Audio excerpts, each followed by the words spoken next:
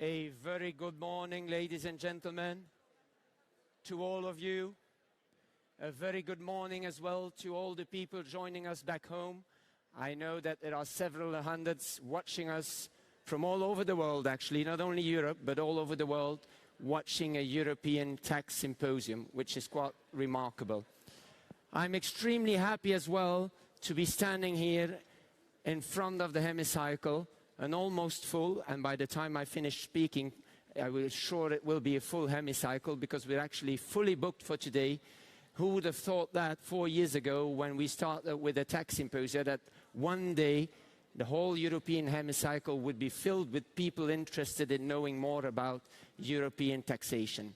That's a remarkable fact, I think. So, distinguished guests, members of parliament, European parliaments, national parliaments, thank you. I would like to welcome you all, distinguished guests as well, ladies and gentlemen, to this 4th edition of the EU Tax Symposium. And actually, as I just told you, the largest one indeed. Over 1,000 people present here today and many more following us back home. This means that it has rarely been or never been more popular, so it aims at an even higher ratio for next year, because I'm sure it's a tradition we started and that we cannot stop right now. Before we officially begin the conference, I would like to start out with a few household rules. And when I say a few, that depends on how you look at the few. When I say look at the tax declaration, in some countries, a few tax codes are actually, if you look at the Belgian tax declaration, they also say that it's only a few tax codes, but it's several hundred. But rest assured, my few speaking points will be a little bit shorter, but they're quite important, and it's actually from a practical point of view. I've been speaking in English, and I will do so throughout the day, as will all participants. So for all the people not feeling confident listening in English, there is, of course, the wonderful set, and I'm showing them to you, around us of all the interpreters in 23 different languages except Gaelic that are going to ensure that all of you can follow what has been said today. So in order to do so, you just pick up the headset that you find where you're seated and you switch to the channel of the language you want to hear. It's a good exercise as well if you want to switch languages, so you can play a little bit and test your English, your French, your German, your Italian, your Hungarian, whatever language you choose. There's also a speech-to-text tool for people. You will have seen it probably upon entering. You should have a leaflet in front of you as well that explains it has a QR code, so you can actually install it and listen through that as well. Throughout the day, you will always have the possibility, at least for the people attending here today, unfortunately the people back home do not have that possibility, but all of us here today have the possibility to actually ask questions. We really encourage you to do so because we want this to be interactive. It's not professors on stage giving you a whole view of their ideas. It's actually meant to be something that's shared with all of us. If you want to do so, at the entrance, pick up one of these cards. They're located right at the entrances. If you haven't done so upon entering, ushers will be walking around, so you just wave at them and they will be handing out those cards during the panels. You can write your questions on it. It's good old school, so you get out a pen and you write your question on this piece of paper. The most important thing not to forget is to mention your seat number. You're all seated in a numbered seat, so mention your seat number, because if they're going to ask you to actually ask your question after the debate, they need to know, technicians, which microphone to turn on. So if you haven't mentioned your seat number, they're unable to tell where you're located. So mention your seat number. That goes for everyone. National Parliament members, European Parliament members, general public, also mention it.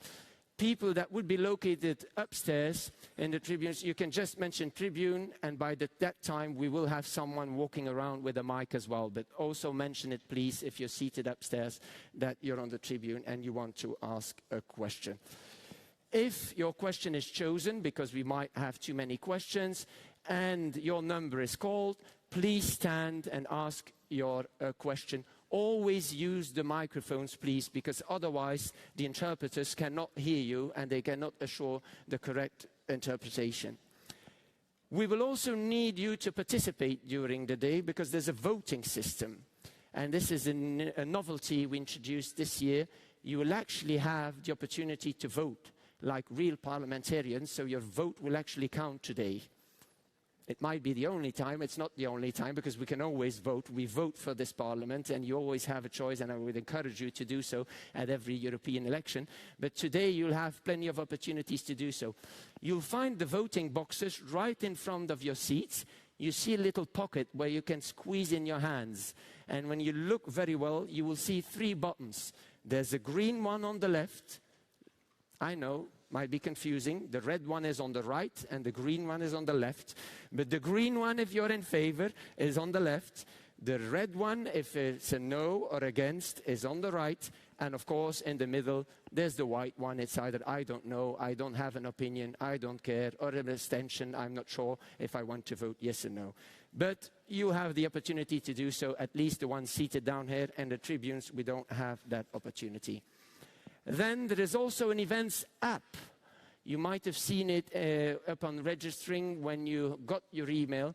They had an application developed that you can download through the App Store or on Android phones. It has everything you need to know about the speakers, well, everything that we want to make publicly available, of course, or that they wanted to make publicly available for you. It has the full program. You can chat with each other through the app, so I would encourage you to do so. In the email you got, you have an individual code, and that allows you to download and install the app, so we don't get funny people from outside installing the app and asking and chatting with you, so we're sure. Then there's also a Wi-Fi network. I think we even have a slide of that, because it's actually quite easy. It's the European Parliament Visitors Network that you choose, and the login displays are always displayed in the seats where you're seated. You can also, there's actually no code to be used over there, so it's quite easy. And we also encourage you, of course, to share your feelings and your thoughts, everything you might want to share, on social media using hashtag TaxMix2050. TaxMix, tax with T, capital M, and it's TaxMix and not TaxMex, of course. TaxMix2050, and that's the one we want you to use. They are showing the Wi-Fi network over there, so it's the EP Visitors Network that you might want to use. And then finally, there's the food and drinks issue. Do not worry about taking in food and drinks that you might want to store in case you get hungry or thirsty during the sessions. Rest assured, you will get plenty of food and drinks throughout the day outside of the hemicycle, because inside drinks and food are not allowed. But we will serve you, they already served you breakfast, there will be a lunch, there will be a nice networking cocktail, so plenty of opportunities to eat and drink during the day. So no need to take in food and drinks in this beautiful room. And of course, I don't need to tell you anymore, as is the case in most of the countries and the member states, smoking is entirely prohibited throughout the premises, and that goes for e-cigarettes as well, of course. I think I covered most of the household rules. So I promised you there were a few. I don't know if you agree with me, if it's a few or a lot, but anyhow, those were the ones. And now we will kick off with the first vote, just to get the system started, to get you started after the breakfast you had with your coffee. And the first question for today is, do you consider yourself as part of the Brussels bubble? I guess you all know what the Brussels bubble is. So do you consider yourself as part of the Brussels bubble? The vote is open, and that is the official sign for you to dig in with your hand and to push the left, the middle, or the right button. Mind the colors. Colors show up on the screen as you see behind me, so we will know if you voted in favor or against. We will not do anything with it, rest assured. It will not be published. I'll give you a few more seconds to discover the system, to make sure that everyone was able to cast his or her vote. So do you consider yourself as part of the Brussels bubble? The people back home, you might reflect upon the questions as well. Unfortunately, you're not able to vote, but you might reflect upon them as well.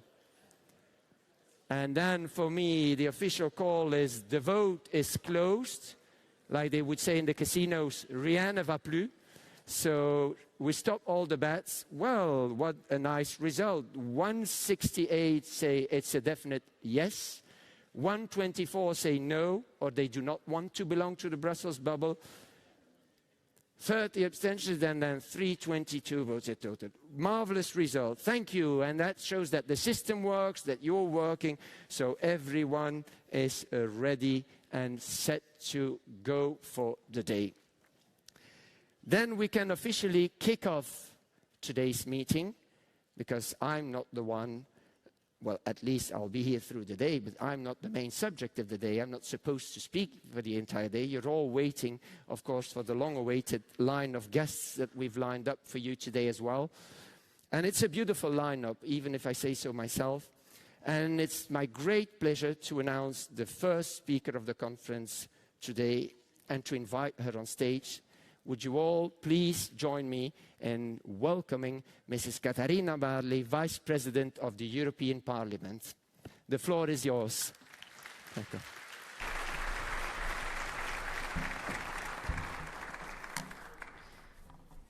Thank you so much, Mr. De Bruyne.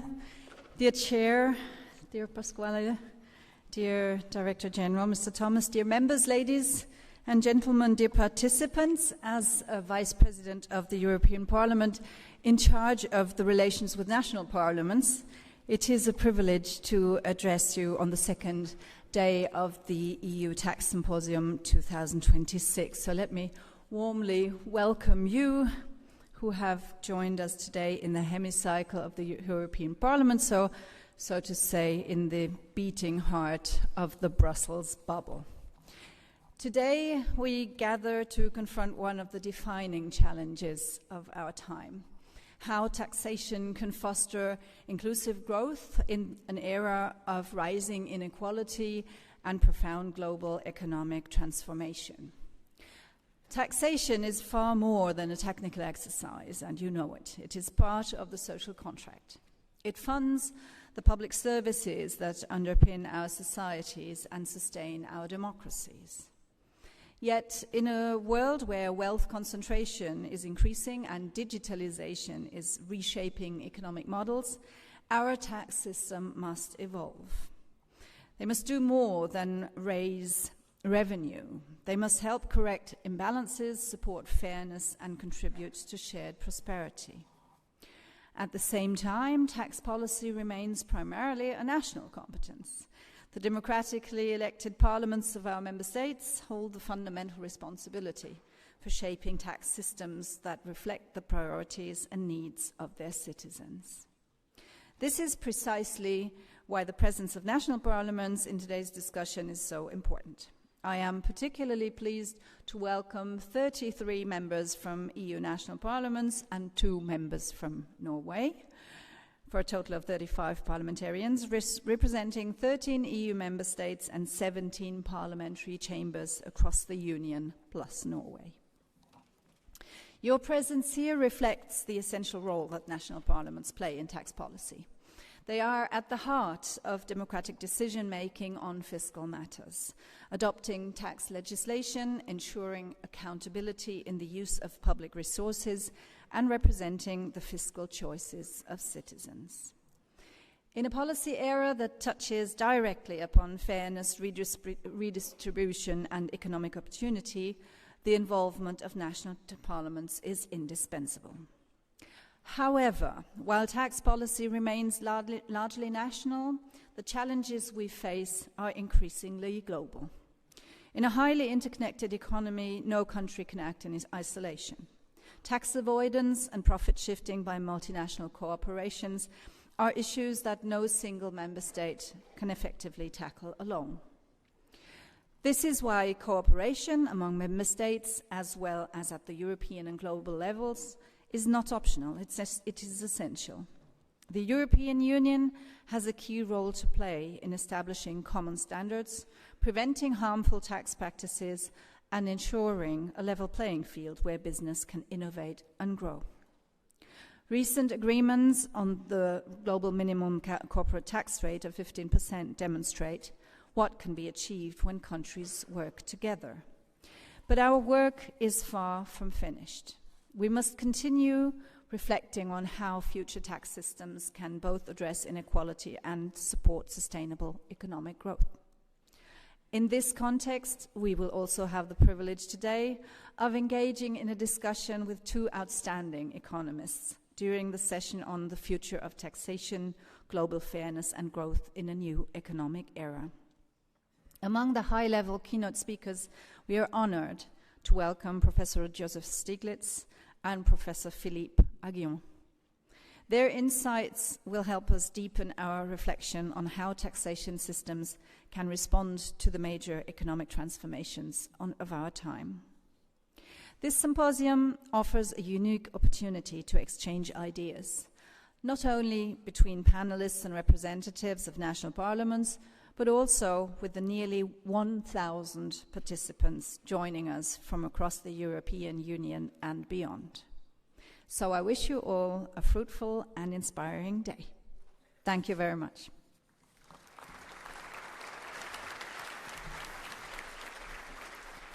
Thank you for these very wise words and for your marvelous introduction on the importance of today's conference, because, as said, it truly is a unique opportunity.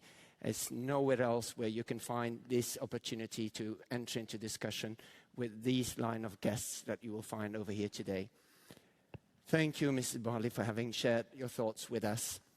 And then the next two speakers of today, I could actually skip the introduction, because if they come on stage and you do not know them, I don't know where you've been hiding over the last years, and I don't know if you're in the right room and if you know anything about taxation, because if you do so, you should at least have seen them, have heard them somewhere. If you were there yesterday, you most definitely saw and heard them already, because they shared already some words, welcoming words and thoughts with you during the day. But let me welcome once again and officially today the first co-host of this event, Mr. Pasquale Tridico, chair of the subcommittee of FISC and member of the European Parliament, who will deliver his welcome words for the second day of the symposium. The floor is yours, Mr. Tridico. Thank you. Thank you very much. Thank you for these nice words. Thank you to all of you for being here. And thank you, Madam Vice President, for being here. Thank you, Gerasimos, for hosting with me. And yesterday it was a wonderful day hosted by the Commission for this great event. I want to say a nice, warm greeting as well for all national parliaments being here, regional parliaments being here from all over Europe. Thank you for this important effort that you have done to be here. So today we are going to speak about two main issues which shape our economy. From one side, inequality. From another side, growth. Unfortunately, we have been taught for many years, too many years, that there is a trade-off between the two. But actually, you can have a more cohesion, a more sustainable development with growth without inequality. We do not have necessarily to suffer for inequality, poverty, unemployment to get economic growth. Of course, taxation is part of it. Taxation is part of these two elements which combine the best equilibrium to get low inequality, low poverty, low unemployment, and at the same time, economic growth driving or driven by competitiveness. Today, in particular, we know that the world is changing so fast and so much. We always have seen economic growth being driven by technological progress. It's nothing new today with artificial intelligence, in a way. But we know that artificial intelligence, as part of the new process of technology, is different than the previous process of technological progress, in fact. It's very fast, much faster than before, and in particular, does not necessarily need humans for being reproduced. And this, in a way, challenge very much the consensus that so far economists have found. I am very curious to see and to listen today Philippe Aghion, who wrote very much about the so-called endogenous economic theory, growth theory, where technological progress has an important role in driving growth. Today with artificial intelligence it's different, because artificial intelligence is reproducible itself, does not necessarily need humans. So basically you can have increasing return in the growth forever, in a way. Now, this is good from one side, but from another side, it challenges as well the view of ourselves, the place that and the role that we have in the economy and in the society. It goes beyond economics. It involves as well anthropological issue. Now, let me say something about the role of the Parliament, the European Parliament, and in particular the committee that I'm the honor to chair, the FIS committee, in trying to combine these two important things. From one side, inequality, and from the other side, growth. FIS committee was set up a few years ago, in particular to fight against tax evasion, tax fraud.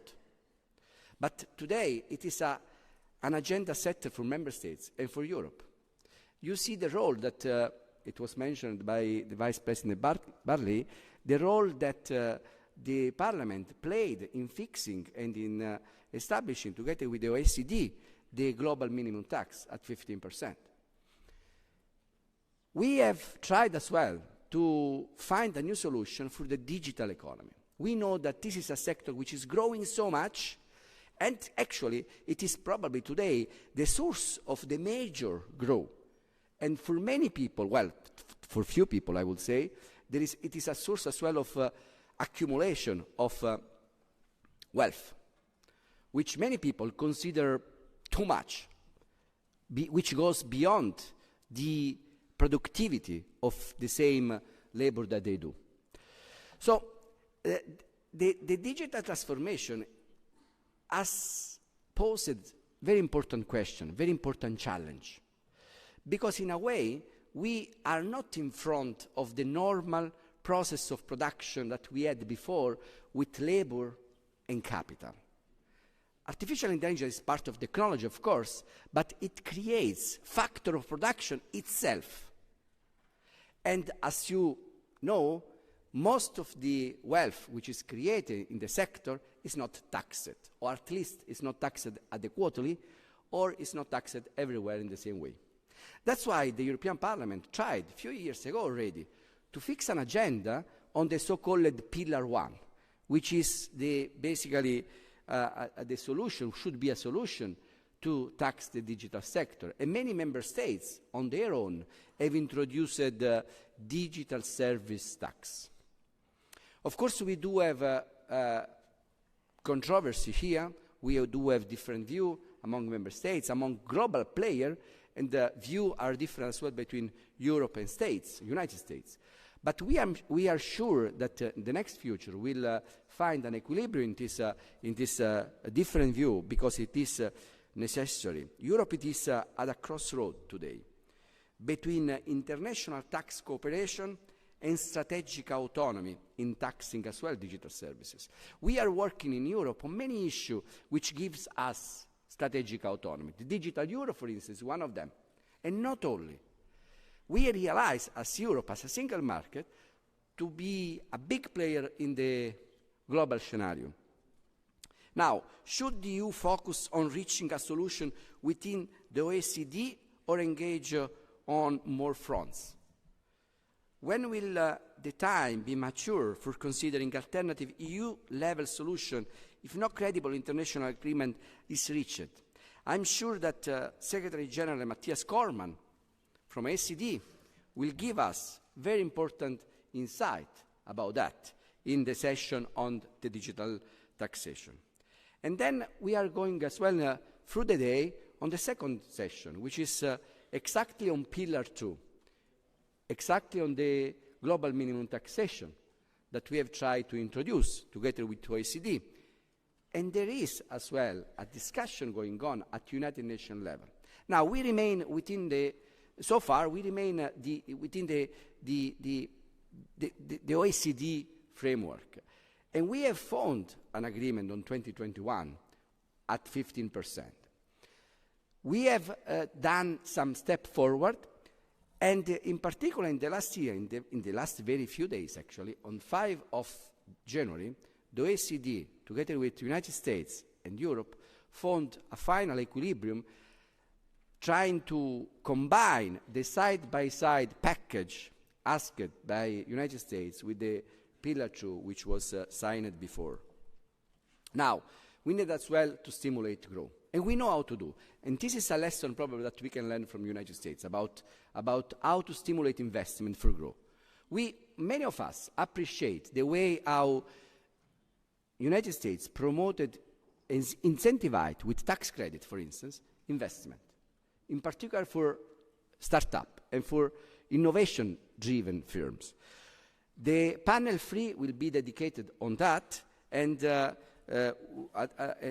I'm sure that on this session will come some more ideas. Last but not least, I'm really honored to host here today 2 Nobel Prize, Joseph Stiglitz and Philippe Aghion. Philippe Aghion got the Nobel Prize a few months ago in 2025.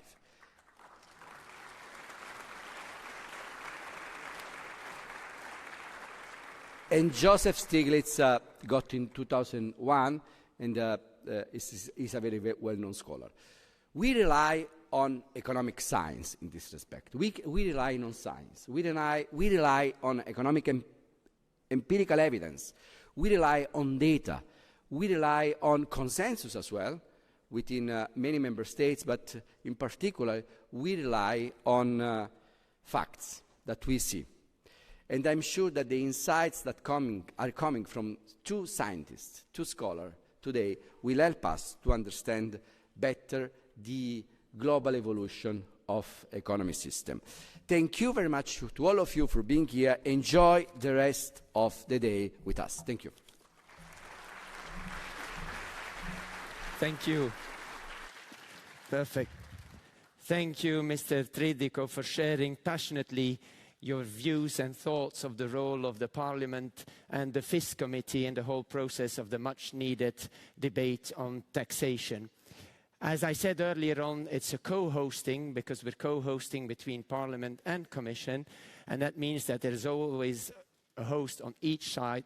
And from the Commission, the host is no one less than the Director General of the Taxation and Customs Union, Mr. Gerasimos Tomas. The floor is yours, please. Good morning, everybody. Thank you very much for being here today. Those from Brussels, those from outside Brussels, quite a large part. I think 2/3 of the people coming from institutions, government, private sector outside Brussels, and those from national parliaments. This is a particular honor to have the national parliaments present here. Taxation is primarily a domestic issue, and we try to make sure that you see how it works around Europe. And thank you to Pasquale, to all the MEPs in the FIS Committee and elsewhere involved in this conference. It's the 4th year in a row, and we're very happy to host it. I want to apologize on behalf of Wopke Hoekstra, the Commissioner. He could not be here for the opening. We have a Council of Ministers meeting with important discussions on ETS, so he will be here in the afternoon to give the closing. My remarks will be focusing on summarizing a bit yesterday's discussions. For those of you that you were not here yesterday, you were traveling, or you didn't have the possibility to follow all the panels. For us in the European Commission, this EU Tax Symposium, for all the colleagues working in direct, indirect taxation, all the policy colleagues, it's an important occasion to gather the thoughts, to stimulate the debate, and help us, help the member states and take new initiatives. So yesterday we examined the role of taxation to support competitiveness and economic fairness. The discussion focused on various elements, but I think there are 3 elements, three messages that came up from this discussion. The first is that precision is very important when we design tax incentives. its policymakers, but must calibrate any support through tax incentives, both to ensure value for money and to avoid creating more complexity in the tax system. So we start with the good intentions of tax incentives, but if we do not have precision in the design and good calibration, we can also have negative side effects. So we have to get the incentives simple and targeted and ideally time-limited as well to help the policy goals that we try to achieve in order to stimulate growth and innovation. Second, tax incentives must cover for sure SMEs. In some cases, it should be primarily targeted to startups and SMEs when it comes to innovation, but certainly they have to be designed in a way that SMEs can access them and across the EU. Third element is predictability. This is the, let's say, bedrock for innovation in a new growth economy where we need a lot of innovation. The last thing we need is to have small companies or startups worry about the changes of the tax system, the administrative system, and create them, distract them from the main business. Then we had an important discussion on simplification of the tax systems to reduce compliance burdens and safeguarding revenues. I think we came to recognize that the small businesses or the big businesses, when they move outside the domestic environment, their member states where they are located, automatically, when it comes to Europe, they face much higher compliance costs. That's the fact that you move from country X to expand your business to another country. You have to face new regulations, new language barriers, and you have higher compliance costs on taxation. So complex reporting frameworks with different national interpretations, even of European directives, creates an additional burden for businesses that we need to be mindful and we need to eliminate. And we have a number of initiatives that we have taken to try to simplify.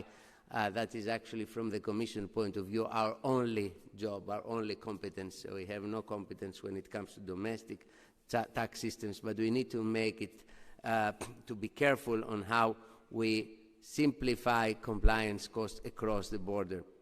Digitalization plays an important role. So I think in the European Union we have been champions of promoting digital technologies in the tax systems. It is true that in some of our member states or in some parts of taxation we have still a paper era logic. I would say that, we have certainly in 90% of the cases we have gone through the step of taking paper procedures and digitalizing, but we have not gone yet through the step by which we take away the paper logic from our digital systems and we go to a data-driven logic. It's not so bad. Let's say I was in January in the US in a conference, and some of our American friends are here, and they had let's say a panel with all the IRS commissioners in the US, and they were discussing about the challenges, and they still have the majority of personal income taxation in the US is done by paper.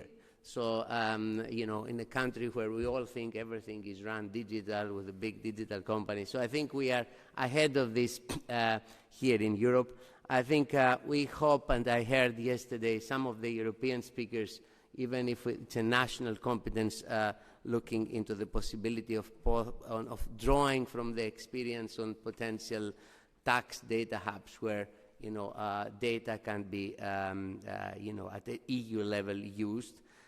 We are spearheading this initiative in the customs area, where we will create a European data hub, and all the customs data will be filed together, and they will operate as a single market in the customs union. So some of the examples and some of the practices of moving from a paper-based process to a data-driven process, not only digitalization, but a data-driven, I think it's trickling into the tax area.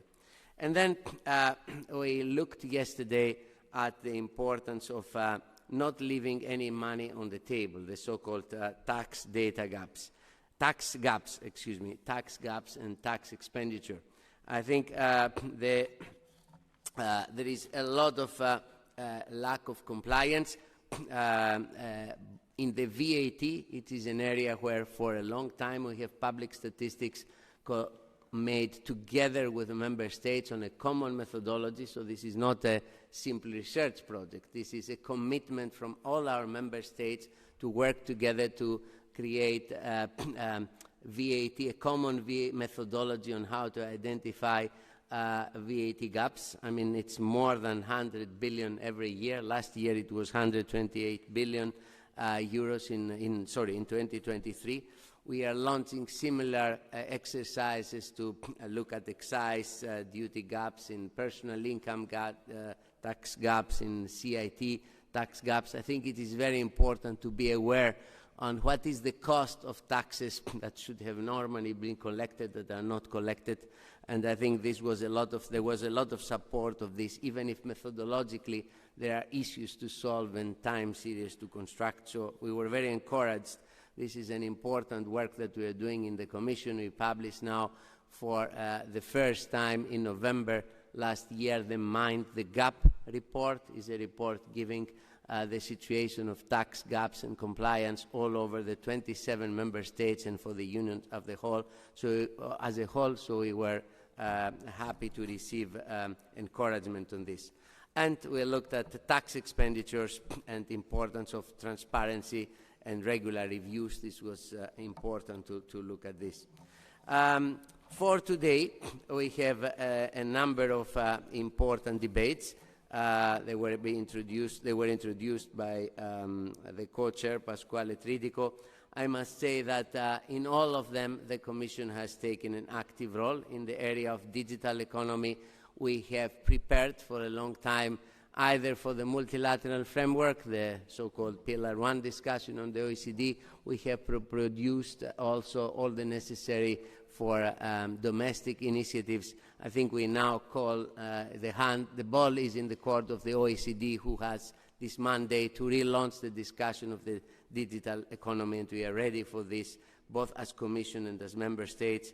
We are also advancing in making sure that the Pillar 2 is implemented. It is implementable this year. The legislation and the companies are working on it and making further simplifications for Pillar 2 companies. We will propose some of this this summer. And in areas like housing, on savings and investment union, we will have a lot of, we will hear a lot of the work that we have doing around tax incentives. Last but not least, there are areas on which we are not taking legal initiatives for the moment, but we will publish in a few days 2 important studies, one on the taxation of high net worth individuals and one on the taxation in the financial sector. So a lot of work is going on in order to cover all the areas and being able to be ready for a policy debate with national parliaments, European member states and internationally. Thank you very much for being here. Looking forward to the debates today. Thank you.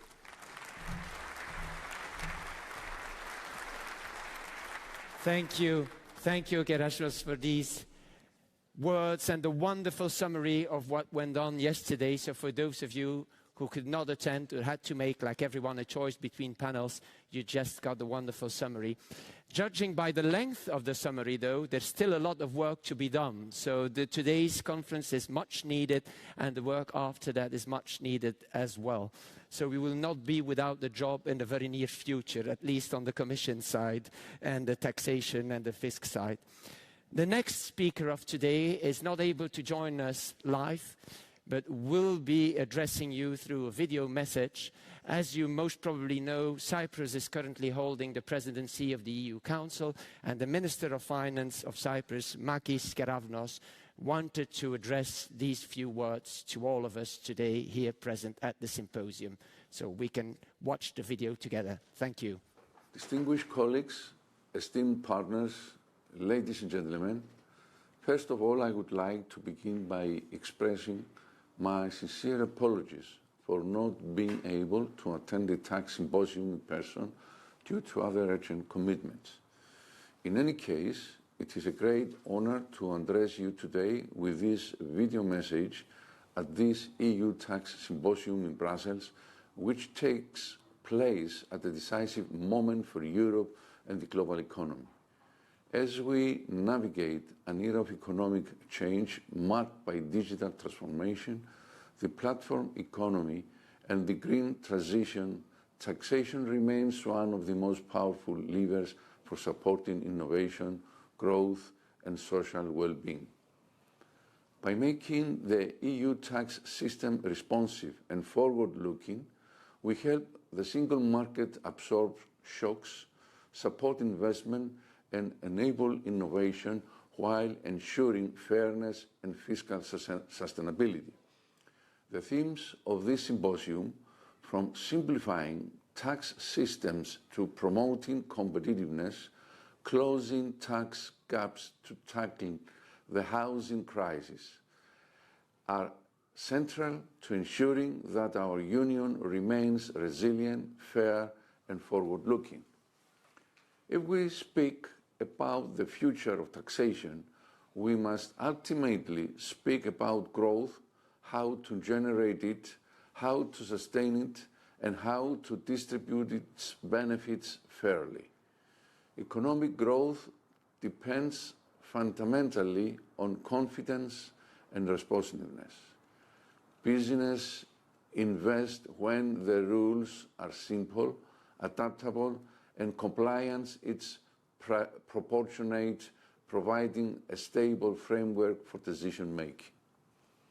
A coherent tax policy aligns taxation with economic objectives, supports productive investment, ensures consistency across the single market that reduces barriers to cross-border activity, and complements other economic tools to maximize its impact. In short, a coherent tax policy ensures that while the system can respond to economic change, it does not in a transparent and consistent manner that avoids sudden disruption. Taxation must do more than finance public expenditure. It must actively support growth, encourage innovation, strengthen fairness, and enhance Europe's strategic autonomy. A modern tax system should not stand at the margins of economic strategy. It should sit at its core. Efficient taxation supports economic growth by allocating resources effectively, incentivizing innovation, and fostering competitiveness. By minimizing unnecessary compliance burdens while safeguarding revenues, the tax system becomes a tool for sustainable development and for enhancing the overall productivity of the economy. Tax systems can play a catalytic role in this process. Well-designed tax incentives for research and development, digital transformation, and the green transition can mobilize private capital and accelerate structural transformation. When carefully calibrated, they act as catalysts for innovation and long-term competitiveness. However, incentive must be approached with discipline.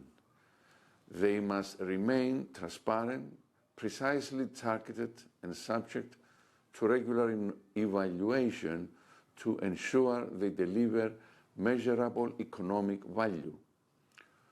When tax expenditures expand without proper oversight, they risk narrowing the tax base, distorting competition, and weakening perceptions of fairness.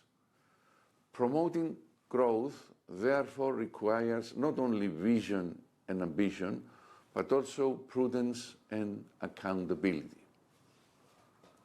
Fairness and competitiveness are sometimes portrayed as competing objectives. In reality, they reinforce one another. Greater compliance broadens the tax base and secures more sustainable revenues without resorting to higher tax rates. Efforts to close the tax gap through digitalization, enhanced information exchange, and risk-based enforcement increase fiscal capacity while maintaining a level playing field. In this sense, fairness is not merely a social principle. It is a driver of economic strength and long-term competitiveness. It is an economic asset. At the same time, we must confront the cumulative complexity that has developed across European tax system. Layers of legislation, divergent interpretations, and administrative burdens create barriers, particularly for small and medium-sized enterprises seeking to scale across borders. Simplification reduces compliance cost, facilitates cross-border activity, and improves legal certainty. Clarity strengthens enforcement and reduces disputes. Hence, simplification is not just a bureaucratic convenience, it is a growth enabler. In this regard, the European Commission's broader agenda to simplify and declutter the European Union regulatory and tax framework is both timely and necessary. Cyprus has sought to embody a balanced approach of fairness, competitiveness, transparency, and alignment with international standards in its recent comprehensive national tax reform, covering both corporate taxation and personal income taxation. The reform aims to redistribute the tax burden more equitably, provide meaningful relief to households, and broaden the corporate base in a manner that preserves competitiveness. At the same time, it introduces targeted and carefully designed incentives to support innovation, digital transformation, and the green transition. These measures are complemented by strengthened provisions to enhance transparency and credibility. By improving the overall investment environment and ensuring fairness, the reform supports entrepreneurship and productive investments, contributing to sustainable economic growth. The international dimension of taxation is equally critical. The global tax landscape has undergone profound transformation in recent years. Europe must remain committed to international cooperation while also safeguarding its strategic autonomy and investment attractiveness. The objective is not isolation, nor is it fragmentation. It is a balanced framework that prevents harmful tax competition while ensuring that Europe remains an attractive destination for innovation and capital. As Cyprus is carrying out the presidency of the Council of the European Union, our approach to the European tax agenda is guided by a clear and forward-looking vision, one that embraces simplification, reducing the hidden cost of complexity that can weigh on growth, that strengthens international cooperation while safeguarding Europe's competitiveness in an increasingly fragmented global environment. Ladies and gentlemen, tax policy is often perceived as technical and complex. Yet, at its core, it shapes the incentives that drive economic behavior. It influences where businesses invest, how innovation develops, and how societies distribute opportunity. If we succeed in modernizing and simplifying our systems while preserving fairness and fiscal responsibility, taxation can become one of the strongest pillars of Europe's economic dynamism in the years ahead, supporting its efforts to create prosperity for all European citizens. Let us seize this opportunity to align our tax systems with the realities of a new economic era, one defined by cooperation, competitiveness, and sustainable growth. Wishing everybody a very successful symposium. Thank you.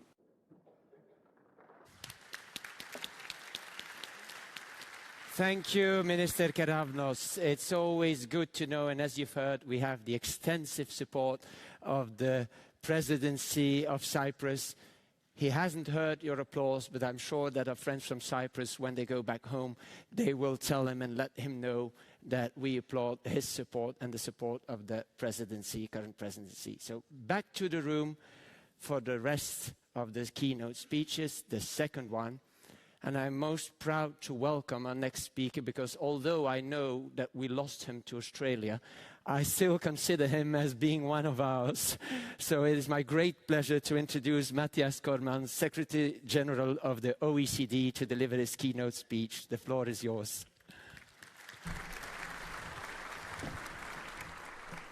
Well, thank you very much for that introduction. And I have to say, it always feels very special to speak in this room where I used to sit at the back in my early 20s as an assistant to a member of the European Parliament. So it's been a long while.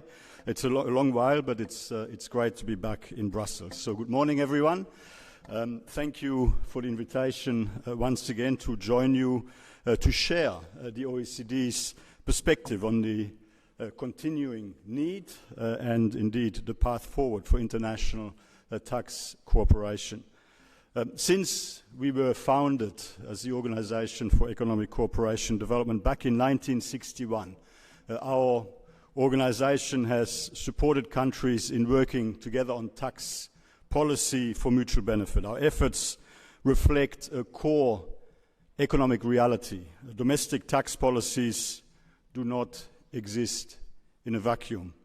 The effectiveness of domestic policy choices, and in some cases the ability of a government to collect tax revenues and enforce tax laws, can be heavily influenced by the laws, policies and practices of other jurisdictions. And the digitalization and globalization of our economies, of course, only amplified that dynamic.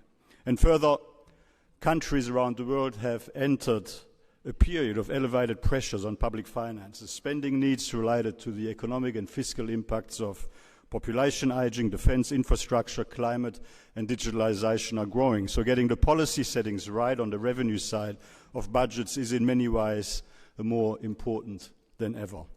Of course, we continue to recommend that governments ensure their spending is well targeted, subject to regular reviews, and optimizes opportunities for efficiencies, but clearly this alone is not sufficient. Growing fiscal pressures mean that governments are looking to more effective tax policies to raise the revenues they need to be able to finance the essential services their populations rely on, and to be able to make the necessary investments in long-term growth and prosperity. And in this context, with competition for tax revenue at an all-time high, international tax cooperation is as critical as ever to mitigate the risk of double taxation, prevent barriers to cross-border investment and foster growth, but of course also to prevent and address tax avoidance, safeguard domestic tax policy choices, and protect countries' tax bases. Well-coordinated international rules and standards that are evidence-based and agreed by consensus reduce administrative burdens and provide businesses with the certainty and stability they need to innovate, to invest and prosper. At the OECD, we have a long and proud history of facilitating and driving international tax cooperation. It is great to see my valued friend and former colleague at the OECD, Pascal Saint-Amand, here amongst us, who made a historically significant and globally significant contribution to our tax policy work over an extended period with us at the OECD, and including through work on information exchange agreements supporting more effective tax law enforcement, global standards that prevent tax avoidance and evasion, and common approaches, such as the recently agreed global minimum tax, raising the floor on taxation, interrupts the race to the bottom on taxation, reduces uneconomic distortions of investment decisions based solely on achieving low tax outcomes, and ultimately levels the playing field for participating jurisdictions. Towards this, the OECD provides, as I'm sure most of you would know, an inclusive platform for cooperation among a wide range of participating jurisdictions. Yes, I mean all 38 OECD member countries, but 148 members of the inclusive framework on base erosion and profit shifting, all up now, and 172 members of our global forum on tax transparency. So we remain committed to facilitating engagement amongst jurisdictions to find evidence-based tax policy solutions to tackle the most pressing economic challenges of our time while preserving national interest and fiscal sovereignty. Our work on tax began indeed with the twin goals of 1, eliminating tax barriers to cross-border trade and investment to promote growth, and 2, protecting tax bases, which is where the 1963 Model Tax Convention and the 1995 OECD Transfer Pricing Guidelines are core international standards that help countries eliminate double taxation and prevent tax evasion. And since then, of course, our work has expanded to cover tax administration, tax policy and statistics, tax and crime, tax transparency and environmental taxation, just to name a few. On base erosion and profit shifting, our base erosion and profit shifting initiatives serve to preserve these legacy achievements by modernizing and adapting existing international tax rules and standards to address modern business models and operating structures. And building on the success of the BEPS initiative and reinforcing its objectives, the inclusive framework adopted the global minimum tax back in 2021, as I mentioned, to reduce incentives for uneconomic profit shifting and tax-motivated investment distortions. But the global minimum tax also serves to reduce pressures on countries to offer tax incentives that end up costing revenue without creating real substance-based investment. And I know that this is the area of my remarks that might probably be most interesting, but with a critical mass of jurisdictions, 65 jurisdictions so far choosing to adopt this common approach around the Pillar 2 global minimum tax, including all European Union member states, it was essential to do everything we could to secure this massive achievement for the long term. This meant addressing concerns that were raised about the application of the global minimum tax, including those raised by the United States regarding the interaction with its own global minimum tax arrangements. To that end, earlier this year, the 148 members of the inclusive framework agreed by consensus on a comprehensive side-by-side package that preserves the gains and policy objectives of the global minimum tax in Pillar 2, while promoting stability and reducing compliance burdens for businesses. This package includes a series of material simplification measures, clarifications on the expiry of transitional provisions, and greater alignment of substance-based tax incentives. It also introduces a side-by-side system that is based on strict eligibility criteria to ensure a robust minimum taxation. Importantly, and I'm going to address a few points given some of the commentary in the media at the time and since then, The agreement does not result in exempting any group of multinationals from minimum taxation. The side-by-side agreement ensures the primacy of domestic taxation by guaranteeing that qualified domestic minimum top-up taxes remain applicable to all multinational enterprises operating in an implementing jurisdiction, regardless of where the enterprise is headquartered. There is no exception for any jurisdiction from the application of the global minimum tax through the application of qualified domestic minimum top-up taxes. The side-by-side system also does not exempt multinational enterprises from a minimum level of taxation in the absence of domestic top-up taxes. Instead, the system recognizes that pre-existing systems, in particular the pre-existing US regime, which indeed served as the impetus for the OECD global minimum tax, already imposes robust minimum taxation that is complementary to the policy goals of the global minimum tax and therefore can operate alongside that regime. Importantly, the spirit of the side-by-side agreement and the commitment to global minimum taxation is reinforced by a consensus-based commitment to address any base erosion and profit shifting or level playing field risks that may emerge moving forward. And towards this, a stocktake regarding the operation of the rules will be concluded in 2029.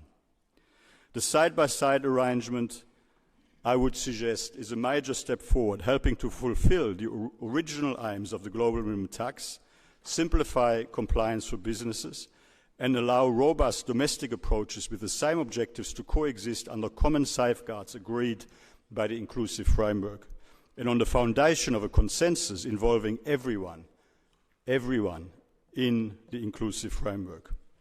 Facilitating the continued implementation of the global minimum tax is a core priority for us at the OECD and for members of the inclusive framework. And towards this end, we're working with the European Union and other members to support a coordinated and consistent implementation amongst the countries that have adopted the Pillar 2 global minimum tax rules, including through stakeholder engagement such as the Amsterdam Dialogue.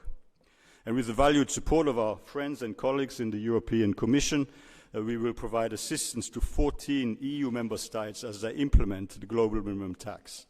We will support implementation further through tailored capacity building, best practice and implementation guidance, and practical tools that facilitate upfront compliance and risk assessment.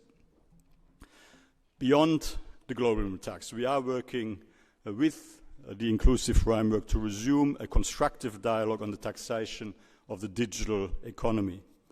The steering group of the inclusive framework has expressed a common desire to return to the conversation on the taxation of the digital economy and the importance of addressing the issues and challenges in a multilateral setting to avoid fragmentation and harmful unilateral approaches.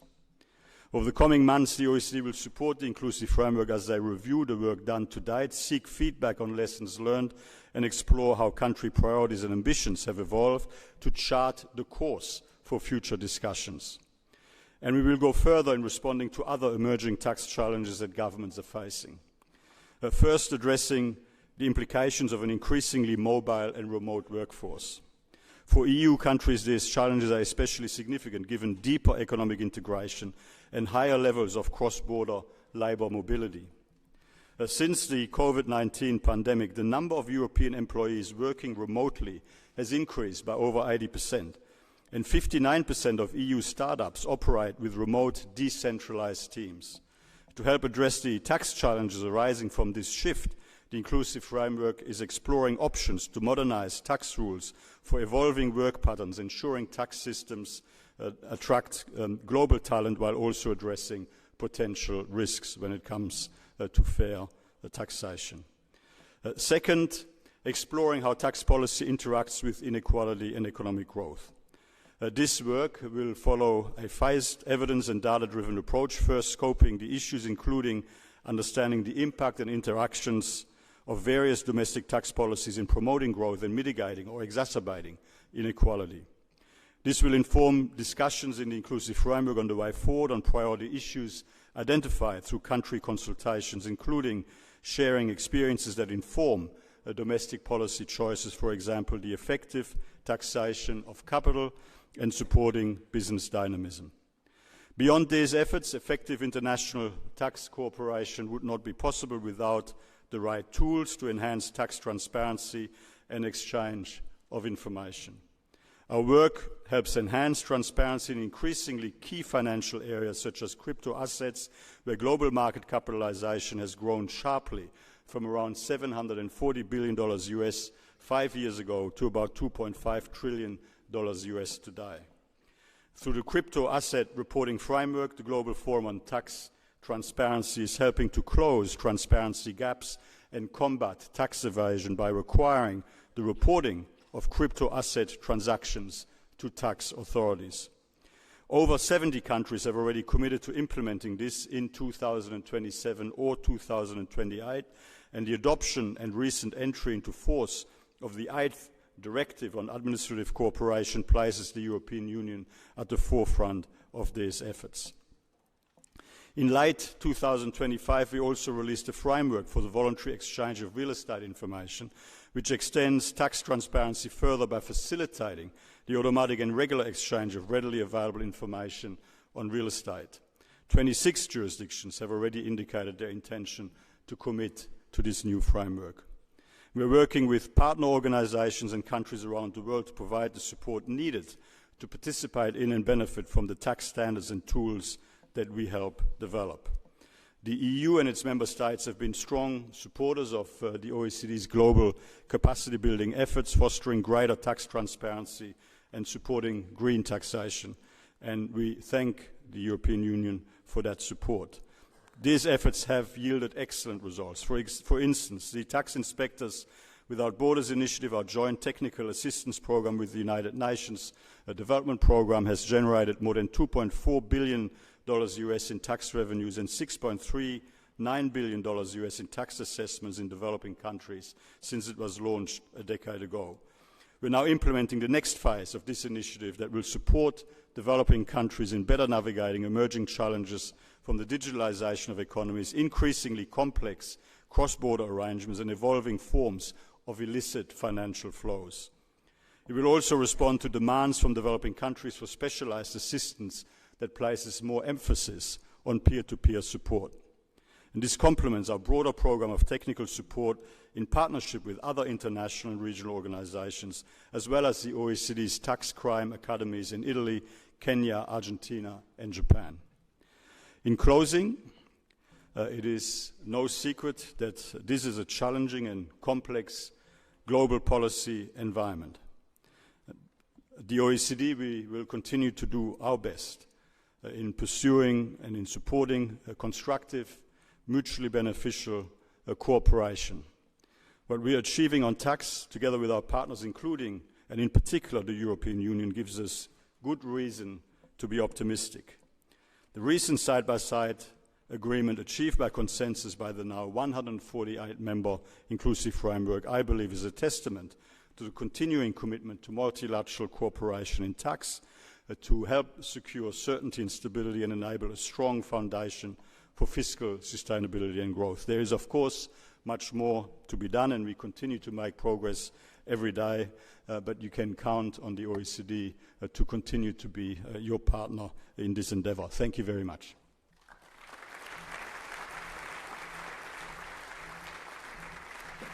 Thank you, Mr. Cormann, for these very wise words.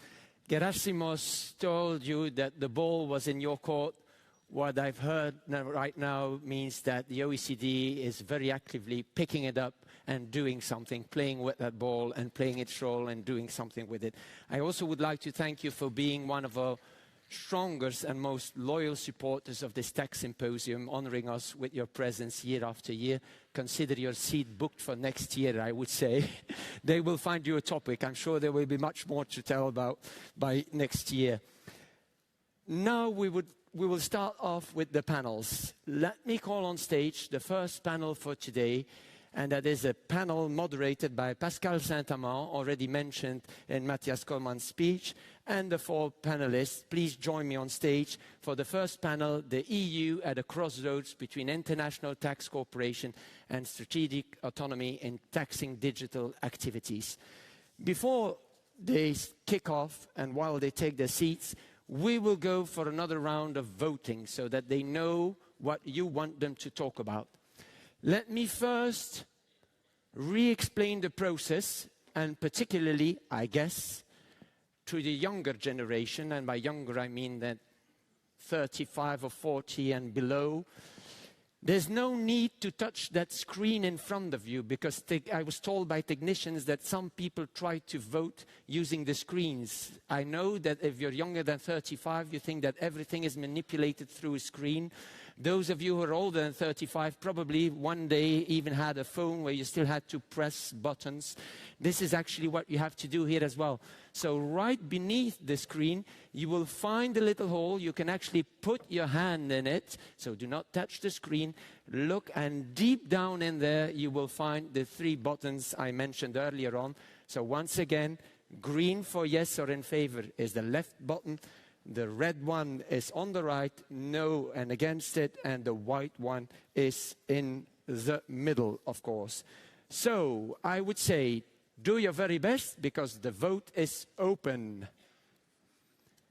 So hands in, all the way down. Do not touch the screen, just look at it, no need to touch the screen. A wonderful view that we're getting on the screens, and people back home as well for the hemicycle in full voting option. Yes, I see plenty of lights. I think everyone got the procedure by now. So the vote is closed, ladies and gentlemen. Rien ne va plus. Oh, yeah, it shows in the lights and the number of votes.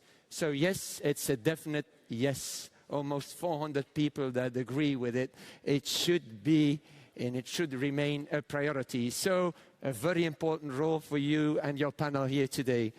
Kick off, the floor is yours. We have a challenge here.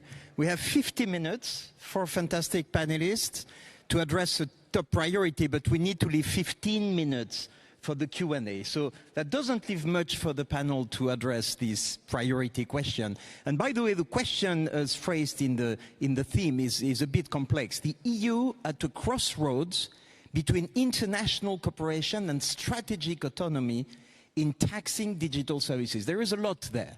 And if we try to summarize it, either unilateral measures in Europe or multilateral cooperation, we'll try to go through that. I'm Pascal Saint-Amand, I'm Senior Fellow at Bruegel. In prior life, I was at the OECD, and I'm glad to try to handle this hot topic today because it's still very high. So a few words of introduction, and then we'll turn to the panelists. Words of introduction, you may have heard about Pillar 2, the global minimum tax, still alive, being implemented, as Mathias Cormann has just said, and Pillar 1, that maybe some people have forgot about, which is about how to tax the digital economy, or how to address the tax challenges arising from the digitalization of the economy, and each word has a special meaning. But Pillar 1 has been on standby for more than 5 years now. It's like brain dead, or as Christian put it, a zombie. A zombie is frightening, right? It's dead but alive, and everybody's frightened with it. So let's go back to the history. In 2012, when the BEPS project was launched, Action 1 was about digital economy. And the conclusion in 2015 was to say, well, we are not sure that there is such a thing as the digital economy. It's a broader issue. And then the Obama administration said, but nothing to do. Let's take stock of what BEPS measures will do in 2020. A number of countries were very frustrated and started implementing unilateral measures, digital service taxes. The French, the Spaniards, the UK, Austria, and a few others. Then in 2018, there was a new report to the G20 saying, well, actually, there may be a problem. And the Trump one administration said, well, it's not a digital problem, but it's a problem of allocation of taxing rights beyond the digital economy. It's about the large companies which have rents, and the rents are not properly distributed among countries. And that resulted in Pillar 1, which was about developing a solution with a new nexus. You are taxable in a country even when you're not physically present, which is quite digital, together with new profit allocation rules. Part of the rent of the companies will be allocated to market jurisdiction. And the Biden administration, when they came in, said, well, we need to do this solution for the largest companies, above 20 billion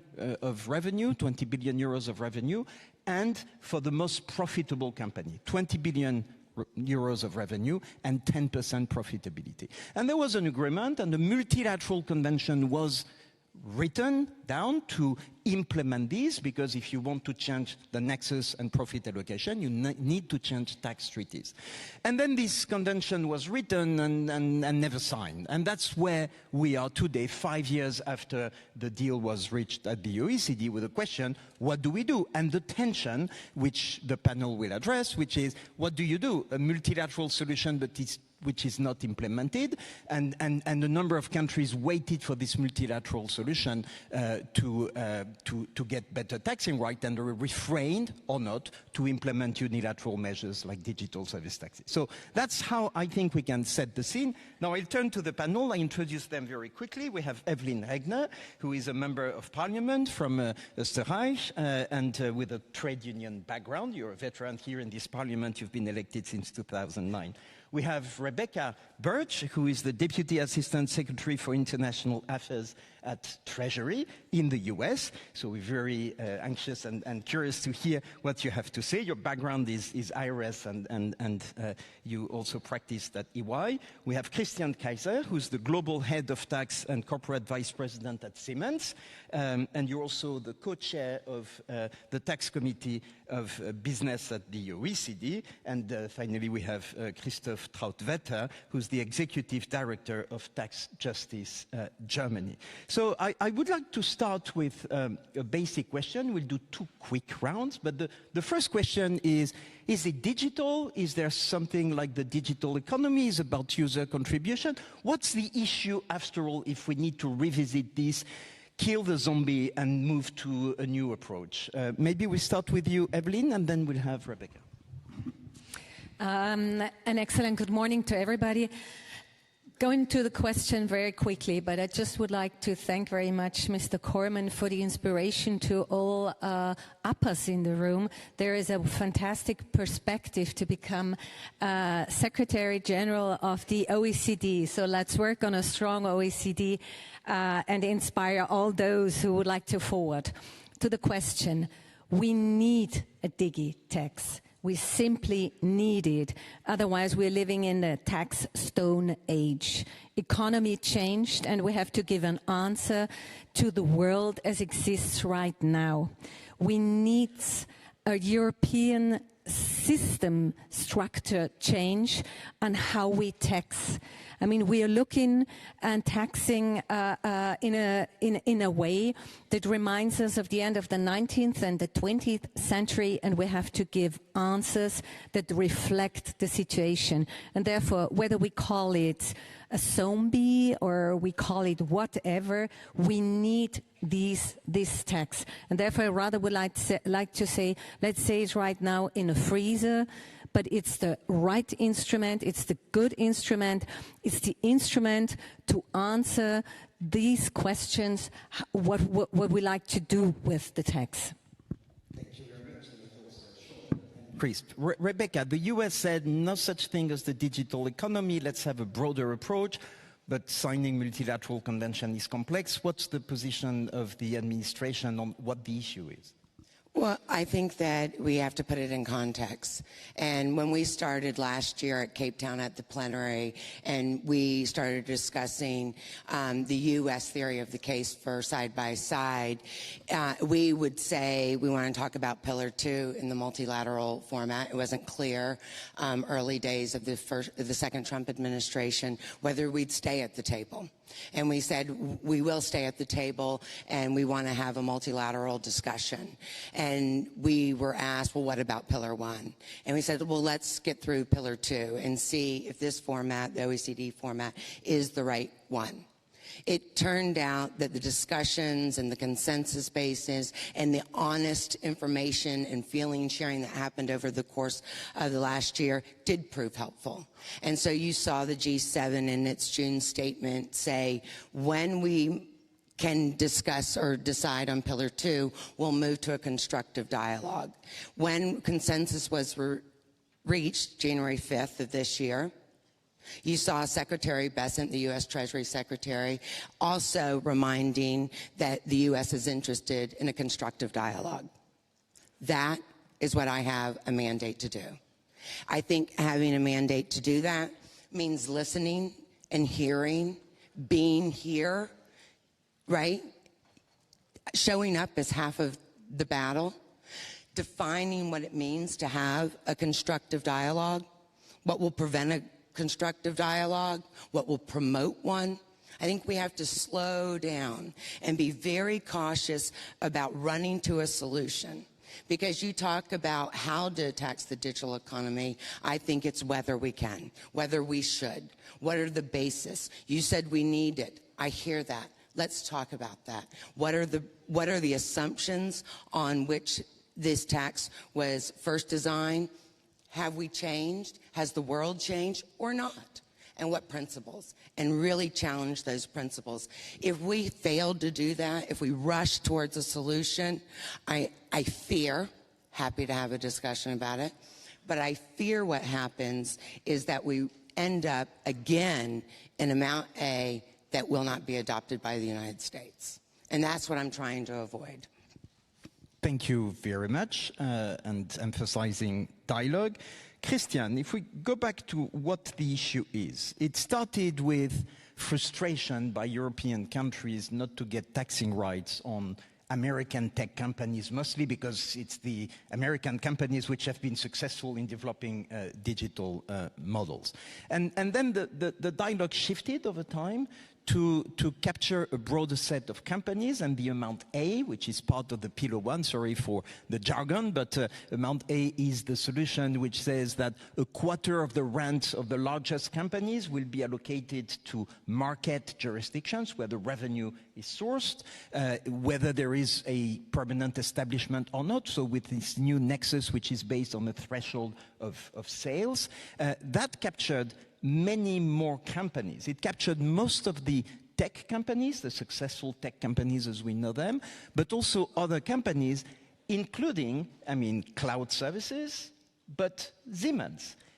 Do you think there was a problem, and what's your approach of the scope of Amount A, and what's your dream answer there? Well, actually, we at Siemens believe we are a tech company by now. So that's the industrial company that moves to becoming a tech company. So maybe there's no contradiction in that regard. Your question is actually, what do I think about Pillar 1? Is there a future on that? Is this about digital economy? And it is not about digital economy. It was not tailor-made to capture only digital economy, because with BEPS Action Item 1, one of the problems back then was that nobody could agree on a definition for what digital economy is, and it's actually not possible to differentiate, because the digital elements are a component of pretty much all industrial and business offerings by now. So actually this differentiation is not going to fly. If you look at the automotive industry in Europe, every car is generating data, and every car by now is using data. So there is a digital component in there. So forget it, there might be very, very little businesses left which have no digital component. So differentiating doesn't make sense. If you now go to the solution that was addressed, Amount A, which is a step into the direction of formulaic apportionment, I'm a big fan of that. I always was a big fan of Pillar 1. The problem with Pillar 1 is, theoretically, it's great. In practice, it is not going to fly. And it was not going to fly back then. It is definitely not going to fly now. Look at the environment we are living in. It doesn't look like that you will be able to achieve a global consensus on profit allocation, on any sort of apportionment. That is always some countries losing, some winning. Nobody knows what the outcome will be. Even within the European Union for VAT, it was not possible to achieve consensus on an allocation mechanism for VAT. That is why we are still living in the VAT environment we are in. So if even within the EU you can't achieve that, you can forget it. And that's why I always say it's a zombie. And it's actually a zombie not in the way of a frightening zombie. It's a very slow-moving thing, right? So it moves, it's being kept alive, sort of, or kept dead. It's very difficult to say. I would be a big fan of that, but only based on a global consensus, and that is not around the corner. I think you're right. It's been kept alive despite all the context. And the reason for that, if I may, going back to history, was to try to convince countries not to take unilateral measures. So that has been, but we'll go back to that in the second round of questions, that has been the paradigm, right? Trying to get a multilateral solution to avoid unilateral measures. Christophe, we heard there is a need to address the issue. We heard there is a need for dialogue. We heard, yeah, multilateral solution is better. What is the issue from a tax justice perspective, and what is where is the EU at the crossroads between what and what? So first of all, I think the issue is that Pillar 1 hasn't been declared officially dead, not even today. Everyone has avoided so far, so maybe we could do that and then start discussing about other solutions for the issue at hand. You have said we won't reach a global consensus, then we might have to talk about EU unilateral decisions, measures to the issue, and to talk to say clearly what the issue is. I think we've talked around that point as well. We have a problem with very, very big companies. When you started negotiations about the BEPS package, from that time on, the profits of the 3 companies that would have been most affected by Pillar 1 have tripled to now 400 billion euros per year. That is twice the budget of the European Parliament, and that's a problem for the society. That is growing and needs to be resolved urgently, like we heard already. And Pillar 1 tried to do exactly that. Pillar 1 didn't focus on digital companies, but Pillar 1 tried to tax the biggest and most profitable companies that until today pay the lowest tax, which makes them grow even faster and bigger.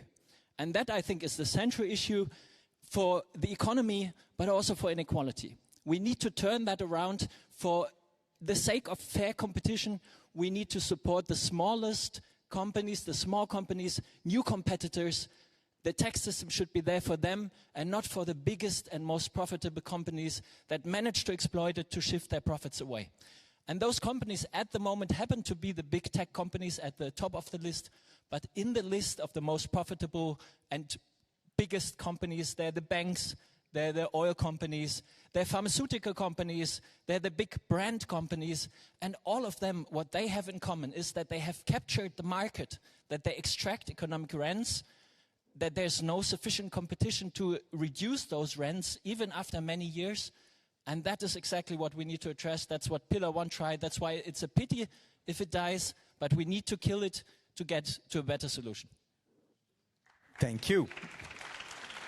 Very clear and support from the room. So let's move to the second round of questions, which is okay. So there is some form of consensus to say that there is an issue and there is a need to discuss. I didn't hear anyone not saying it, but what kind of solutions are possible and can be implemented? Because multilateralism requires all the countries to be there, and they have all their own constitutions and their own constraints to adopt multilateral legal instruments. In the absence of a multilateral solution, you have unilateral measures, but they raise a number of problems, including trade tensions between the countries. And I would just add another dimension, which is with the upcoming wave of artificial intelligence and the consequences in terms of profit allocation, even though they may run losses for a long time, but at some point they will run profit, this issue will be even more crisp to the extent that AI may also disrupt the economies and generate public costs. So in that environment, second round is about what solutions. So what are the ideal solutions? And what are the practical solutions in case we didn't get to a perfect multilateral solution? We'll start with you, Evelyn. Thank you very much. I mean, of course, the perfect solution would like the one that we're all having the same goal, that we say, okay, let's all over the world find a global solution in order to tax, in a sense, that there where the profits are made, there where the value is generated, taxes are paid. So somehow that would be the wonderful plan A I think everybody in the room is dreaming of, but somehow it doesn't reflect reality. And therefore I say, when we see right now that it's so bumpy, the whole road is so bumpy, we have to think also of a plan B. And plan B for us as Europeans could be when you see that bridges are cracking, when bridges are breaking, that we as Europeans learn to swim, even if it's against the stream, even if it's very tough, and even when enterprises, I'm very much aware of that, companies are sort of swallowing. I think we have to do that. We need something like a DSA, sorry, Digital Services Act for taxes, however you call that. But we really have to focus on that because we have to look at the whole picture of companies we do have. We have those few who are really sucking and taking a lot of the profits, and then we have so many, and Europe, the European Union, we're living on all those wonderful small and medium enterprises. I always give this example in Vienna, the Viennese cafes, the Viennese Würstelstand, they are paying their taxes, and they can't escape in a sense. And of course we have excellent big companies in the European Union, and we love to cooperate in a globalized world with the big ones. But we have to think on what's happening if all those taxes are slipping away to tech bros.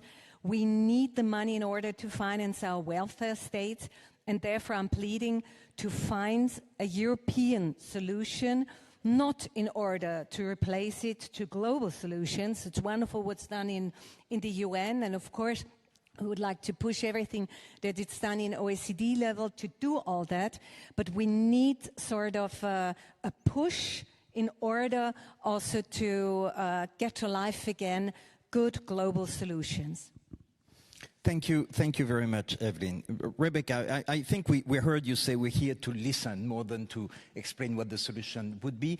Still, what's your approach to potential unilateral measures to the European Union as such, or to different countries, knowing that it was bipartisan consensus in the US to say DSTs were not good and that the US would not take it well.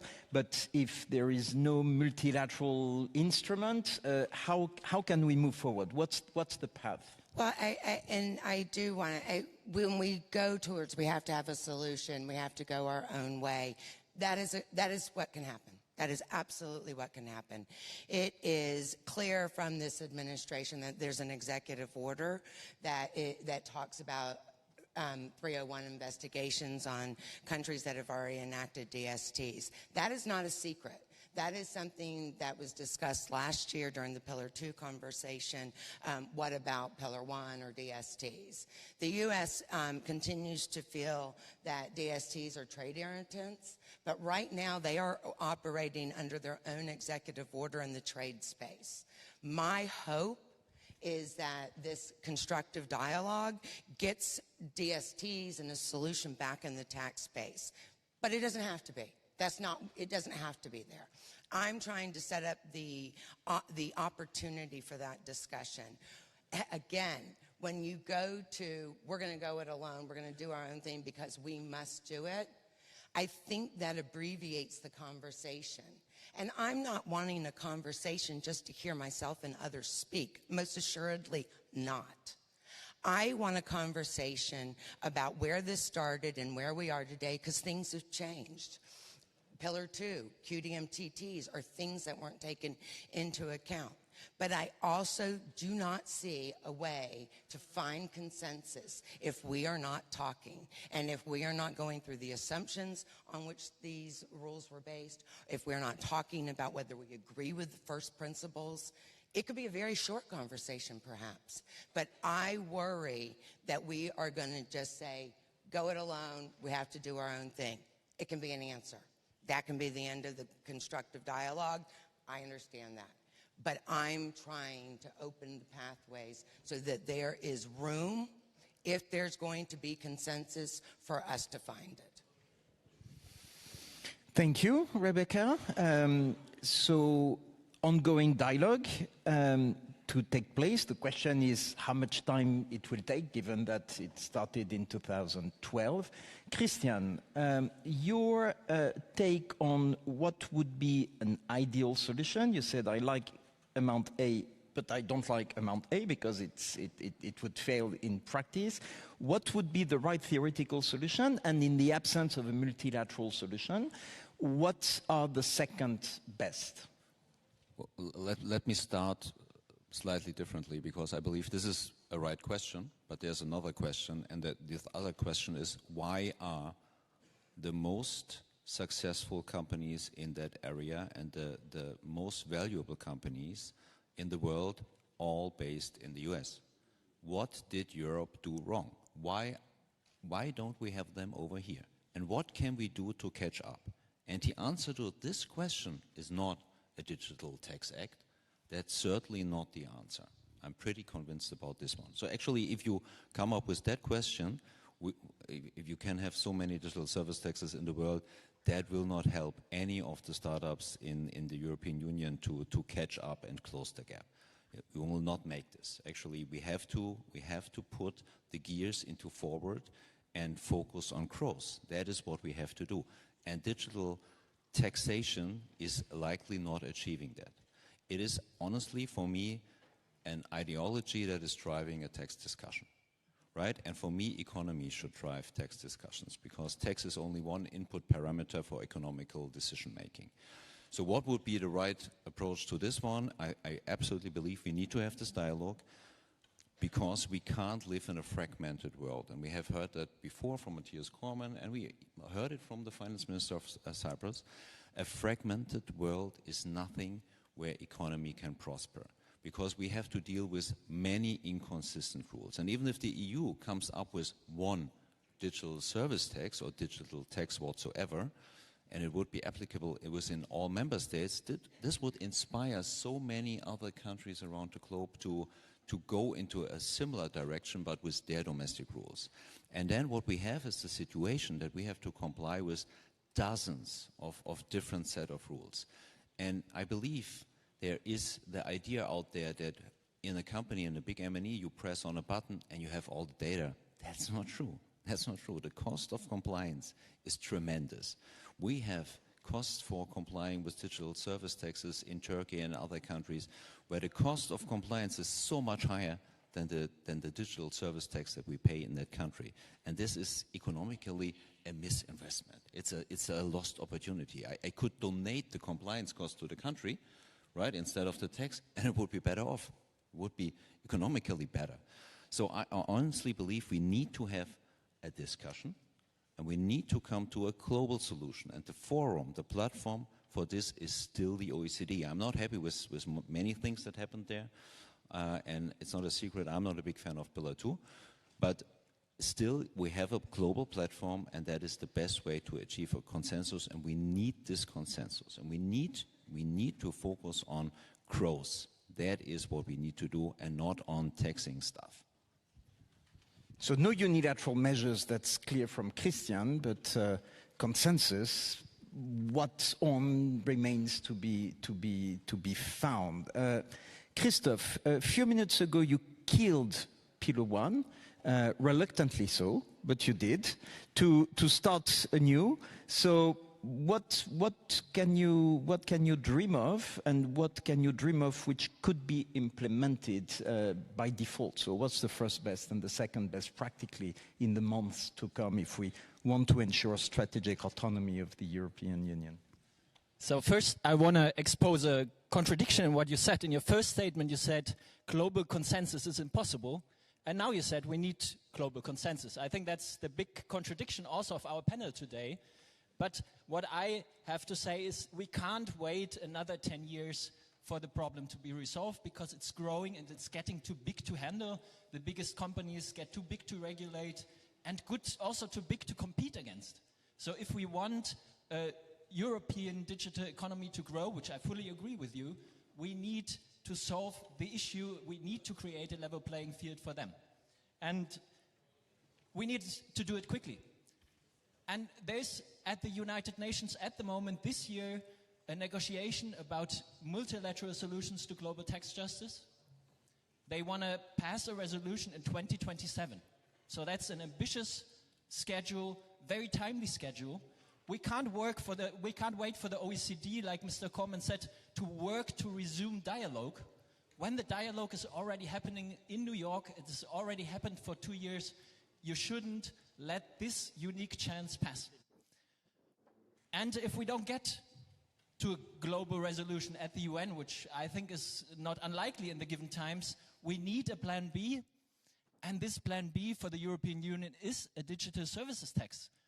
Very easy, very clearly, basically just take what France is doing and do it in the whole EU.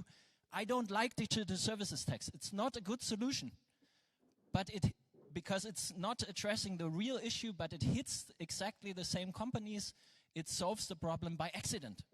And it's the only plan B that we have to pass quickly enough to address the issue. Thank you. Before moving to questions from the room, I would just like to do a last round, because we have two tensions there. One is multilateral versus unilateral, right? And multilateral, everybody agrees, is ideal, but takes time and maybe takes forever, while unilateral is far from ideal and may raise difficulties, but is feasible, but creates uncertainty. The second tension, and it's not been clarified during our conversation, is what are we talking about? You just talked about digital. What is digital? Digital service taxes capture models like Meta or Google, but they don't capture the cloud services. Amount A did capture that, and beyond, even the digital company that Christian works for, which is Siemens. So the last question I would quickly ask you is, what should be the scope of whatever solution, whether it's a unilateral or multilateral? Focus on digital, and how do you define it? And do you include AI to come, even though we don't yet really know the business models, whether subscription or advertisement or whatever, or should it be broader? So maybe if in 1 minute you can answer that, and whatever other message you want to pass on to the room, and then we'll take the questions. Evelyn, bitte. I mean, in general, taxes should look at where the value is created, where the profits are made, and then we just don't have to talk only if it's digital or if it's still very conservative. So simply to have a focus on that. And therefore, so somehow my ideal world would like that we have a CCCTB, or like now as we decided in the European Parliament, BEFIT, so that could be a basis. So I invite the Council to take it and implement public CBCR, and on that to build a digital tax. So somehow a system that doesn't divide the companies, because more or less, as you already explained, every company is working in a digital way today. So let's focus on where the profits are made, and let's make that transparent, and then profits can be taken. And then also the story of this sharing. Is it now in Ireland, or is it in another country in the European Union where it's a bit more difficult to look where this is coming from, could be done. And of course, to do that in a global way, that's my dream. Rebecca? And I think that it is helpful to hear those remarks, especially as they're contrasted with the response you gave earlier about we're going alone in the EU.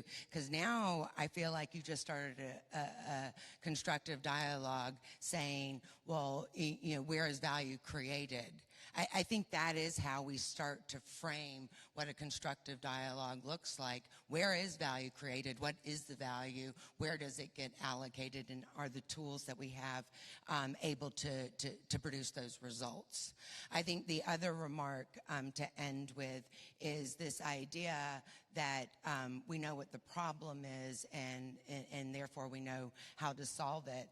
I don't think that's accurate. And I don't think that you can define what the problem is. I think there's got to be a much broader audience, including those who are going to be expected to pay the tax, the stakeholders. This is something I heard in Tokyo at the PCT conference on smaller jurisdictions, wanting to engage with their business community and understand how the theoretical tax policies are really going to impact their ability to compete, invest, and grow.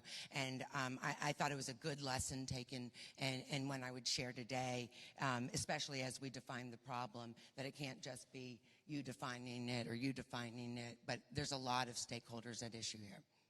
Thank you very much, Christian. I think you've been clear. I would add a very quick question, which is value creation.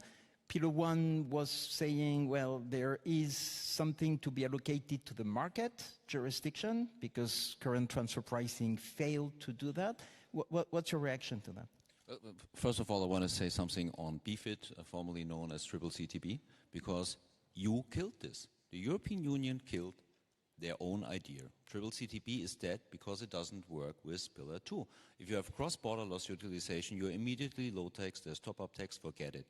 Under Pillar 2 rules, you have to apply the arm's length principle. That's part of the rules. So the idea of getting rid of the ALP, the arm's length principle, within the European part of the group is gone. So you lost two of the three advantages of CCCTB. I would call this inconsistency in the political and policy approach, right? I'm a big fan of BFIT, but it's dead. And that's not even a zombie. It will never happen, and it's dead. And even if we would do it, it would not generate any advantage. Full stop. Value creation.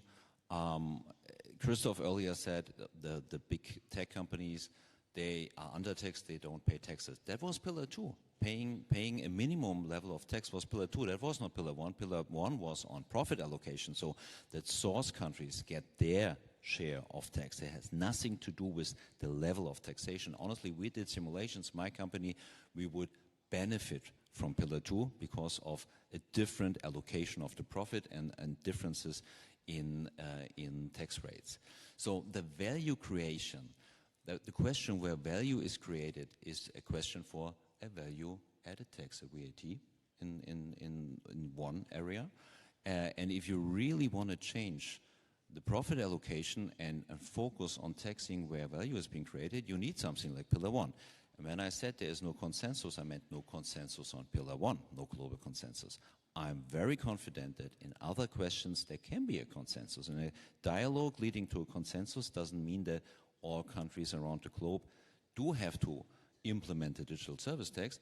It could as well mean that they agree on a common design, how this tax should look like, and that we don't have a fragmented approach then. This is what I believe is possible, and that is why we need a global platform, and I'm not very positive with the UN as a global platform.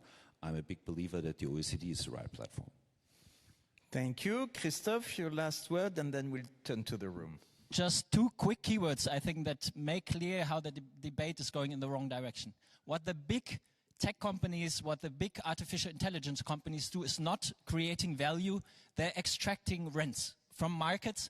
And we have a very new supporter in Germany for the digital services tax, the journalists' union, that write the texts, that produce the knowledge that is then extracted by the marketing companies and later now the artificial intelligence companies into answers, into knowledge, into text. And this rent extraction is only increasing with artificial intelligence, and that's the target we need to address.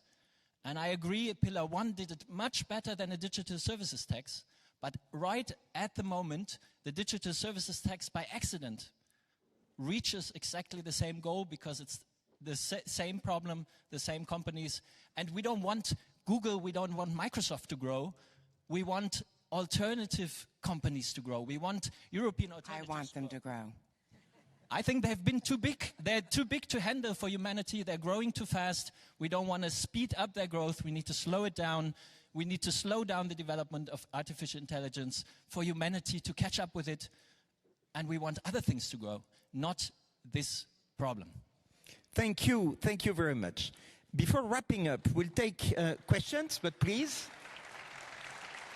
Thanks for the panel. We'll take a few questions, and I would like to first call the Member of Parliament Baraliakos from Greece, the Hellenic Parliament, seat 111, Parakalo.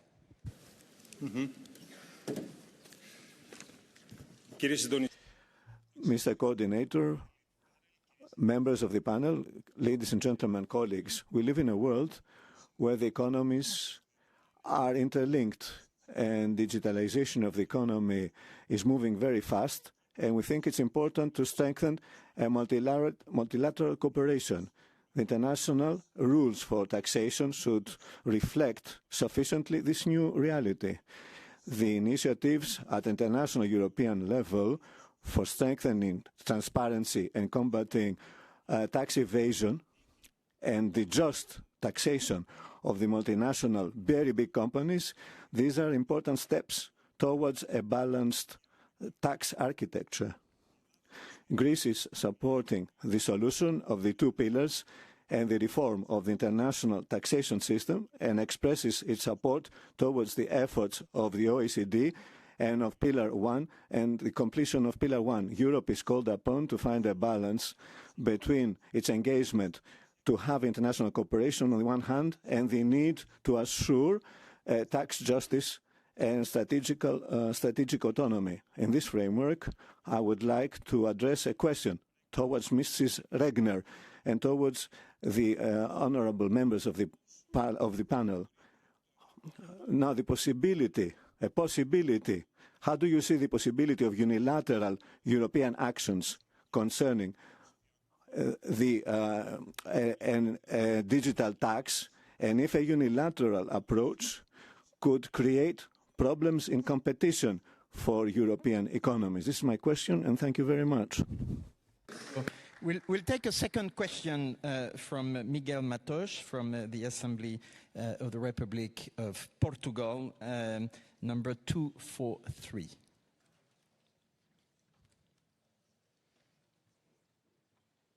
Good morning, everyone, and thank you so much for the enlightening discussion. It's time to act. This race to the bottom, this fiscal competition, it's leaving states. I'd rather say it's leaving people without the resources to invest in climate protection, to invest in housing and culture, to invest in better opportunities for the young and care for the elderly, but also to invest in innovation and digital.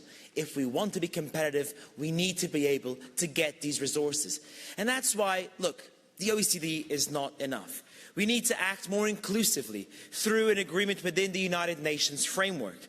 It needs to be an ambitious and a binding framework, binding on national policies about where money is taxed, but also binding on regards to bilateral agreements. And we shouldn't settle for the lowest common denominator. Look, I understand we need to advance European Union cooperation, and it's worked very well. But if we don't reach unanimous agreement, we need to be able to achieve cooperation as well. And so my question for the panel is, why don't we act with the countries who are willing to act? Why don't we act at multiple speeds so that we can go as fast as we can? Thank you very much. Thank you very much. The last question from the room will be de la part de Florence Blatrix, sénatrice française. La parole. French Senator, you have the floor, seat 150. Merci. Thank you to all the speakers. Good morning, everyone. Firstly, first question. This just oppose approach has opened a way in Pillar 2 to the benefit of the United States. It was opened in Is this the price we have to pay to seriously negotiate with Pillar 1? And then there's the slowness of work on the Pillar 1, and the EU is having trouble finding its own resources to finance new policies they need to finance. They need to have an ambitious budget to fight inequalities, to fight for competitiveness, and its own growth. So I'd like to reiterate the need to resume this plan for a European digital services tax. The Bruegel Institute says it itself that this is necessary. It would bring 37 billion euros. This is a fair contribution from the multinationals. And as Mrs. Regno said, it would help us adapt to the evolution and development of the economy. We've got to move forward now. Thank you. Thank you so much. When we talk about the annual framework of the budget, where you've quantified part of Pillar 1 as own resources. Sorry, I couldn't help but speaking French for a second.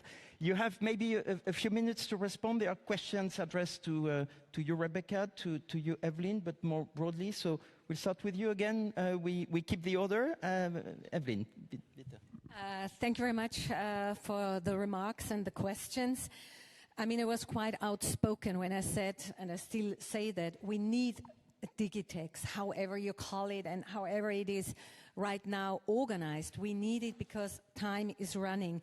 And therefore, towards the first speaker from Greece, I mean, I'm very much aware on the political situation in member states and on the political situation in the parliament.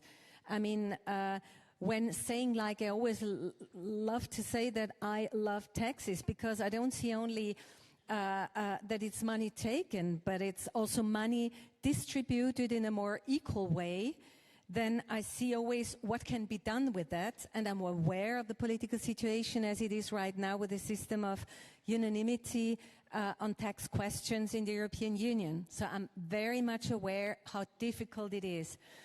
But on the other hand, I think it's so important in this situation when you see money is going away, is leaving, is not staying in the European Union countries, and we need it so much in order to finance the society, that we should speak out what the right thing is. And the right thing is we have to find a way, best way globally, second best in a European way, to get as quickly as possible to this money we need in order to finance housing, the social services we like to offer, health system and so on. And therefore we have to go for a European way for the digital solution, and that was what I meant with my input.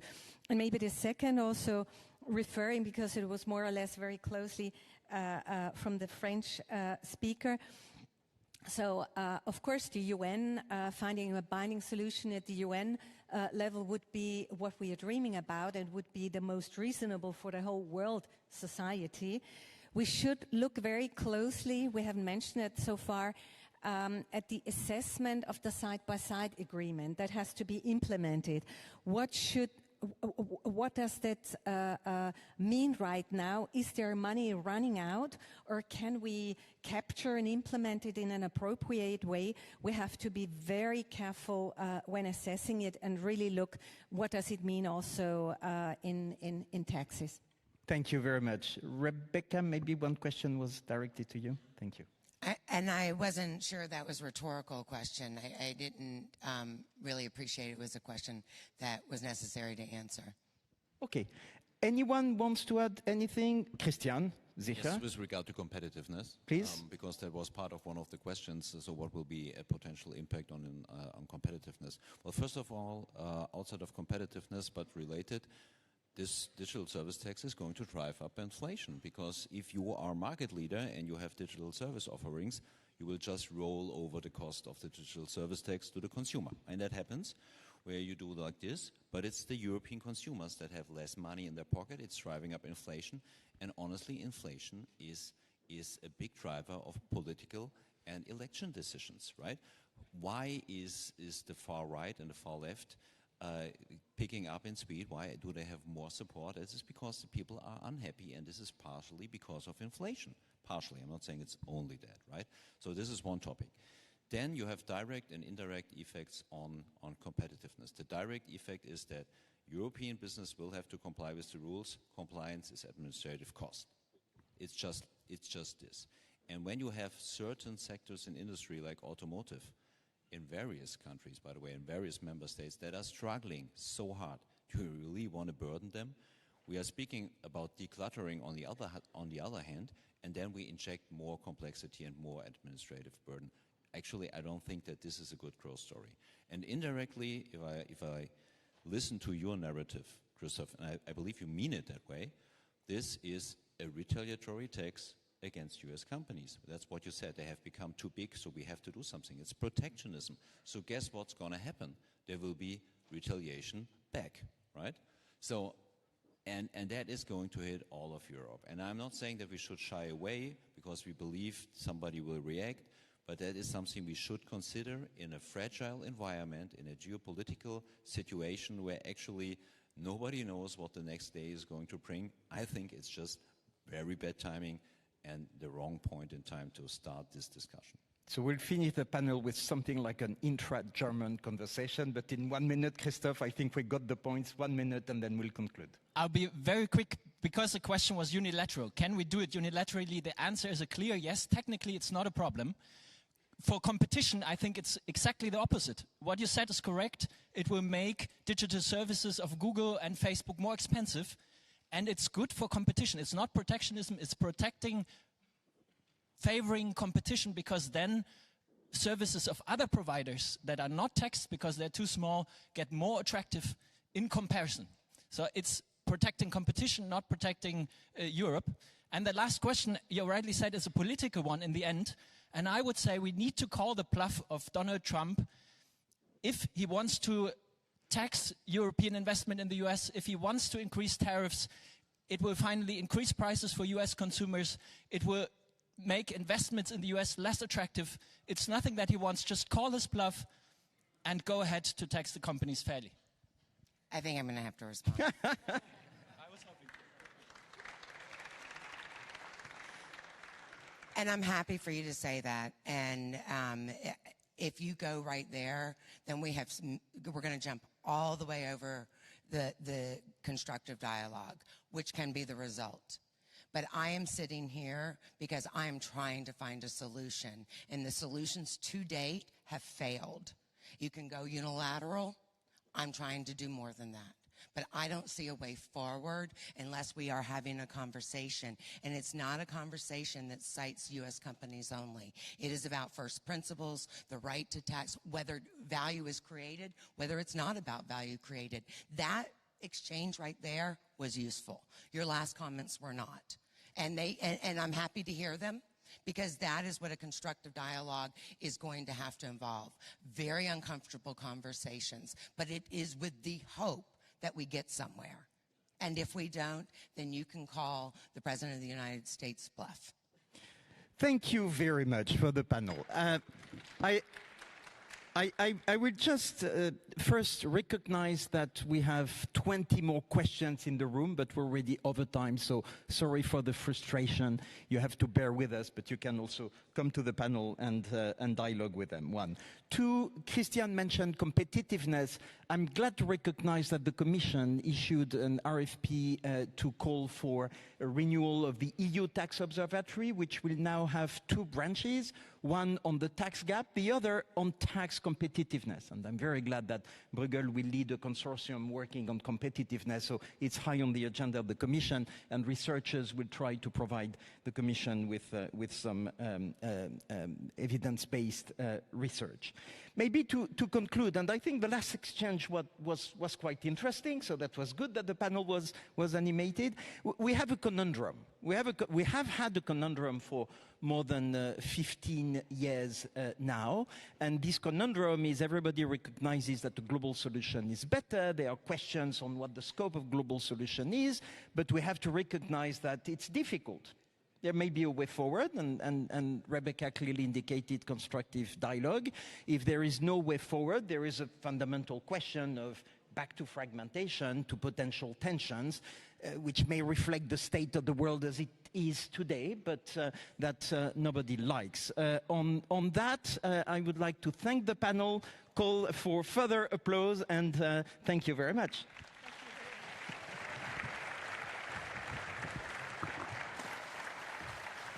Thank you. Thank you, Mr. Saint-Amand. Thank you all panelists. It was extremely, extremely interesting. I would like to add, they've been talking a lot about talking to each other, but it's like in life with a good tango.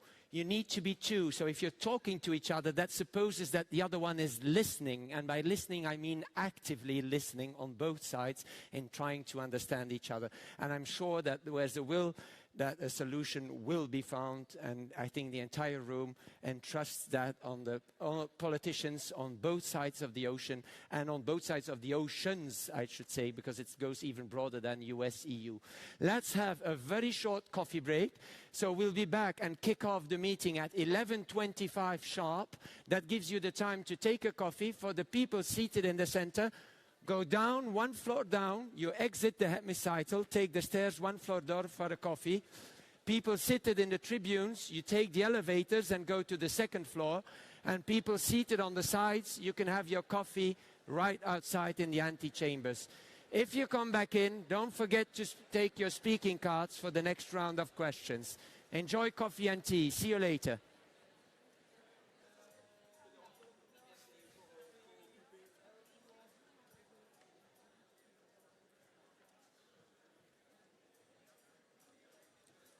Dix, 9, 8.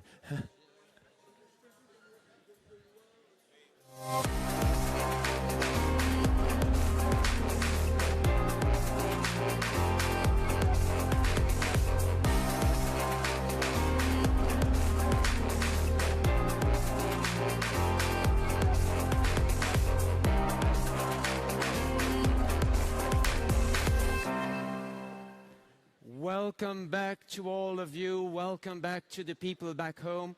I hope you enjoyed some coffee and tea as well. Please take up your seats for the next panel of today.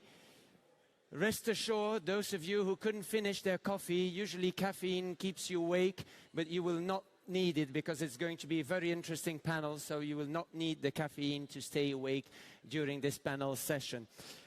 I would like to call to the stage the moderator of this next panel, Francesco Saraceno, Deputy Director de l'Observatoire Français des Conjonctures Économiques, as well as the three panelists. Thank you for joining us on stage and taking up your seats. While they are doing so, I will launch another round of votes because we want to know your opinion as well.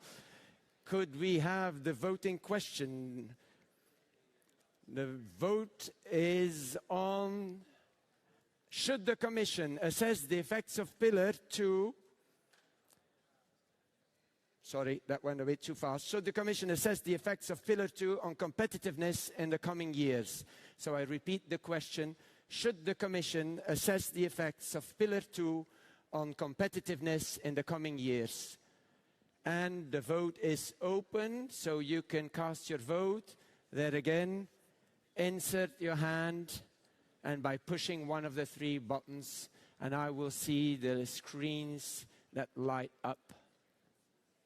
I see a lot of green screens from where I'm standing already, and we will close it. The vote is closed, and we will see if the results show the same thing I was seeing clearly. 180 people says yes, the Commission should assess the effects of Pillar 2 on competitiveness in the coming years. So a lot for you to debate on.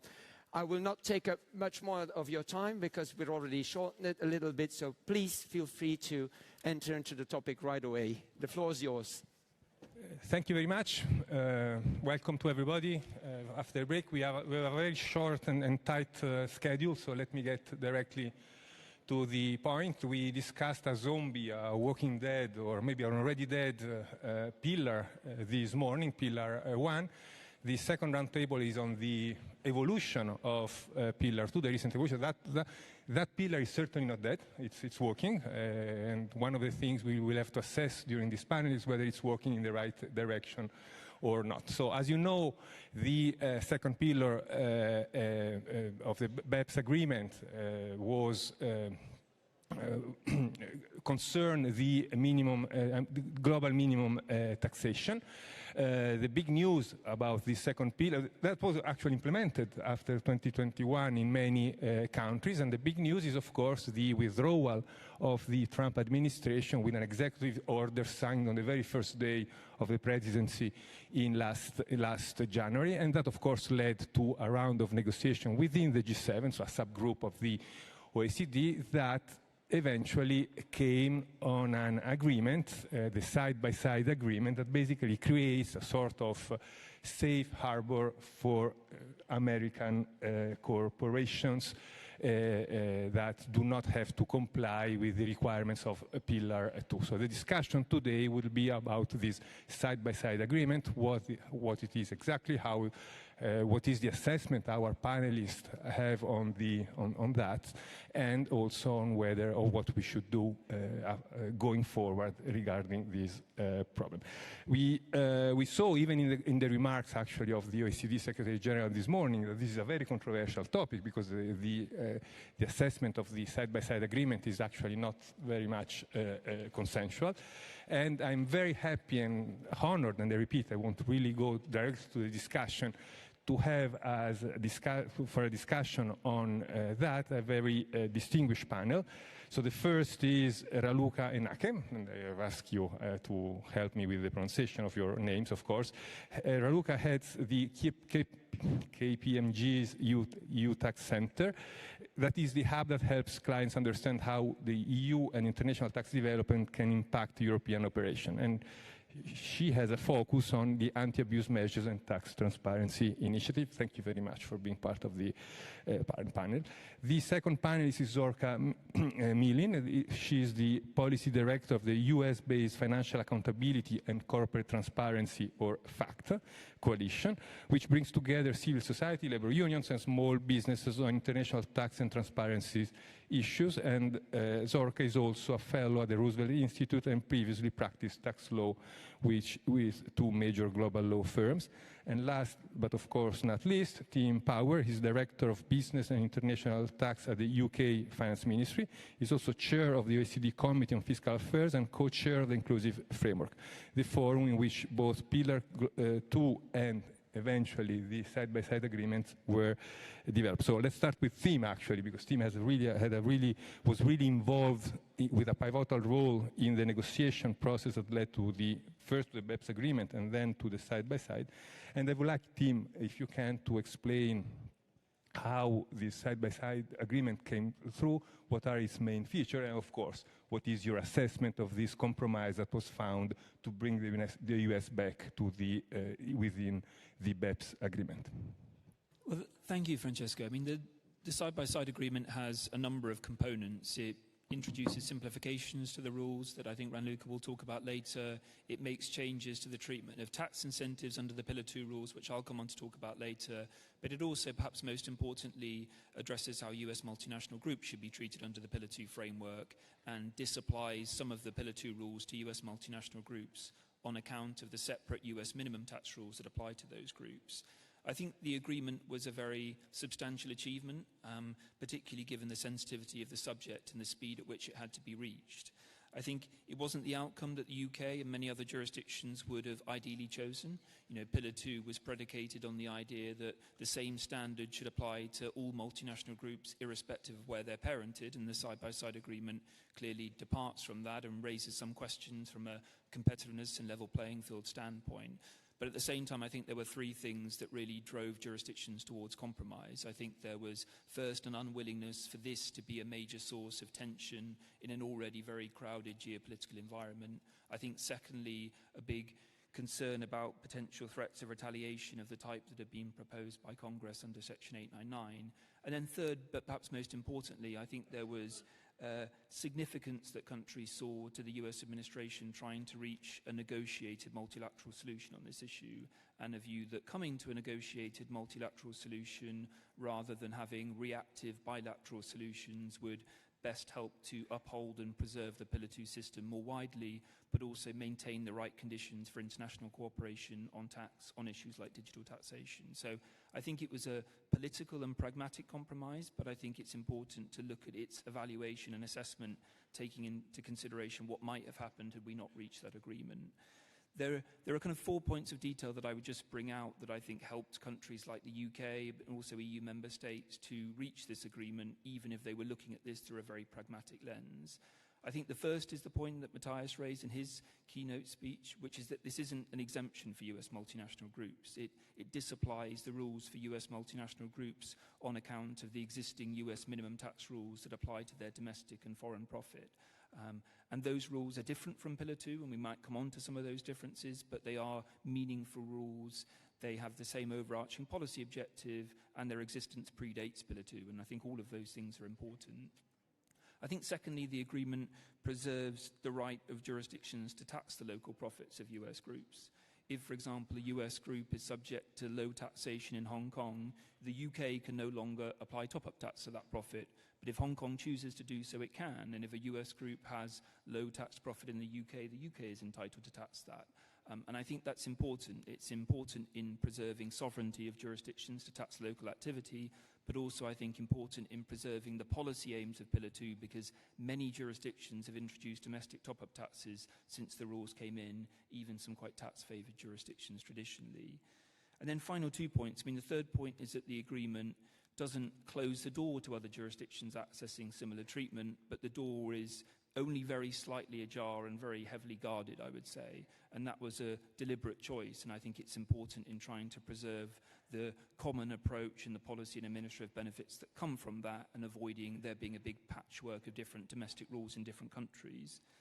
And then the fourth and final point, but a very important one, is that the agreement crucially includes a commitment to review the rules and undertake a stocktake in 2029, and a commitment to take action if there are issues that emerge from the perspective of the level playing field or from a BEPS standpoint. And I think that is a really important commitment, and one that means that some of the concerns that have been quite legitimately raised can be evaluated again, and evaluated with empirical data and evidence to support that as well.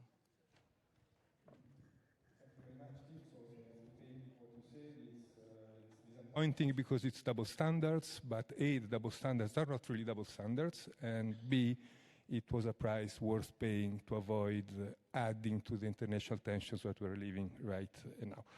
Well, the same question now goes to the other two members of the panel. What do you make of this assessment? Let's start with Zorka. Thank you. So I want to start just by saying that I support Pillar 2, and perhaps you don't hear that very often from a U.S. perspective, but that is one of the things that I want to frame this, that there is still there's still significant constituency in the U.S. that believe that Pillar 2 is in the U.S. interest, and overall, I think Tim already kind of summarized it, and I largely agree. I think that Pillar 2 was necessary but regrettable, and I just want to list a few reasons that, from my perspective, it was regrettable, but also some positives. And to start with, I think it is unfortunate to have the double standards. It's especially unfortunate because the U.S. is weaker in some respects than Pillar 2. I don't want to kind of go into the details. We don't have time for that. Some of that evidence has already been shared with members of the Parliament by U.S. expert Professor Clausing. And it's true that other countries can apply for the same treatment, but there is nonetheless this double standard, because we know that this was done kind of under considerable pressure from the Trump administration, threatening punitive retaliatory taxes that were, in my view, frankly, ludicrous, and would have hurt the U.S. economy perhaps most of all. And so, in my view, I think that the Section 89 really never really stood much of a chance of passing Congress anyway. So I think that all of that was very unfortunate. It's also regrettable in terms of transparency and legitimacy. I mean, it's just not a great look that this was kind of done in secret behind closed doors. I understand that it had to be done that way given the sensitivities, but it wasn't evidence-based, and that's just not ideal. And I have to say also from where I sit, I'm surprised, I'm stunned frankly, that the US was able to convince other governments that it taxes its companies robustly. I mean, we know that it was the tax practices of major American multinationals like Apple and others that kind of prompted this discussion in the first place. And we know that some of these problems persist to this day because I looked at annual statements of major American companies that have been recently filed, and we still find significant evidence of profit shifting. So the problems have not gone away by any means. And there are also considerable revenues at stake, so not to go into the details, but I know there are some early figures from the UK, from Netherlands, that kind of show that this will have revenue costs. So that's the glass half empty, but I want to also turn to the glass half full. First of all, I want to commend Tim and other negotiators and the OECD staff, who I think navigated this very tricky terrain quite well. And it resulted in an outcome that was overall sensible. I mean, not ideal, but I would say sensible. So what is sensible about it? I think the fact that the standard for side-by-side treatment is, you put it so well, that the door is kind of ajar, but slightly and heavily guarded. I think that also kind of helps to preserve the baseline from the U.S. perspective and reduces the risk that the U.S. can go lower, and I think that's important.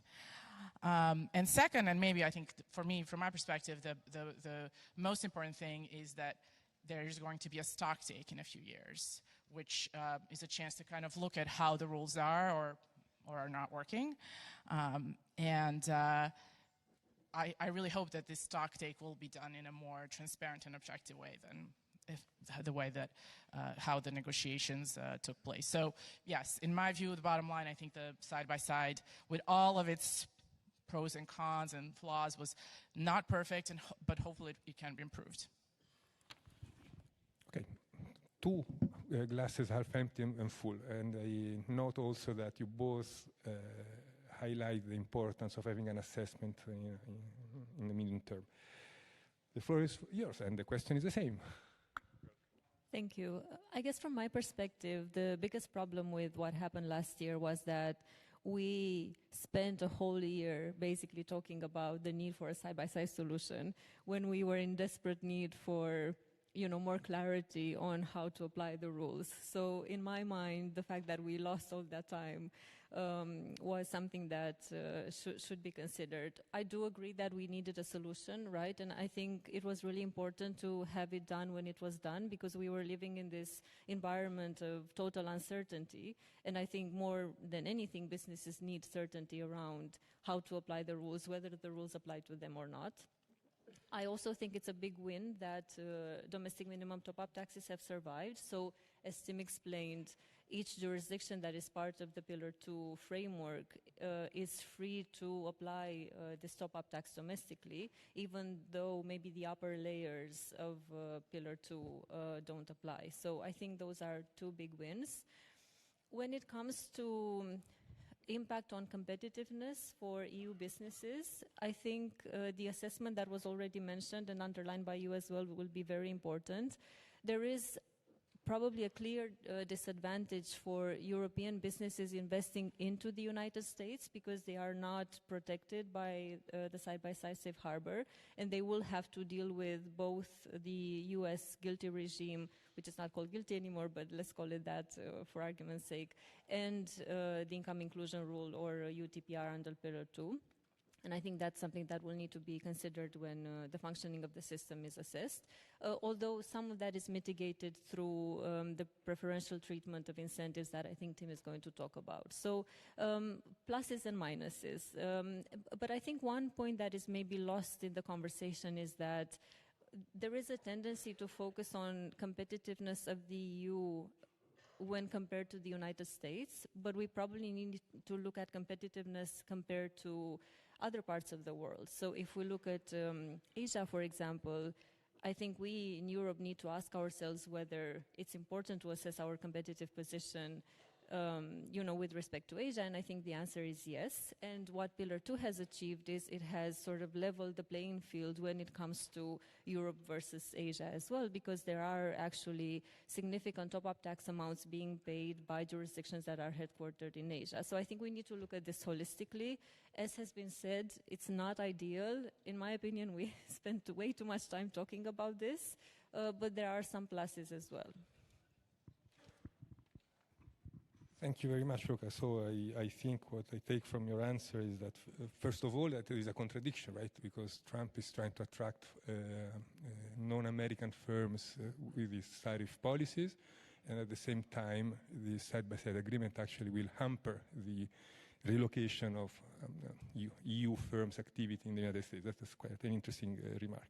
And the other remark I want to make is that, it seems that the major problem with the side-by-side agreement is that it kind of dents a little bit into this principle that was introduced with the Pillar 2, which is that fiscal competition is something we should try to curb. And that was, in my opinion, the main, if you want, profound implication of Pillar 2, and this is a little bit weakened. But let's go a little bit into the details, because as Tim said in his very short introduction, there are other provisions in the side-by-side agreement, which seems to me more consensual and more important and more positive. The first is that the tax incentives change a little bit with respect to what they were under Pillar 2, and then there is a very strong emphasis on simplification of the rule, because Pillar 2 was considered to be a little bit cumbersome. And so let me start again with Tim. What can you say about tax incentives? What do you think? Where do you think we stand after this modification of the agreement? Yeah, thanks, Francesco. So the side-by-side agreement changes how tax incentives are dealt with under the Pillar 2 framework. The original agreement said that corporate income tax credits that are refundable to claimants that don't have taxable profit should not be treated as a reduction in corporate income tax for the purposes of Pillar 2, even if they're actually set against corporate income tax liabilities. And that had a logic. Refundable credits have many of the same properties as government grants and are accounted for on a similar basis as items of income rather than reductions in tax. But despite that logic, that approach and the distinction between refundable credits and non-refundable credits proved to be very contentious. There was strong opposition in the US to the non-refundable US R&D credit having less favourable treatment under Pillar 2 than, for example, the refundable R&D credits in the UK and France.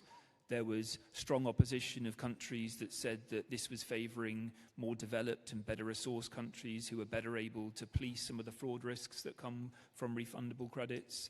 And there were other jurisdictions that said this was creating some arbitrary differences in how they try to incentivise important economic objectives, whether those relate to infrastructure, the environment, digitalisation. And I think it was clear that to land this side-by-side package, there needed to be a change in this area, one that didn't remove the distinction between refundable credits and non-refundable credits, but made the effects of that distinction less pronounced. I think the discussions on what that something was were quite difficult. Once you move away from a discussion on, is a credit objectively similar to a government grant, you end up with quite a subjective debate about what credits should be subject to more or less favourable treatment under Pillar 2 based on their perceived harm. And you obviously had jurisdictions approaching that from very different standpoints, some wanting very permissive treatment, some wanting very restrictive treatment. But I think we've ended up with a sensible compromise in the package, which basically provides for more generous treatment of non-refundable credits insofar as those incentives are tied to and support economic activity in a jurisdiction rather than just facilitating profit shifting. I think some will argue that those modifications weaken the Pillar 2 framework, and some will argue that they lead to some of the circular arrangements that we've seen to date with countries raising top-up tax but then passing those benefits directly back to groups. But I think it was an essential component of the agreement, and I think the additional flexibility it provides to jurisdictions might actually increase the likelihood of jurisdictions adopting and retaining the Pillar 2 rules. And kind of back to the point I raised around the side-by-side agreement, I think those incentives for adoption and retention are going to be the thing that ensures that this is durable and sustainable over time. So overall, your assessment is quite positive. It kind of reduce the distortions that were in Pillar 2. What about simplification, Olga? Well, for those in our audience that haven't seen the package, I would like to just say that the part on simplification in the side-by-side package is close to 60 pages. So I don't know if we can call that a real simplification. I think there's still room for improvement. Of course, joking aside, it was important to have that simplification. It was probably less than what some MNEs were hoping for, because it's still based on accounting data, and that is very difficult for MNEs to source. And I think there was not sufficient understanding in the initial stages of Pillar 2 around how much data MNEs actually have at hand, in particular when it comes to basing that data on local accounting standards. I think we're now in a better position of understanding, the accounting implications and how those financial reporting standards relate to Pillar 2, and a better understanding of what data is actually available and how much effort and resources MNEs had to put into becoming compliant with Pillar 2. So there is still room for simplification. In my mind, we have a tension between the need for clarity and the need for stability. So on the one hand, we want to have more and more guidance on how to interpret some of these provisions, but on the other hand, we want the system to stabilize, right? Because as I said, certainty is probably the most important part of being compliant. Obviously, when it comes to interpretation by local jurisdictions, that's an added layer. And you would not believe how much time we spend on one word in a particular paragraph in the Pillar 2 rules or in the commentary. And we look at how different jurisdictions have translated that word into their legislation. So every single aspect of the Pillar 2 rules creates complexity, and I fear that that's not going to change. I think in an ideal world, I would like to see further simplification through maybe a recast of Pillar 2. So what the European Commission is trying to achieve with the Directive on Administrative Cooperation, sort of bringing all the text together and looking at how it would be possible to simplify and eliminate overlaps. I think that could be done for Pillar 2, right? We have the initial text, we have so much administrative guidance, we have so many open questions.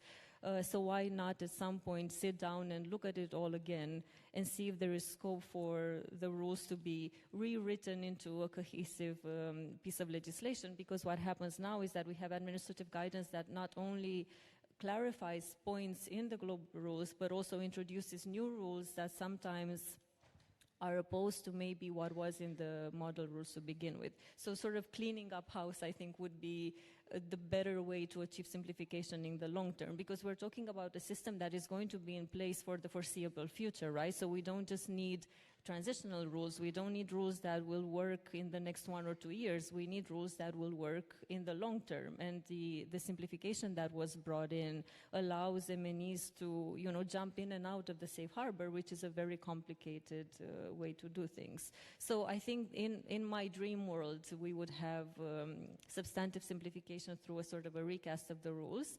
And I think it would be good to look at what can be simplified in terms of other anti-abuse rules on the basis that Pillar 2 is a sufficient framework as a basis for, stopping base erosion and profit shifting. And I think this is what the European Commission will try to do here in the European Union, to see what existing measures can be eliminated on the basis that Pillar 2 is now in place.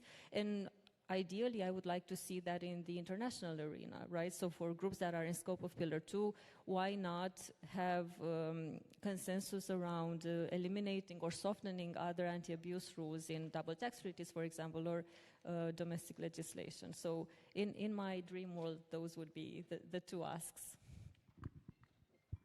Thank you very much, Luca. So I guess the simplification needs to be a part of the assessment that will happen in a few years.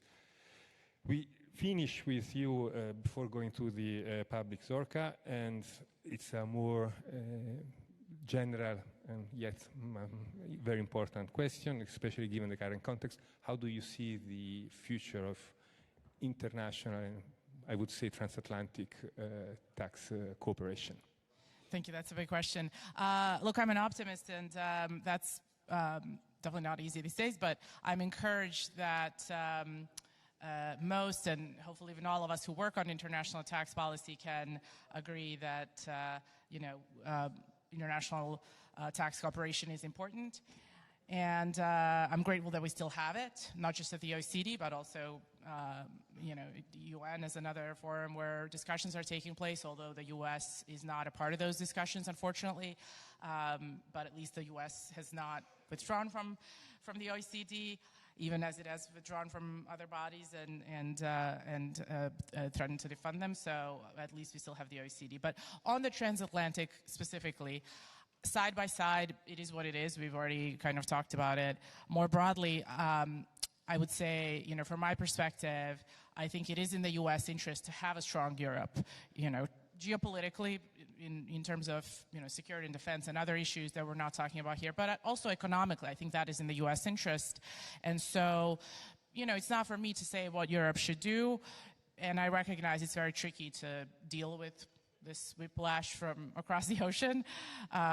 But Europe is a major market, and it should have more self-confidence in tax and trade matters. And if there are competitive imbalances that need to be addressed, I'm sure that the EU has many policy tools to deal with that, outside of Pillar 2 and the OECD. Maybe, I don't know, there's the foreign subsidies regulation, there are procurement ways to address these things. Be creative and be strong. I think that would be part of my message. And the other thing I want to bring up just briefly, I know we don't have much time, just to take a moment to consider the lessons of tariffs, which I'm surprised have not really come up in the conference so far. And I'm surprised. I mean, tariffs are a trade policy, yes, but they're also a tax, and they're deeply unpopular, not only here, but also in the US. And so, as you probably know, they were recently struck down by the Supreme Court, and I think I don't expect the replacement policy to fare much better in courts, frankly. So I think the takeaway there is that, not everything that the current U.S. administration does or says will necessarily hold up. So maybe, take it with a grain of salt. I'm not going to say call their bluff, but, that's one of my messages that I want to make sure we also have some time for questions. So. Well, this goes a little bit against the emphasis on certainty that Raluca was mentioning. So we have less than 10 minutes. I have 4 questions. So I will give the floor to the 4 people who have been selected for the questions, and then we'll have the remaining time for you to answer. So the first is Massimo Garavaglia from the Italian Senate, and the seat number is 199. I will cut you at I don't know where is 199. I will cut every speaker at 1 minute sharp. So keep your remarks and the question within 1 minute. You have the floor. Grazie. Thank you very much. Well, the European Union has got a big competitiveness problem. But what is the solution to that problem? Is the solution more tax, more bureaucracy? Or is it to reduce tax and bureaucracy? Of course, it's going to be better to remove them. There's a lot that the European Union can do on its own. I've got 2 questions for you. First of all, energy is key to development. China has halved the cost of energy, particularly for its use of AI, whereas the EU is making it more expensive through ETS. Can't we suspend the ETS system? Second question. We've got a lot of useless reporting, particularly environmental reporting for small and medium-sized companies. If there's a problem out there, the solution as we see it is cut taxes and cut bureaucracy. Don't add new taxes and new bureaucracy. Thank you very much for being on time. The second speaker from the Hungarian National Assembly, I cannot read the handwriting, is Mr. Seberny, 192. And sorry if I really misspelled your name. You have 1 minute. Köszönöm. Thank you very much for the floor. Hungary, as a member of the EU, is active part of the OECD framework. We are committed to the BEPS framework. We also support the solution to the digital services taxing, and we want to avoid tax evasion and thus create a fair taxing system. And we also support steps against aggressive tax planning. But we also believe that a more fair taxation system shouldn't reduce our competitiveness. Member states should be able to allowed to continue to decide on their taxation systems in a sovereign manner, taking into consideration their level of economic development and other factors. Thank you. Thank you very much. The third question will be from Greece, the Hellenic Parliament, Mr. Koukoulopoulos, and the seat number is 1110. I didn't misspell your name too. Thank you, Chairman. In the second panel, we heard that we do not have time to lose. Now I would like to repeat a proposal made in November. Europe has to move without any hesitation to decide to tax the very big companies and the profit where it's produced. Pillar 1, because that is just. We have allies, the UK and Canada and very many other countries. That's what we have to do. We have no time to lose. And noted with interest, we heard a while ago from the USA, for Pillar 1 specifically, they want some cooperation, some discussion. They haven't done that concerning tariffs that were imposed unilaterally, not even the rules of international law, where unilaterally they take actions. So we have to decide and move ahead without any hesitation. Thank you. Thank you very much. Everybody's on time. I appreciate that. Last question, and then we'll have a quick round of comments and answer. It's from Mr. Somesh Gia, I think. I cannot read. 232, and it's from the public. Hi, can you hear me? Yeah, yes. Hi. I'm from Bloomberg Tax. I wanted to ask this question to Tim. One of the major differences between the side-by-side framework and the US global minimum tax is the blending of tax rates, right? So is there a chance that the OECD will look at giving this similar treatment to non-US MNEs as well? Or is that something which will not happen at all? Thank you. Thank you very much. 34 seconds. I really appreciate it. So maybe without me giving you the order, who wants to start replying? Whoever. I would just make one general comment that I think addresses some of the initial questions that were asked, which is, I don't think tax is the answer to everything. Again, there is a temptation to look at fiscal policy or new taxation measures to fix all of the problems that a jurisdiction has or that the European Union has. And I think, although we tax people like to think that we are the center of the universe, I think we need to take a step back and look at what other measures can make a jurisdiction competitive, can make the single market work better. So, of course, tax is a very important tool, and it's very important that European jurisdictions maintain the ability to decide on their tax affairs as they see fit. But I think we need to look beyond that. Because we have this immense pressure in taxation between the need for harmonization and the rights of each European jurisdiction, which means that we sometimes cannot make the progress that would be needed, and maybe we need to look at other areas of EU law and not just taxation. Thank you very much. Tim, Zorka? Whoever wants to go first. 12 minutes each.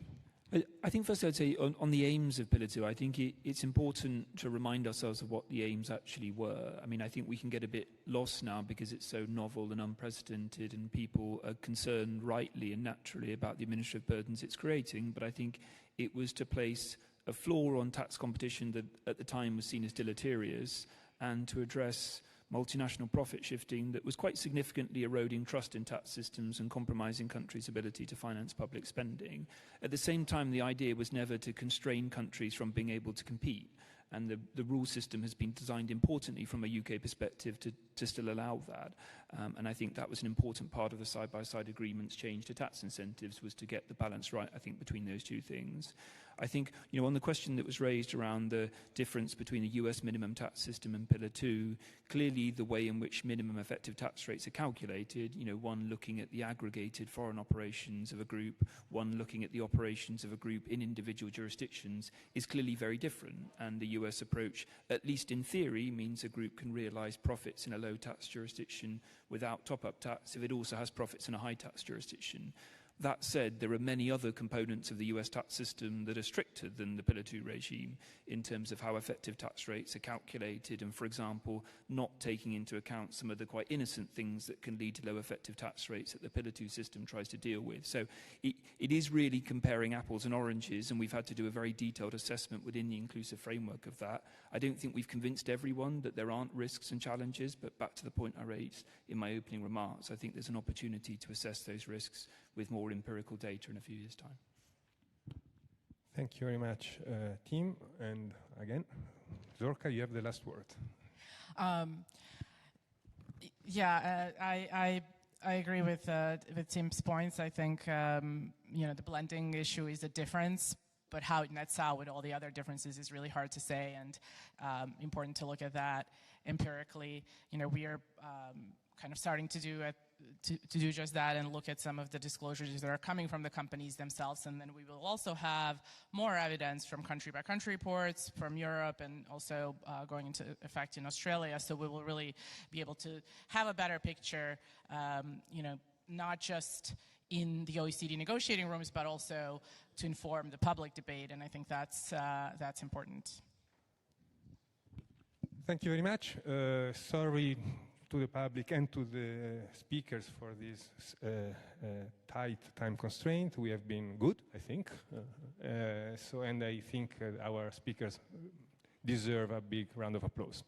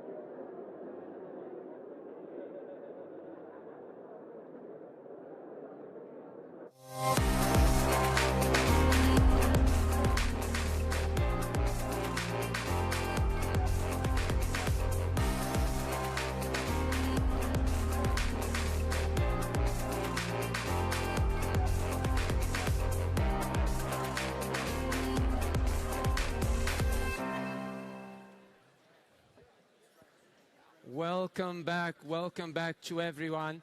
Welcome back to the people at home looking and listening to us as well. Welcome back to the wonderful panel, because this is the pièce de résistance of this year's symposium, of course. I will invite panelists to take their seats. I hope you all enjoyed lunch. I'm sure, no matter where you took it, that it was wonderful. Before starting the Nobel Prize in Economics session, there's a video message that the President of the Parliament, Roberta Metsola, wants to share with us. Unfortunately, she's not able to attend in person and to join us today due to conflicting commitments in Berlin, but she insisted on having a video message to all of us, including the panel. So I suggest that we first have a look at that video. Thank you.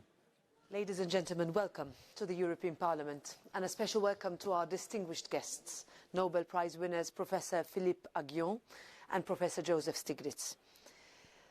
This hemicycle has always been an open forum for debate, for the free exchange of ideas, and for charting the path ahead for our continent. This is how together we move our union forward and strengthen the systems that people rely on.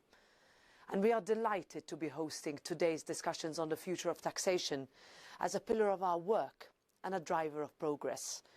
Thank you, dear Pasquale, for guiding this conversation and for all your hard work in this Parliament as chair of our subcommittee on tax matters.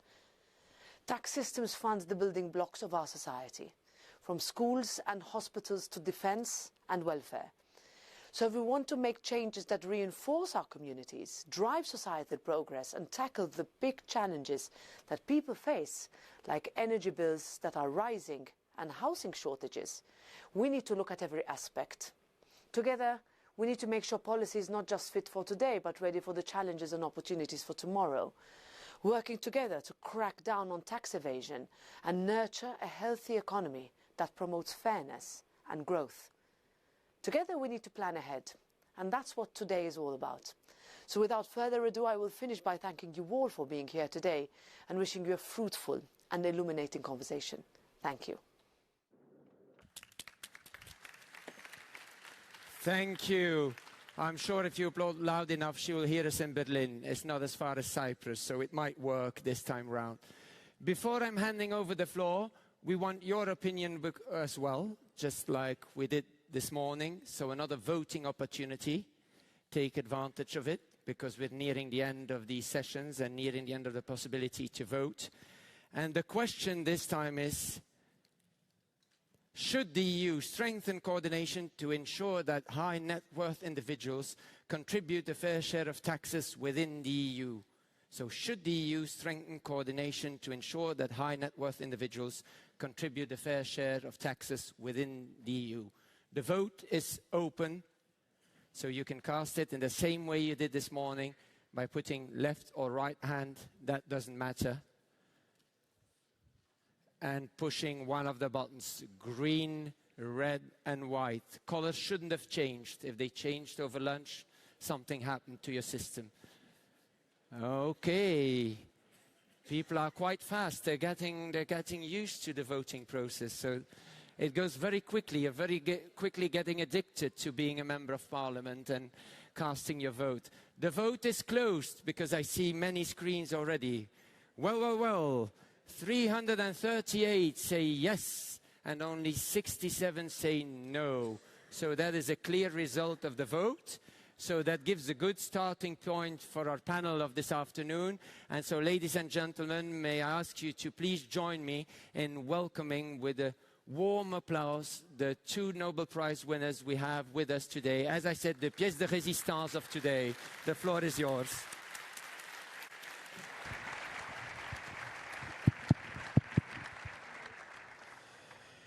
Welcome back. Thank you, everybody. Thank you for being here.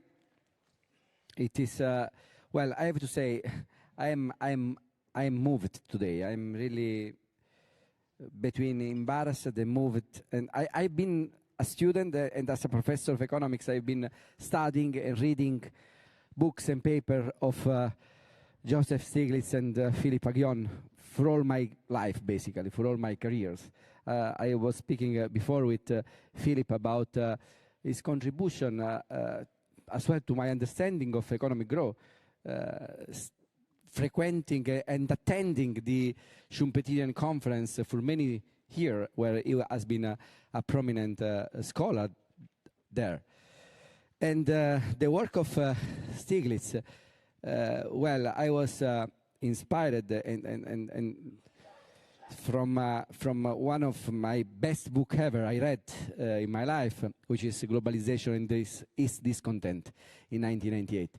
So they really contributed to my development as a student before and as a researcher later, and as a policymaking today. So I'm really moved for this privilege I have, this honor that I have as chair of the committee on tax matter. And I have to say thank you to all my colleagues to the Fiscal Committee, to all the coordinators in particular, which shaped the structure of this 2 days of tax symposium, together with the Commission, together with Gerasimos Thomas, who is as well here with us. Let's move to the content of our discussion with these two distinguished speakers. Before, I have to say just 3 things about both of them.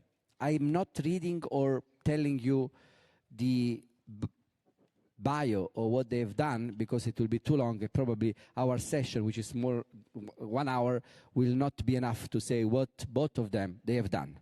I will say just 3 things about both of them. Of course, that they got the Nobel Prize. Joseph Stiglitz got the Nobel Prize in 2001, in particular for the work he has done on economics of information asymmetries. He teaches today at Columbia University in New York, after many other universities he has taught. And the third, last of the 3 things I picked, I chose one of his book, one of his contribution, among the many, which I think, from my perspective, from my personal perspective at least, it synthesizes better for me what his work has been done, what his work has been.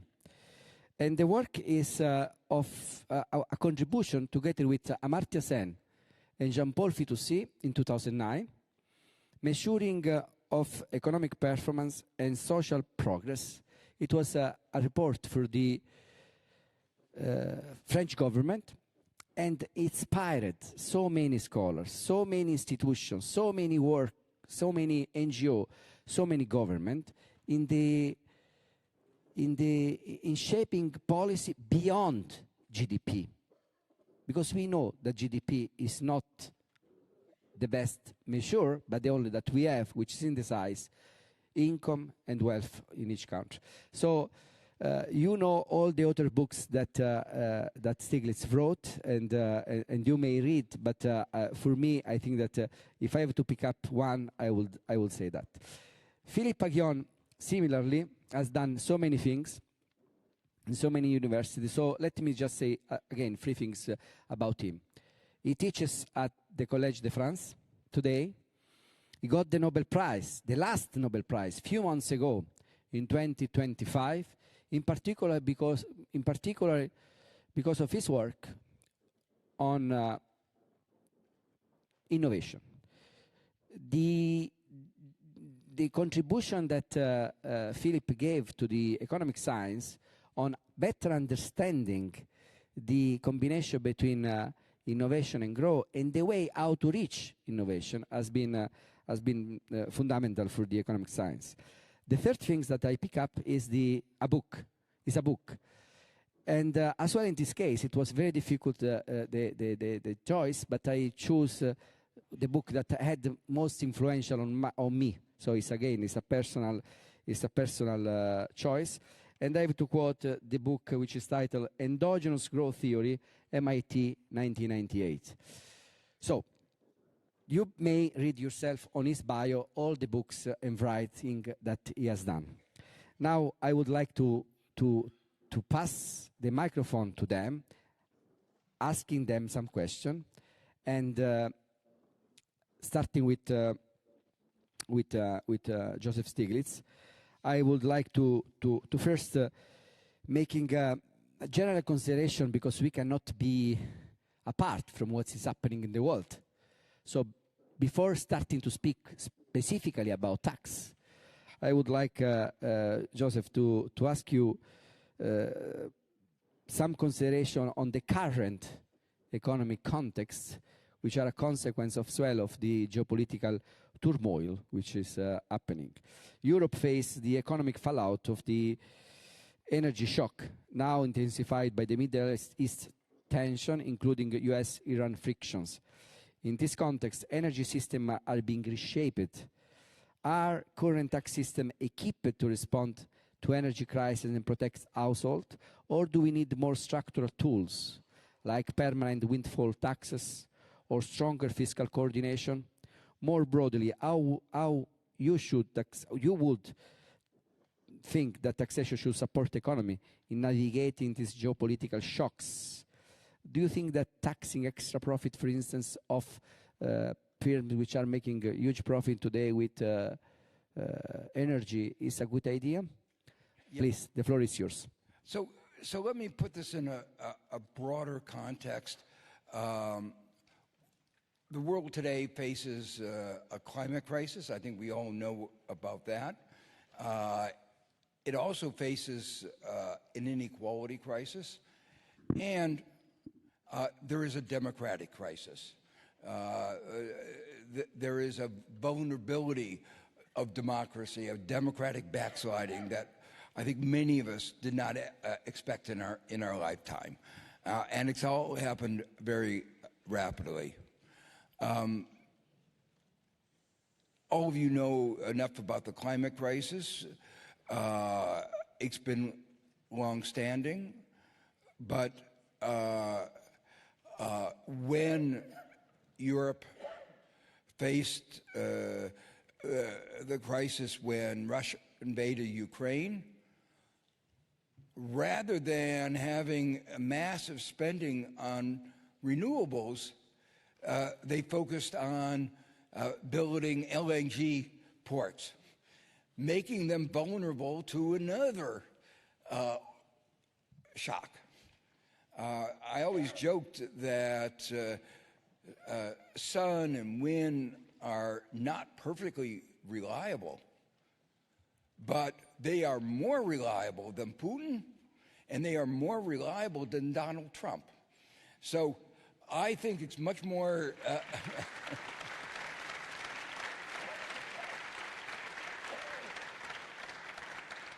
So they should have put their energy into creating renewable energy. Taxes would have made a very big difference. A carbon tax, not at the low level that you have in Europe. I mean, I shouldn't be criticizing because U.S. has zero, but at a carbon price that reflects the real cost of carbon, which is in excess of 100 euros a ton. So that's where tax helps to shape the economy and gives a double dividend because you get revenue at the same time that you are making the economy more efficient, more resilient. The second crisis that we face is an inequality crisis. And I was asked recently by President Ramaphosa when he chaired the G20 to chair a committee that would look at inequality, assess what was going on, make recommendations.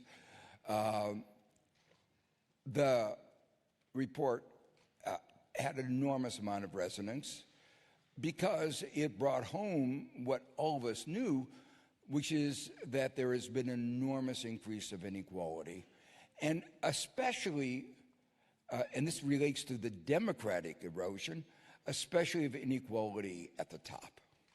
And when you have concentrations of market power, concentrations of money at the top, that is going to translate into democratic erosion. Nothing can say that better than that picture on Inauguration Day of Donald Trump surrounded by the billionaires. That is, we for years criticized Russia for its oligarchs. And everybody now saw that America was an oligarchy, and hopefully temporary, but it was clearly money was dictating dictating every aspect of our policy and contributing to the erosion. The reason, our report brought out some facts, but let me just mention a couple of them that highlight the context in which we're talking. Since the beginning of the century, the last 25 years, more than 40% of all the wealth increase over a quarter century has gone to the top 1%.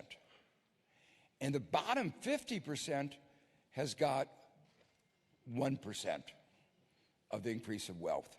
And that translates into numbers that are, again, mind-boggling. The top 1% saw their wealth increased by $1.3 million. The bottom 50% saw their wealth increase by a little over $500. So that's the spread that is increasing. And that's why good taxation has to attack this growing inequality.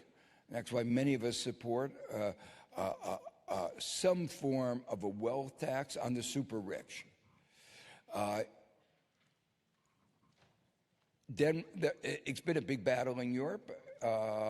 It was brought up in the G20 under Brazil. I talked to the National Assembly in France, tried to persuade them to do it. I failed. I'm still hopeful that something will happen. But right now, there's a real moment of opportunity because Denmark has proposed a really modest wealth tax on the super rich of 0.5%. And, you know, there are a lot of people who say it would be an economic disaster. You know, people, yeah, it's absurd. Does anybody think that if you tax Bill Gates by 0.5%, he will stop working? Or Jeff Bezos? Or even that they would be less exploitive of their workers? No, they're going to go on doing exactly what they're doing, exercising market power, innovating in some areas, and exploiting in many other areas. So the reality is that the kind of proposal that Denmark has put forward of a modest wealth tax is really important for economic fairness. Here's the reality. The top in most countries around the world, including the United States, pay a smaller percentage of their income in taxes than those down below. In fact, some of the very wealthiest people have complained about this and said it's unfair. Warren Buffett said, "Why should I be paying a lower tax than my secretary?" He said, "It just isn't right." And when he did that, he wasn't even thinking about his unrealized capital gains. If he put his unrealized capital gains into his income, the amount of taxes he was paying was minuscule. And then the final comment I want to make is this is about fairness, it's about democracy, but it's also about economic growth. Because if you have societies that are too divided, you lack that kind of trust, social solidarity. You lack the resources that you need for economic growth. Innovation, basic research, is a public good. The kind of work that Philippe has talked about, and, deservedly got the Nobel Prize for. You need public research. You need private research, but you need public research. And research doesn't come for free. Just as one example I always mention, it seems long history, but just a few years ago we had the pandemic. We got out of the pandemic because of a vaccine. The mRNA vaccine was based on the mRNA platform that was ready there when COVID-19 hit. It required resources to develop that. They were public resources. It required resources to convert that knowledge into a specific COVID-19 vaccine. 90% or more was public money. Now today, where is the money? It's at the top. So if you're going to have a fair and efficient tax system, you really have to do a more progressive tax than we've had in the past. Right now, as I say, we have a regressive tax system, we need to correct that, but we actually all have to have a progressive tax system. What Denmark is doing of trying to have a wealth tax on the wealthiest seems to me an example of a country moving in the right direction. Thank you. Philip.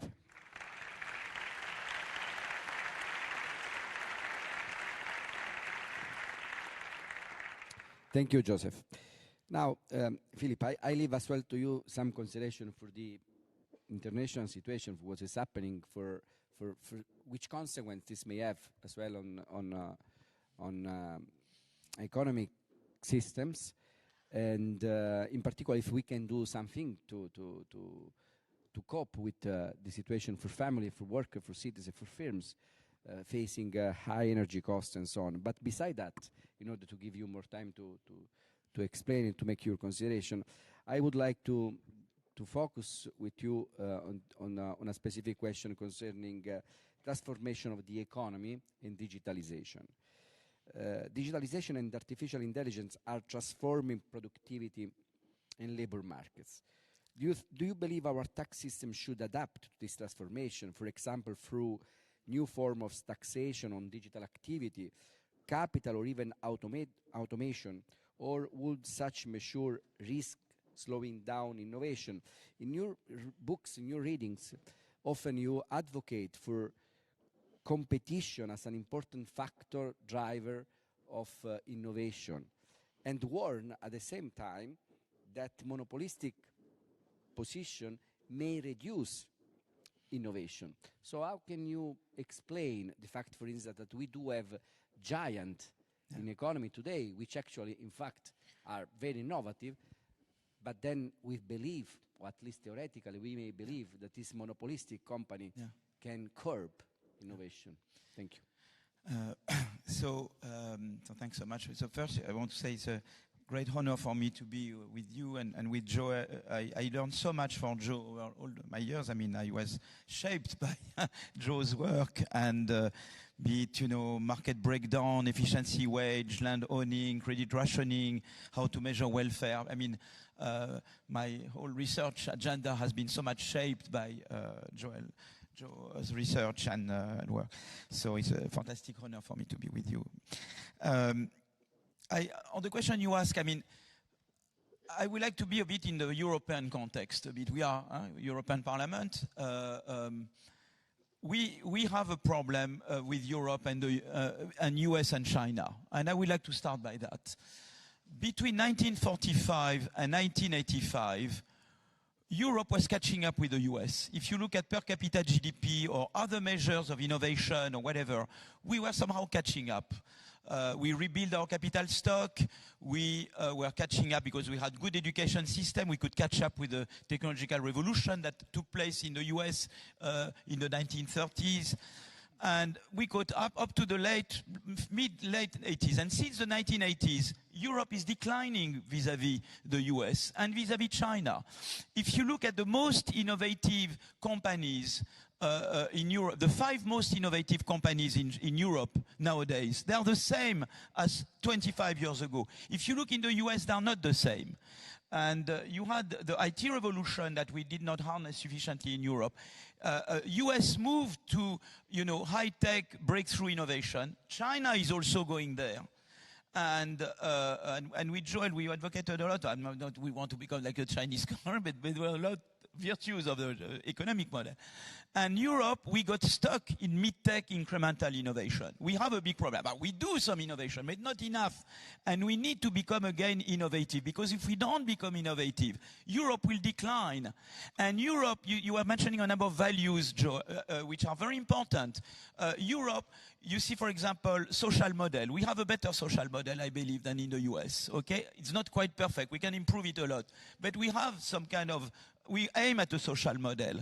Democracy and freedom, you mentioned. I think nowadays we have more than in the US. I think. I don't know what will be the outcome of the election in France in 1 year, but I hope and pray that we won't get a French Trump in power the next year. Okay? So, for the moment, we have more democracy and freedom. Climate, you know, commitment to climate, winds and things. Trump mocks the wind energy. We don't in Europe. So the values that you mentioned, we incarnate those values. But if Europe declines, the values will decline. So if we want to push what we are, we need to recover. We need to wake up. And so the whole issue is how can Europe become more innovative without renouncing its social model. So the big challenge we face is to become more innovative and more inclusive. So we need to find policies that will make us more innovative and more inclusive. And that's the challenge that we face. Some people believe that to become more innovative, you should renounce the social model. You should give up on the social. And I believe that that's not true. We can be more innovative and more inclusive. You are talking about Denmark. When they introduced flex security in Denmark, they became more innovative because they could harness creative destruction better, but they also became more protective and inclusive. When you have a good education system, we suffer from what we call lost Marie Curie or lost Einsteins. Many smart kids born to poor families that do not give them knowledge and aspirations. If you improve the education system, you will reduce the number of lost Einsteins, you will become more innovative and more inclusive. If you have a good competition, you mentioned taxation, that's very important, Joel. But as important as taxation, and your work shows it, is competition policy. A cousin of taxation is competition. I believe in progressive taxation and that we should do something about the fact that there is huge concentration of wealth. But as equally important is the fact that you have lack of competition. What happened with the IT revolution in the US? Initially, you had some firms that pushed the IT revolution, Walmart, Microsoft, Google, and they grew, and eventually, but they grew so large, those firms, that they eventually inhibited entry of new innovators. So the whole thing is to, and that will get to your question, I want a good innovator. If Joel is a good innovator, Joel wants to get resources to grow. I should not prevent you from growing, but I want to make sure. So I should give you the financial ecosystem or whatever, the incentives to grow. But what I want to make sure is once you've grown, you will not prevent newcomers, new talents to come in and innovate. And that's the whole difficulty. You want to push good people to grow and expand, but at the same time, it should not be that once they expanded, they will use their rents to prevent newcomers. And that's where, both in the design of tax policy, but in the design of competition policy, we need to design a set of policies that can solve this problem. And the challenge for Europe is to really, you see firms, there are many startups in Europe, but they don't grow in Europe. They go to China or the US to grow. They should be able to grow in Europe. So we need to create an ecosystem so that they can grow in Europe. At the same time, we don't want to renounce our social model because we want more educated young kids, smart, give them opportunities they don't have. And that's the challenge that we face, you see. But I think if we manage to do that, Europe will achieve something that nobody else worldwide has achieved. That's what I wanted to. Yeah.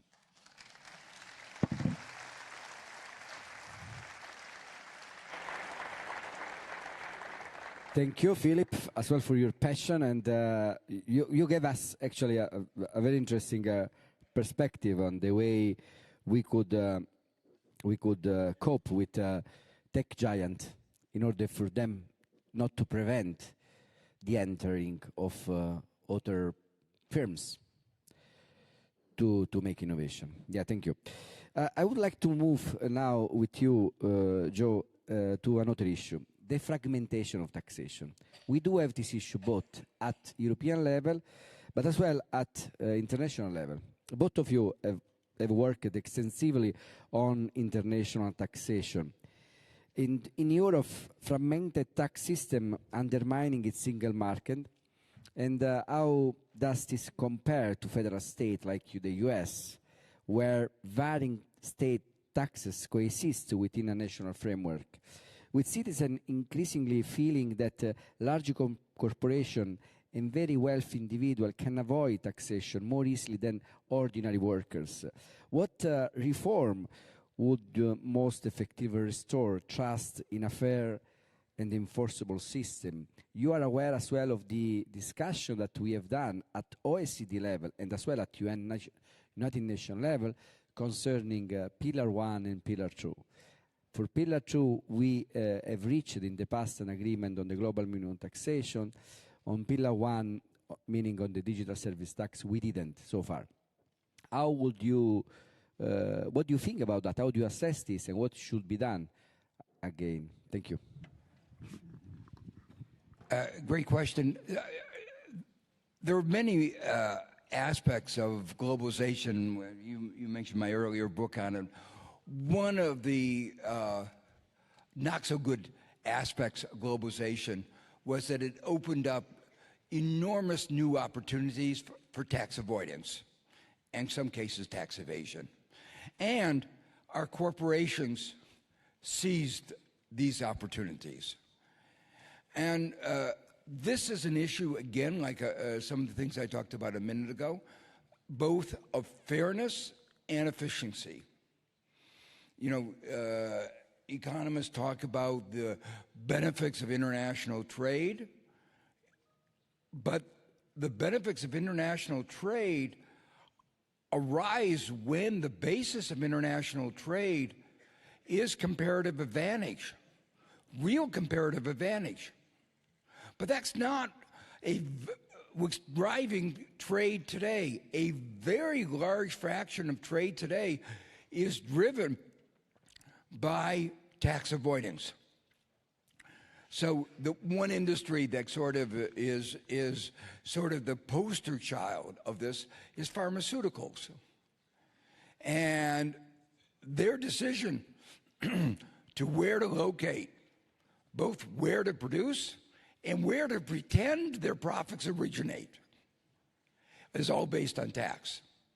You were talking about the innovativeness of the high-tech companies. But the high-tech companies have been even more innovative in tax avoidance. That is really what they excel in. Apple and Google, the percentage of their income that they were paying in taxes is 0.2% or something like that. They claimed here in Europe that all their profits they were making in Europe arose from the activities of about 350 people in Ireland. And then they said they don't have to pay Irish taxes because the Irish subsidiary was controlled from Silicon Valley. So it was a beautiful tax avoiding scheme. But it meant that everybody buying an iPhone or Android in Europe was subsidizing our tech oligarchs and giving them money, and they were not even contributing to education in Europe, research in Europe, or in America. Now, that is where the unfairness and let me say, it also means that the trade patterns are not contributing to global growth, and that, in fact, it creates a fundamental distortion between small businesses that cannot take advantage of these tax avoidance and the multinationals that can. And that means smaller firms are who sometimes are very productive and can eventually grow to bigger firms, aren't given a fair chance. So this is an issue of both fairness and efficiency. Now that's where the OECD initiative came in. But the OECD initiative, in spite of the fact that it was called inclusive, was exclusive. It was really run by the advanced countries and the richest of the advanced countries, the United States. And it, as you mentioned, had two pillars. The second pillar was, in some sense, the most important, was trying to establish a global minimum tax that everybody, you had to pay at least a certain number.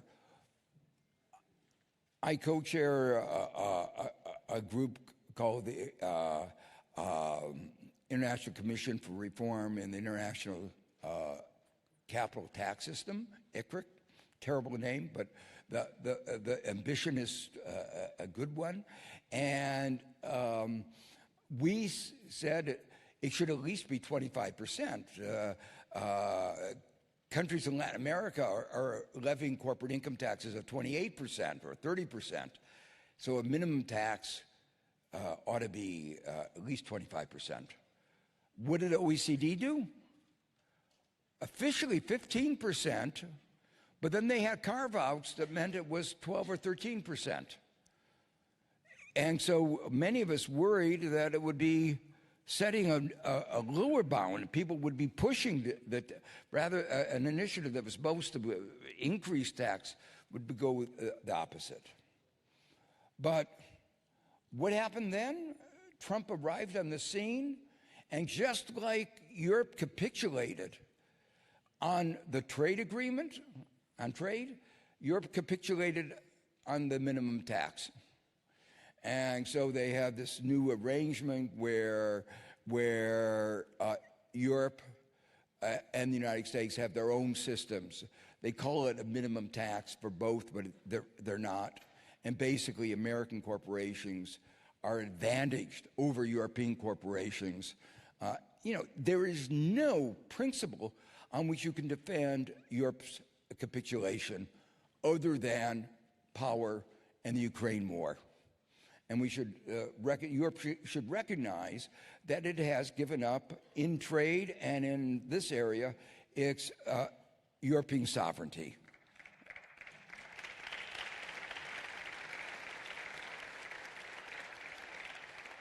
And part of the reason it's given up that sovereignty has to do with what Philippe was talking about. You are reliant on American technology.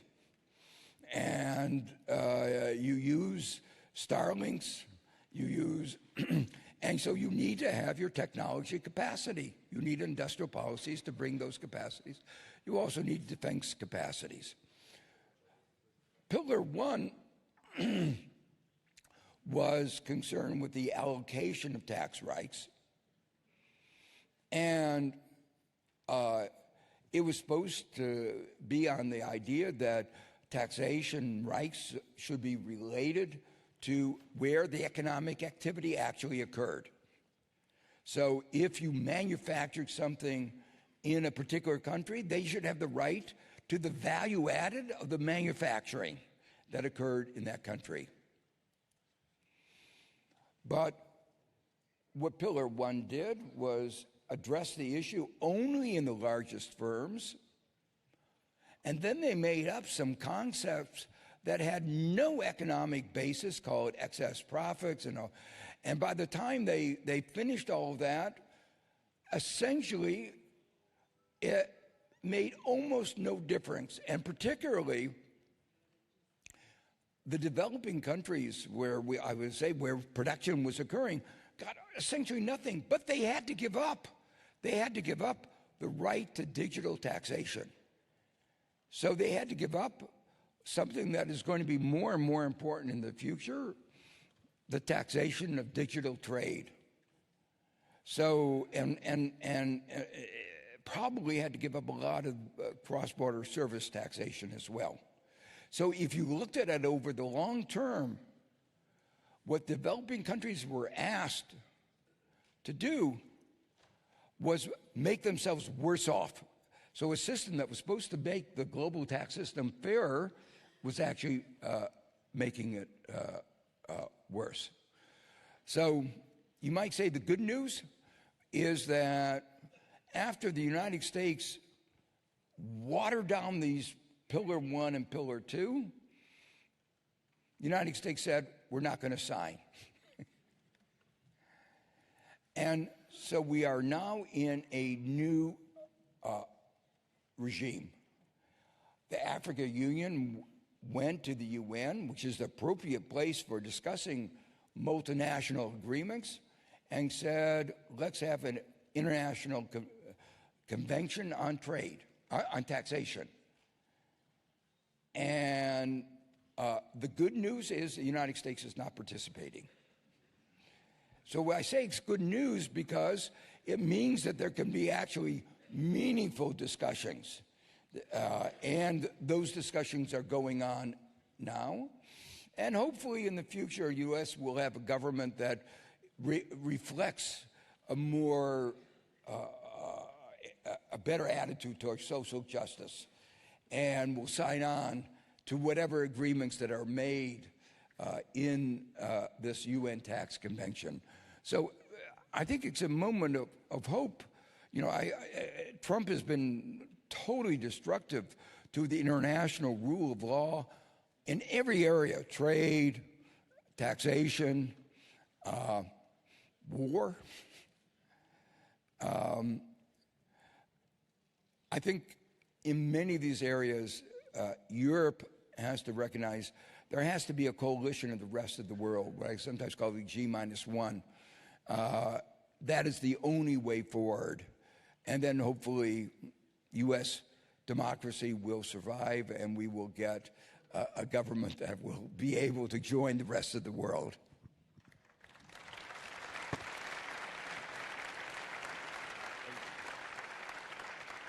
Thank you. Thank you, Joseph. Philip, I know that you want to react to adding something to this similar issue, so feel free to do in this next question. But let me first introduce the topic concerning artificial intelligence and the possibility to tax or not to tax artificial intelligence. You before shared with me some idea which I found very, very interesting. I would like you to share with everybody. Some argue that automation and artificial intelligence shift income from labor to capital. Should tax system compensate for this shift? For instance, through taxation of automated capital or digital rents? Or are there better tools to maintain a fair distribution of income? I remember in the past somebody was arguing, probably with some provocation, to tax robot. I don't know if this was a provocation or was something that is today a necessity. Anyway, I'm really looking forward for your reaction. Thank you. I would like first to emphasize the fact that if we want this European recovery that I was mentioning before, Europe has to amend its economic doctrine.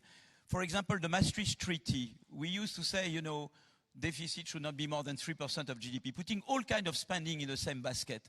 I would not put growth-enhancing spending, research, innovation in the same basket as pensions and other type of spending. So I would amend the way of using Maastricht Treaty. Long-term research finance would not be in the same basket because they are growth enhancing. They improve your ability to repay your debt in the long run. Number two, in the name of competition policy in Europe, we precluded industrial policy. The US, you do industrial policy. You have the DARPA and you have IRA, you know, less so nowadays, but you have industrial policy and some kind of competition, not enough, but you do. China also reconciled competition policy and industrial policy. And in Europe, in the name of competition policy, we precluded industrial policy.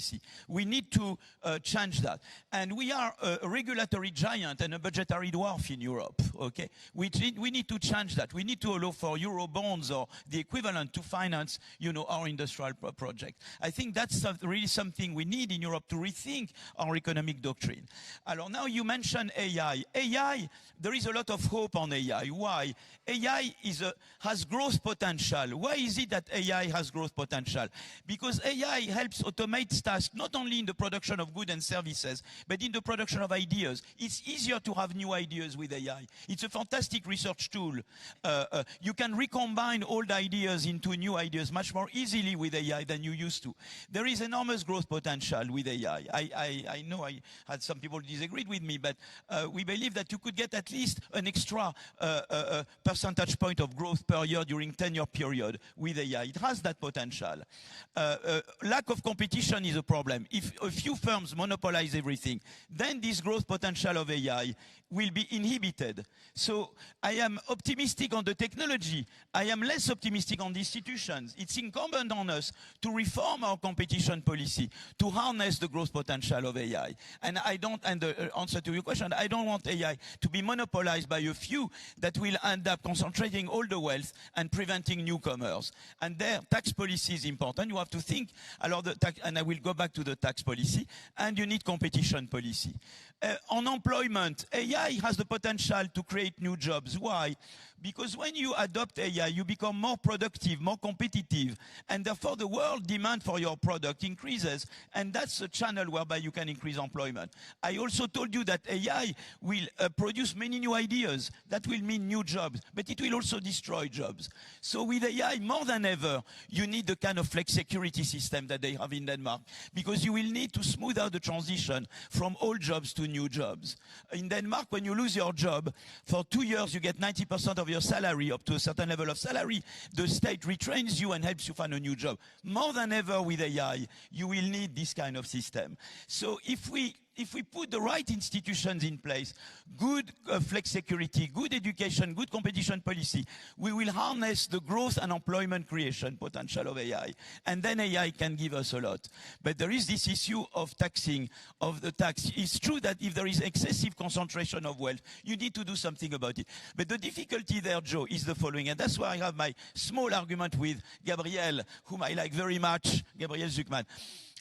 If you are a startup, like Mistral in France, for example, okay? You are valued at 12 billion euros, but you have not earned the first cent of that billion euros, okay?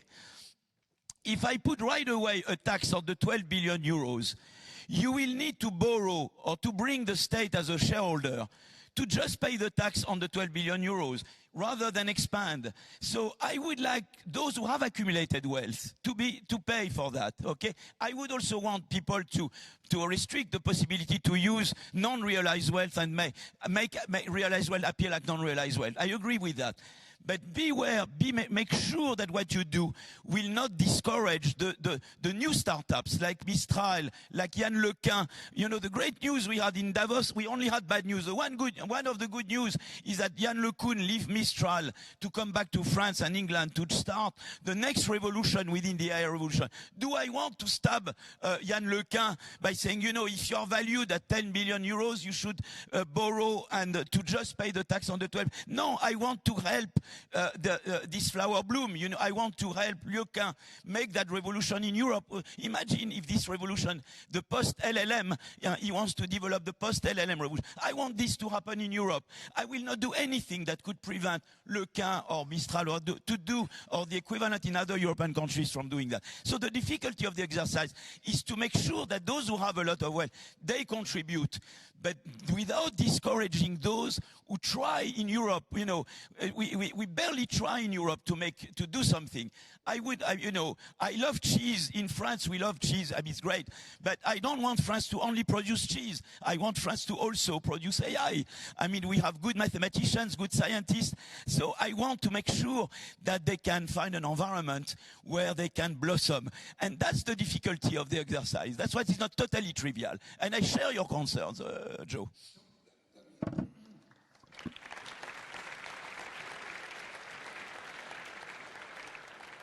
Yeah, that is a legitimate concern, but we've actually designed several different ways in which, for instance, you only have to pay the tax when you realize the capital gains.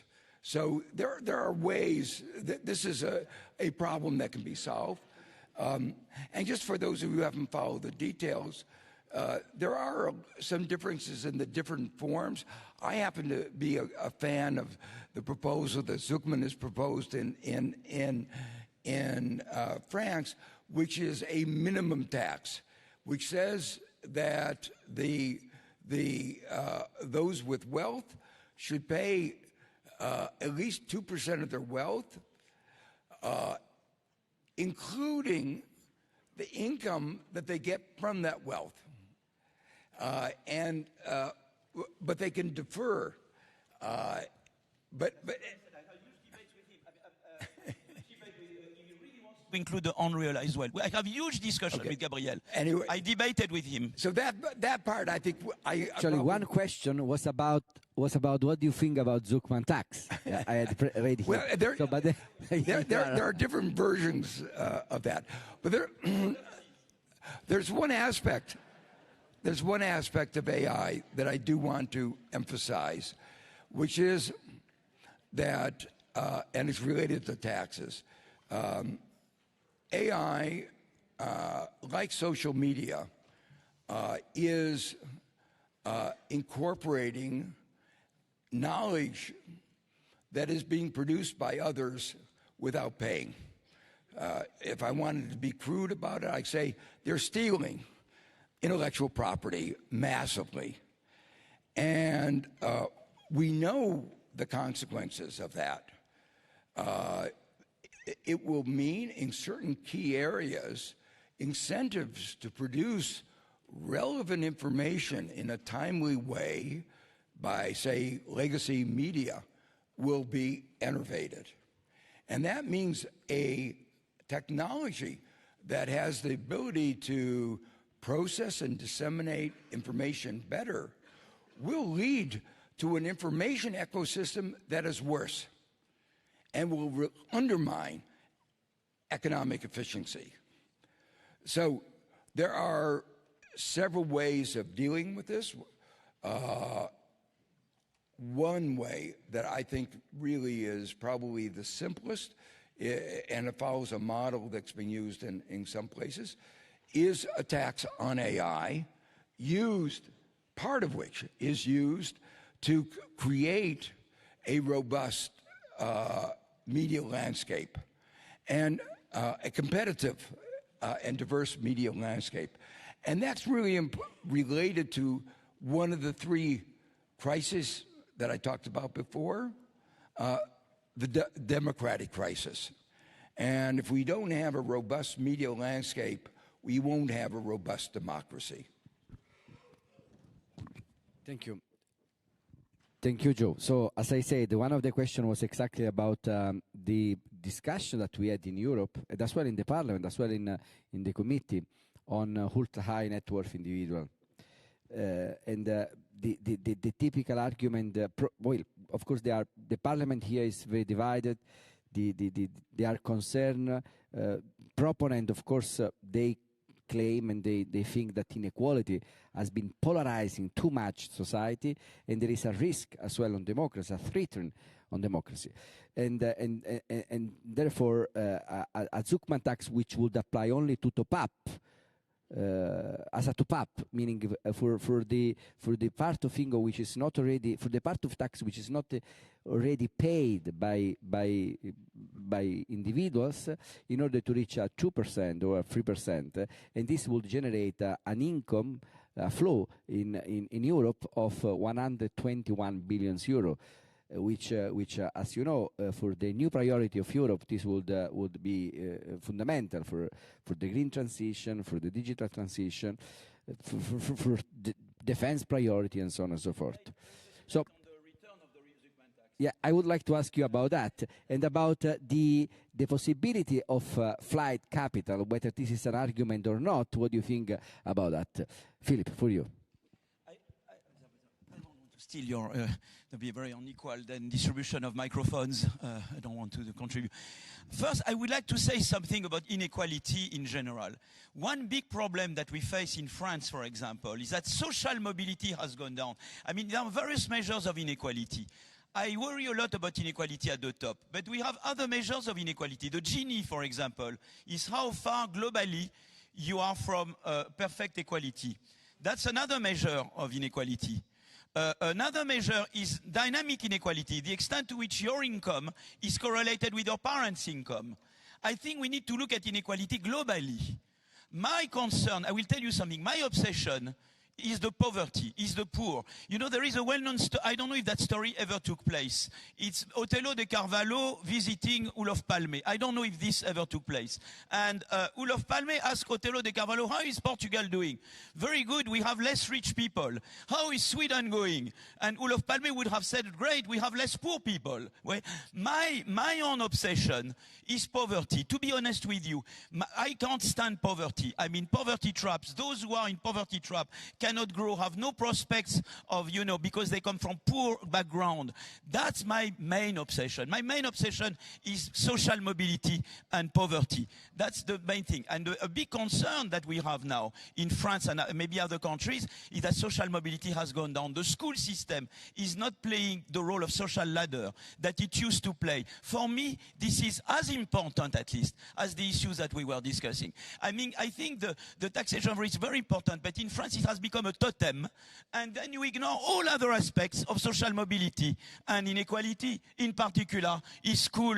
How can I improve the school system to improve social mobility? How can I provide opportunities through employment that, you know, people would grow and would have their children happier than they are? I mean, those are as important. I don't say less important, more important, but they're as important. And my feeling is that on inequality and growth, some people are focusing entirely on the top income, which is an issue, because if top can prevent entry and can damage democracy, and I agree with you on that. But we need to have a global vision of inequality, and it's very important that we look at the channels that can foster social mobility and growth, education, competition, flexicurity. Those are things that stimulate social mobility and innovation-based growth. Those are as important issues as the top income.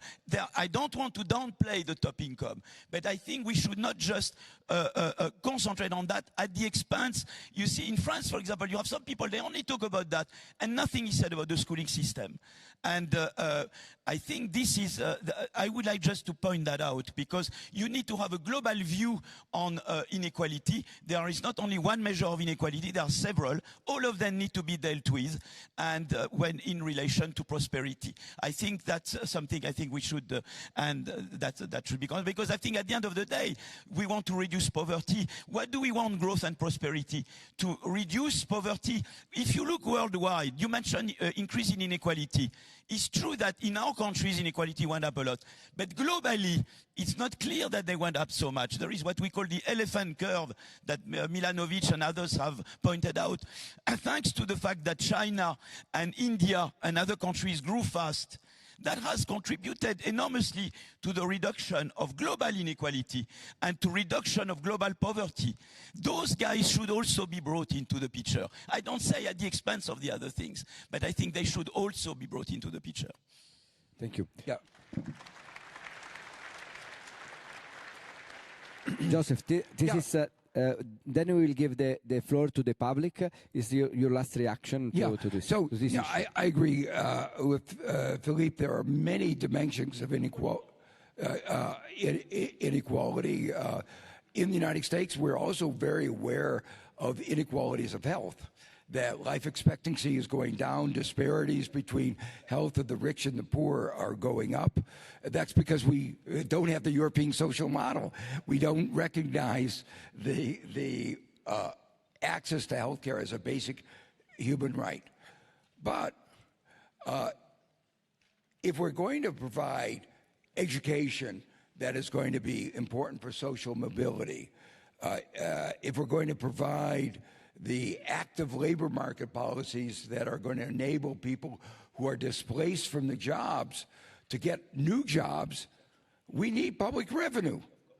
And in today's world, where is the money? The money is at the top. And remember what I said before, the people at the top are paying a smaller fraction of their income than the people down below. So what we're talking about here is at a minimum, not an onerous tax on the top. What we're saying is at least they should be paying a fair share. And that won't give rise to, as I said, to migration. It won't give rise to people not being productive. It won't innovate entrepreneurship. all those are scaremongering by, obviously, the rich. If I were rich, I wouldn't want to pay taxes, I suppose. I think my sense of social solidarity would make me feel like I ought to.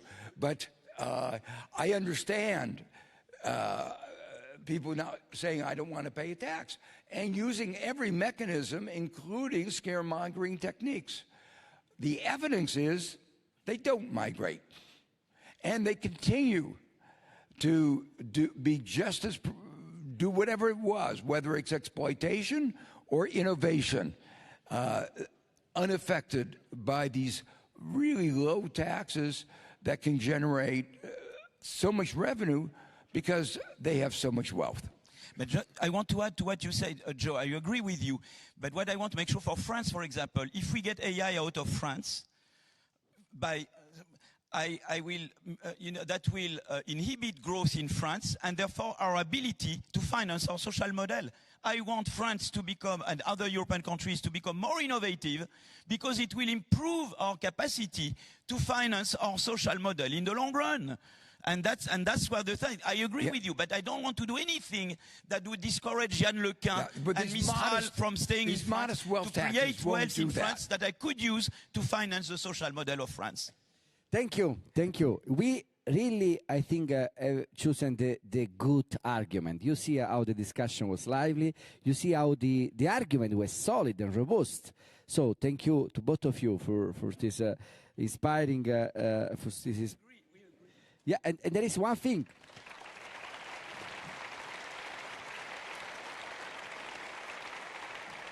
Moreover, I mean, Philip, as everybody knows, is French, and Joseph is American.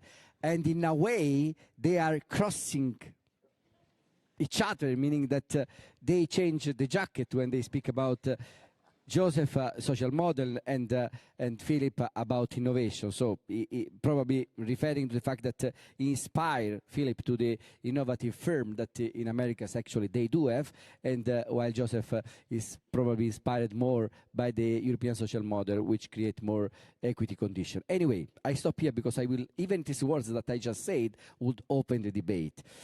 So I would give the floor to National Parliament now, to free speaker of the National Parliament. I will start with France.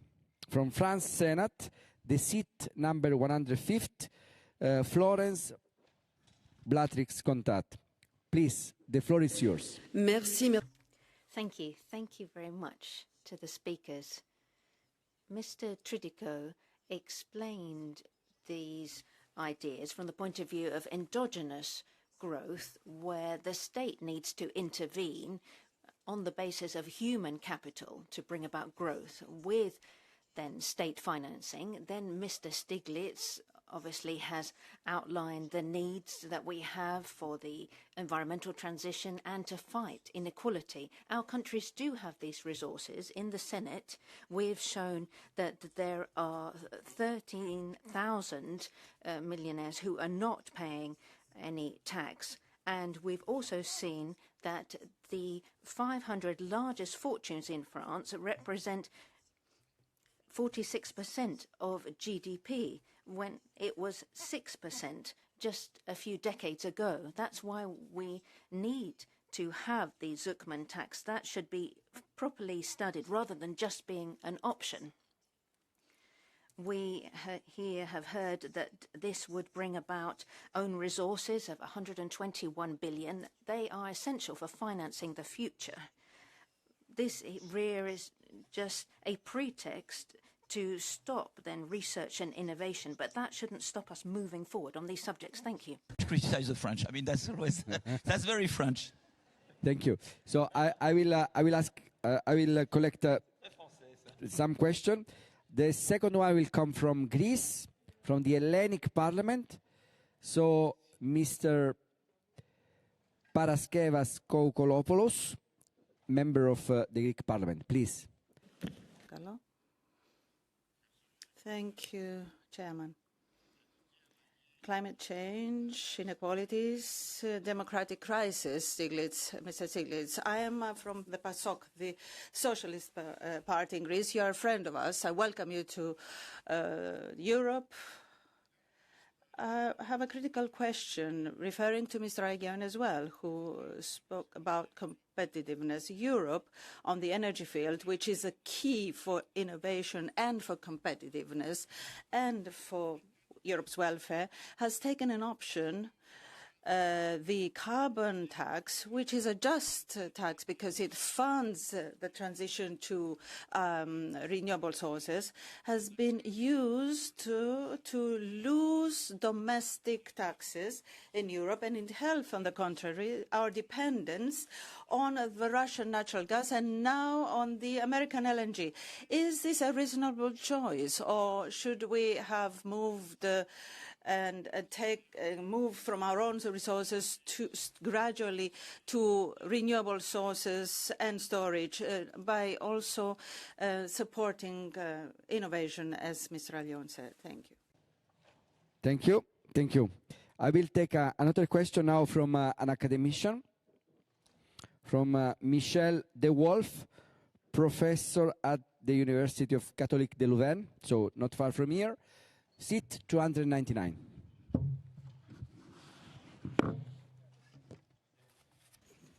Merci, Monsieur le Président. Thank you very much. My question is first for Professor Stiglitz. You called for restoring sovereignty to Europe when it comes to taxation compared to the US. Do you think it's possible to do that without transferring corporation tax competence to the European Union? That's my question. Now, when it comes to VAT or wealth taxes, we've got no problem with tax sovereignty when it comes to taxes on physical persons. But when it comes to corporation tax, it's quite clear that our sovereignty is threatened. Corporation tax only accounts for 2.7% of gross GDP in the EU, and after transfers, this kind of income could go into research funds. Now, my question for you, Mr. Tridico, is whether the European Parliament shouldn't be working more on major political projects like that. That's to say, European competence for corporate taxes. We already have that for customs. Wouldn't that be better than simply trying to pick up the pieces of broken crockery in the OECD's Pillar 1 and 2 regimes? I will take the last question, and then I will give the floor to you. This time from outside of the European Union member states, which is Norway, the seat number 286, Member of Parliament, Mr. Nicol Astrup. Thank you for a very interesting conversation and debate. I am from Norway. We have a wealth tax, and it's about 1%. It has been increased substantially in the last few years. And the result is that we have lost many hundred of our richest people, industrialists, who have fled abroad. And also, but more worryingly, a lot of young entrepreneurs who are not rich, but who move because they fear that they one day might become rich. And in the process of building a company, which might be worth a lot on the paper today, but will only yield income many years into the future, they fear that they have to sell their company or migrate to Silicon Valley in order to realize their dreams. So do you, Professor Stiglitz, see this as a challenge, that introducing wealth tax in Europe will lead to more young entrepreneurs moving to the US to build and scale their companies from there? Thank you. Thank you. Joseph, I will start with you, and then I will move to Philip, and then I will conclude. Please. Okay, so first let me turn to the issue of climate and whether Europe's response to the energy crisis after the Russian invasion of Ukraine was the right one. And I feel very strongly they should have taken advantage Europe's resources, the sun in Greece for solar energy, and other sources, the wind in various places, including in Greece, rather than making themselves dependent on a version of fossil fuel, natural gas, that made them more vulnerable to another crisis like the one that one is going through today. I think it's absolutely, I said this before, the invasion of Iran, but it's made it so transparent that that was a fundamental mistake, both in terms of climate, but also in terms of European resilience and national sovereignty. On the issue of European competence in taxation, I agree very strongly that when the EU is formed, there was a lot of discussion of externalities, worries about profligacy on one country having negative effects on the other. But they didn't think about probably the most important externality, which is at least one of the most important externality, which is the tax externality, that there could be tax competition to try to attract corporations, individuals from one country to another, raising your revenues at the expense of another. It's clearly an externality which should have been very much undermined. Now, Philippe and I have both mentioned the importance of innovation in Europe. And innovation requires industrial policies, requires research. All of that costs money. I remember discussions after the U.S. passed its IRA, trying to give the United States a comparative advantage in green technologies. The United States, that IRA bill was estimated to cost somewhere between $1 and $1.5 trillion. And I heard complaints from European commissioners saying, we can't compete. And of course, it was a violation of WTO law. But, if the United States wants to violate it, nobody is going to punish it. And certainly, as we've seen in the case of Europe's capitulation to Trump, Europe is not going to enforce WTO rules. Well, if Europe is going to compete, it needs revenues. And if it's not going to avoid the problems of state aid, of competition from one country to another, that revenue has to be at the European level. So I think it's absolutely clear that Europe needs to have the competence to tax corporations. And I also think it has to have the competence to tax wealth.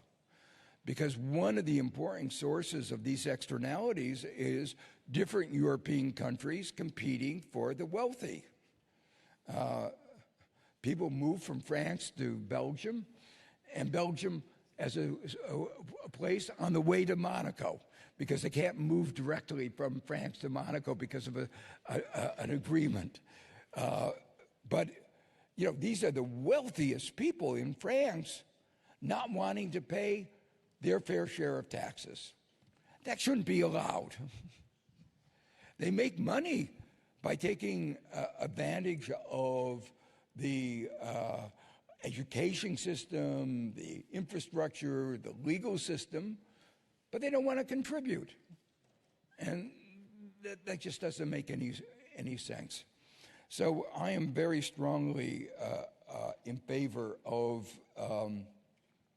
developing Europe competency in a number of areas in taxation And I don't know enough about all the details, but I think the corporation tax, the wealth tax, are examples where that would be valuable.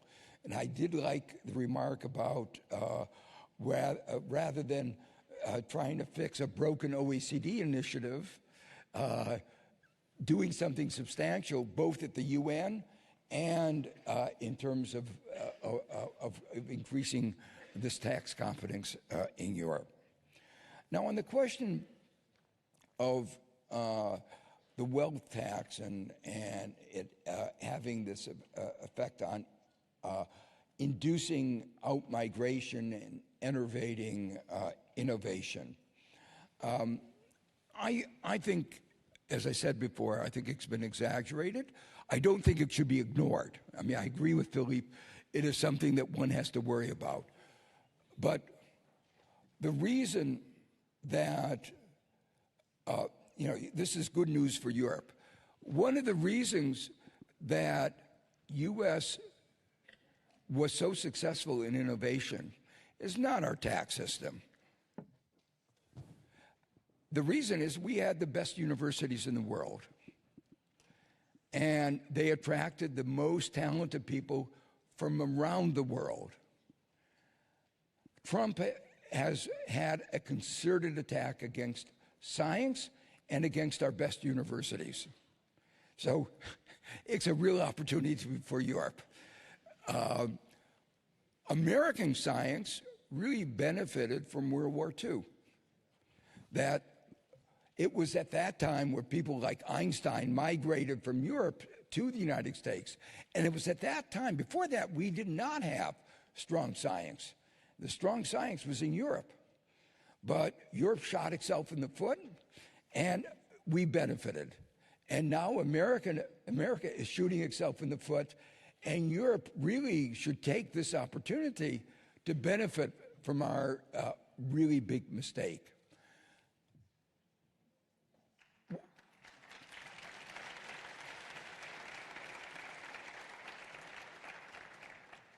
One of the aspects of, we look around globally, where is a lot of innovation going on, and you think about America as having a lot of innovation. The point that Philippe made is really important to recognize. The number of young entrepreneurs in the United States is declining because of the lack of competition. And this is well documented. And you look at American innovation, it's at a very narrow slice, high tech. You ask, where's the innovation going on in areas like nanoscience, EV, batteries? I've seen a list, of like 25 areas. United States has a couple of them, important. Where is much of it? In China. Why isn't it in China? The pay is really low. The ability of the state to take away your wealth is very high. And yet they're having a lot of innovation. What is the basis of it? A couple of things. One of them is human capital, engineering. For 45 years, they have invested huge amounts in engineering year after year. So you look at, I visited a very innovative auto factory outside of Beijing. Most of the people, more than 50% of the workers in the auto company were engineers. The reason they were winning is not because of government subsidies. The reason they were winning is they had more engineers. And they had a supply chain, an ecosystem that was really conducive to innovation. So I think when we think about what makes for innovation, taxes are important, finance is important, but education, basic research are probably more important. Thank you. Philippe. Yeah, thank you. I think, I know you know all about the Draghi agenda, Draghi or other reports, What are the things we need in Europe to make up? We need a true single market. We don't have a true single market for goods and services. There is too much gold plating going on. We don't have a true unified capital market. Long-term research finance. In the US, one good aspect of the US is that failing is not a problem. You are not punished if you fail, because they used to have long-term research funding. If you are a startup, venture capital, if you are a larger firm, institutional investors, so that if you fail, it's not the end of the world. We need more in Europe to be able to fail, because you don't make breakthrough innovation if you're not allowed to fail. Long-term research funding, more venture capital, more institutional investment. We need those guys in Europe to become more innovative, and we need a DARPA. We don't have anything like DARPA in Europe, the Defense Advanced Project Agency, which is this way to reconcile competition policy and industrial policy. Those are the things that are badly needed. If Europe wants to protect its social model, we need badly to set up those things. Alors, I used to make a joke with the at an NBR conference last year in the US. I said, in fact, you see, Donald Trump, he read the Draghi report. He felt very bad for the Europeans. And he said, since you are unable to catch up from the bottom, I will do things that will make us reduce the gap from the top. So I will cut research funding. I will tell, that the Harvard president is anti-Semite, well, he's an observant Jew. I will do a number of things that will reduce the gap from above. I think, as you said, we have this fantastic opportunity that we have this soft power, democracy and freedom, social model, commitment to climate. We have great engineers, great scientists in Europe. Let's harness this soft power and let's implement those measures that I mentioned. And Europe can be, again, le phare du monde, quoi. And because we carry these values, it's, I think, a very worthwhile project. Thank you. Thank you. Thank you very much. I just own one single question to my colleague from Louvain. I just will say like that. Well, there is a tension between member states and the European Union concerning tax policies. Tax policy is considered to be, well, it is a national member state policy, while and member states are very jealous for that. Now, I always say that while tax policy is a national member states policy, multinational are not national. So we need, I believe personally, that we really believe a European approach concerning in particular multinational taxation, concerning in particular digital taxation, concerning in particular high net worth individual. And today we learned a lot. So I really thank you, Philip and Joseph, for their wonderful insight. We understood one thing, which is a common ground probably. The European social model is a special one. This needs to be anyway defended, meaning that we know what are the disadvantages of this model today, we know what are the gaps today, the lack of growth. We see competitiveness and innovation being strong in the United States with all the limitations that even Philippe recognized here. But we know what are the advantages of that. Education, health, life expectancy, which is the highest in the world, and so on and so forth. Which makes your report that I mentioned before, Joseph, the report Beyond GDP, the real progress and measurement of the progress of individuals, very valid still today. So there is something else than GDP which makes human life better. Thank you to all of you for being here today with us.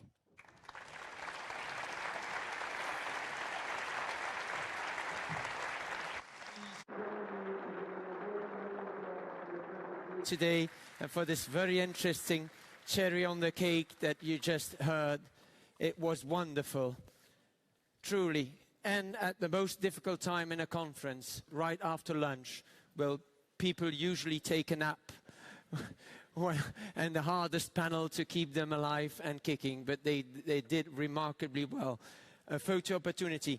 I will not agree or disagree with what has been said. I wouldn't dare, taking in mind that those are Nobel Prize winners.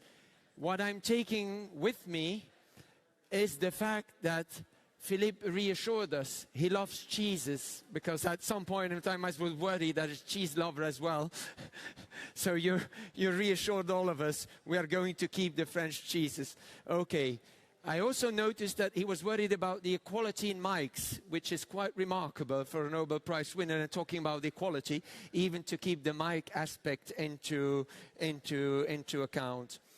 And I also noticed that they used the words good news, both of them. That was probably a first time today, so thank you for having done so. As far as Joseph's intervention was concerned, I was a little bit concerned as him mentioning Belgium as a stopover to Monaco. I wouldn't like to encourage all French to come and live in Belgium for a while before going to Monaco. We already have the Dutch coming to Belgium for the wealth taxation, so please do not add many more French to that. I also learned that Norwegians are afraid of getting rich. That's probably unique in the world. That's a unique selling point that you would have. And finally, and maybe the main thing for today that we could take away, is that we've learned that agreement can be reached across oceans. We've seen that at least Nobel Prize winners are able to reach agreement on certain topics. So I would like to encourage our Swedish colleagues to hand out many more Nobel Prizes for economics so that we could reach agreement faster all over the world. Now, without any further ado, we'll go to the third panel. But to introduce the panel, ladies and gentlemen, please, may I have your attention for the following panel? That would be really kind. After this, you will get a coffee break, so don't you worry, there's no coffee yet outside. So remain seated for this very interesting panel coming right up. And to introduce that panel, if you want, you could already take your seats. It will be moderated by Matthew Baldwin, head of the Housing Task Force at the European Commission, and 3 panelists to join him on stage. And to introduce the panel, named Tax Measures to Fight the Housing Crisis, I would like to invite the Member of the European Parliament and Chair of the Special Committee on the Housing Crisis, Mrs. Irene Tinagli, on the stage for the introductory remarks. Thank you. The floor is yours.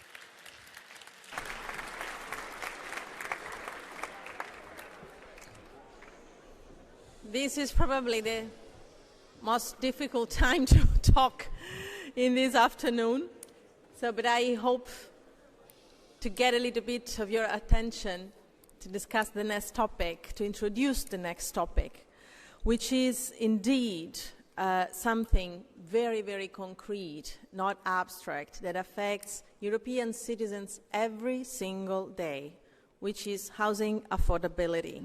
So across the European Union, housing markets have undergone significant changes over the past decade. In many metropolitan regions, both house prices and rents have grown considerably faster than disposable income. And this debate is particularly relevant in view of the speakers of the next panel. So indeed, for younger households in particular, access to housing has become more difficult, both in the rental market and in home ownership. And at the same time, the functioning of labor markets is also increasingly linked to housing availability. When housing costs become a binding constraint, workers, and in particular essential workers such as healthcare staff, teachers, or public service personnel face greater difficulties relocating to cities and regions where employment opportunities are strongest. So in this sense, access to decent housing is not only a social issue, but also an economic issue. It affects talent and workers' allocation and the ability to work and exercise the right to continue working without being priced out of certain areas due to housing pressures. This is why the housing debate has progressively moved to the center of the European agenda. The European Parliament, the Commission, and the Council now recognize that housing challenges have implications for social cohesion, labor mobility, and long-term economic performance.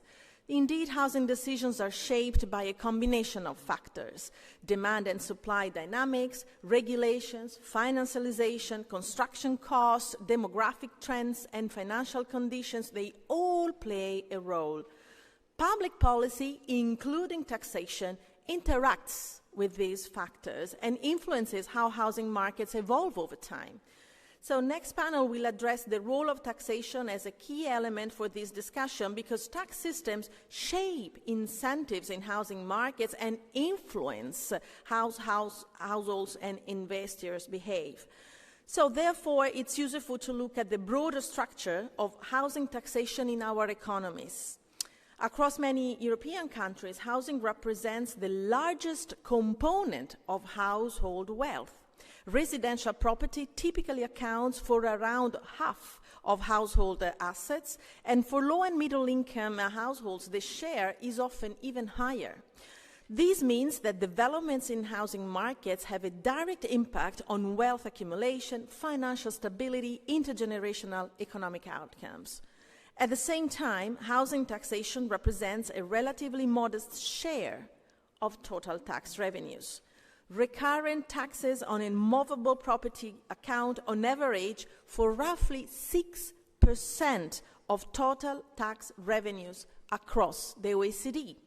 This share has remained broadly stable for decades, even though housing values have increased significantly in many countries. Another important feature is the diversity of tax instruments applied to housing. Different countries rely on different combinations of taxes linked to property acquisition, property ownership, and capital gains.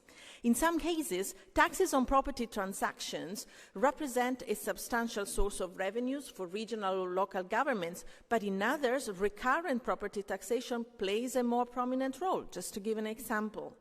In addition, the administrative valuation systems used for property taxation vary widely across countries. In several cases, property values used for tax purposes are updated only periodically, which means that the relationship between administrative values and market prices can evolve over time. Moreover, the tax treatment of owner-occupied housing often differs from that of the other types of investments. These provisions reflect long-standing policy objectives in many countries, including the promotion of home ownership, the accumulation of household wealth. The design and fiscal relevance of such provisions differ a lot across member states. An important dimension to consider is the increasing financialization of the housing market. This is also something we've been observing. In recent years, housing has become more closely linked to financial markets, financial instruments, institutional investors playing a growing role in ownership, development, and management of residential assets.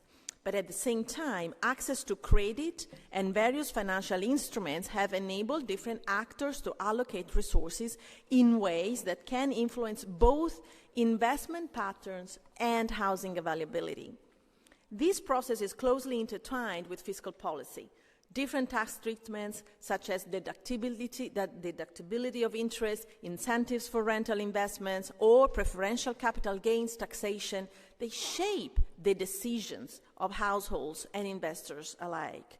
As a result, the design of the tax system can reinforce inequalities in access to housing, benefiting those with greater financial capacity to accumulate property wealth and exploit fiscal advantages, while potentially constraining the supply of affordable housing for the middle-income households. Recognizing the institutional and financialized nature of housing markets is therefore crucial for understanding market dynamics, resource allocation, and the broader social and economic implications of public policy. Taken together, these elements illustrate an important point. Housing taxation is not a single instrument, but a complex architecture of policies that influence household behavior, investment decision, and housing market dynamics.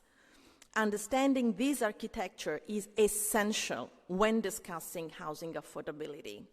At the same time, it's important to recognize the institutional framework in which these questions are addressed. Taxations, I mean, even in the previous panel, it's been mentioned many times, remains a national competence, and housing markets also differ a lot across Europe. But nevertheless, the European level can play a constructive role by fostering coordination, coherence, long-term planning. Instruments such as the European semester, for example, they are designed exactly to ensure consistency between economic, social, and fiscal objectives across member states, providing a framework in which national policies can be aligned with broader European goals. Financial regulation, investment programs, and fiscal frameworks all interact with the housing market in important ways, and ensuring coherence across these areas can create a more stable environment for long-term housing investment. So I'm concluding, but we've been working a lot, and I really believe this is a crucial point, but just a broader reflection. Housing is often discussed primarily as a social issue, and rightly so. Access to adequate housing is closely connected to well-being, dignity, quality of life, but housing is also a central component of modern economic systems. It influences how labor market functions, how cities develop, how wealth is accumulated across generations. And in Europe today, housing costs increasingly shape decisions about where people study, where they work, where they form their family, if they form a family. Sometimes they cannot even afford because they're afraid they cannot provide for a decent housing for the family. For firms and local economies, the availability of affordable housing has become an important factor as well. It's an important factor in attracting and retaining workers. For governments, housing markets have implications for financial stability, urban development, and fiscal sustainability. For all these reasons, housing policy deserves careful and rigorous economic analysis, including its fiscal dimension. Of course, taxation alone will not solve the whole housing challenges that is facing Europe, but understanding how tax systems interact with housing markets can help ensure that public policies support efficient allocation of resources, adequate housing supply, and sustainable economic development. So, thank you very much for this opportunity. And I leave you with a very distinguished panel for a fruitful discussion. Thank you. Thank you. Thank you, Mrs. Dinaldi, for the passionate way in which you explained to us what you've all been working so hard on lately, and for emphasizing the importance and the complexity of the topic. And I will not take more of your time because there's plenty to be said on the topic. So the floor is yours, Matthew. Oh. Very much. Good afternoon, everybody. And thank you very much to Dr. Tinali for that brilliant set of remarks, which I think frame our session very well this afternoon. My name is Matthew Baldwin. I have the honor to lead the European Commission's first ever task force on housing. And it's also a great honor to be invited to this incredible forum. I'm told that there are, in fact, 3 certain things in life. There's death, there's taxes, and there's the European Tax Forum. So it's a delight to finally be here and to see just how much strong interest there is in this forum. Irena has done a wonderful job, actually, and done my job for me in explaining why this issue is now, quite suddenly, being tackled at the European level. Europe quite clearly remains in the grip of a massive affordability housing crisis, a crisis, of course, that is not the same in every member state, to be sure. But if we look at the numbers, if we look in particular at the squeeze in big cities, in tourist areas, there is a major demand and supply crunch that is ongoing. And aside from the numbers, I think, as Dr. Tinali made very, very clear, these are real people we are talking about. We are talking about real situations of housing poverty. And as President Ursula von der Leyen said, if housing is now an issue for Europeans, it needs to be an issue for Europe. But before we go on, let me briefly state the obvious. The Commission recognizes that the predominant responsibility for housing lies with member states, with cities, with regions. It follows that we at the European level need to find a way to support them, you, in this work. and to add, where we can, that precious European value to your efforts. Where we feel we can help is set out, I think, comprehensively in the first ever European Affordable Housing Plan, which we published in December, and which I urge you to have a read. And we recognize that as a result of this competence question, it'll be mainly through working together, not through top-down regulation, not through the wagging finger of the European Commission, but looking together at how we can establish best practices, including in areas like taxation, to improve things. And when you look at taxation as a tool, we also fully recognize that member states are competent, particularly in the sensitive area of personal taxes. So we will be treading very carefully here this afternoon.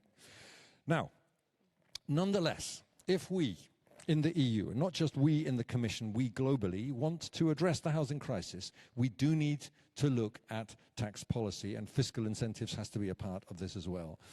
Tax policy, I think as Irena's explained very well, shapes investment decisions. It shapes land use. It shapes housing supply and demand. If we're not careful, badly designed policies indeed can help drive speculative behavior, deepen the affordable problems in the housing sector. I think somebody said after the previous panel, it was a very difficult panel after lunch. But in fact, the hardest panel this afternoon is the panel that followed the 2 Nobel Prize winners. And so we have to, and we are going to be lively. So I have assembled for you a cast of stars to discuss this interesting and dynamic question. And let me briefly introduce you to them. We have with us today, ladies and gentlemen, Esther Lynch, who is General Secretary of the European Trades Union Confederation, ETUC, to you and me, the culmination for her of a long and successful career in social dialogue, in collective bargaining and wage policy, and trade union rights, of course, and gender equality. And happy St. Patrick's Day to Esther and all our Irish friends in the room. Let's hear it for St. Patrick's Day.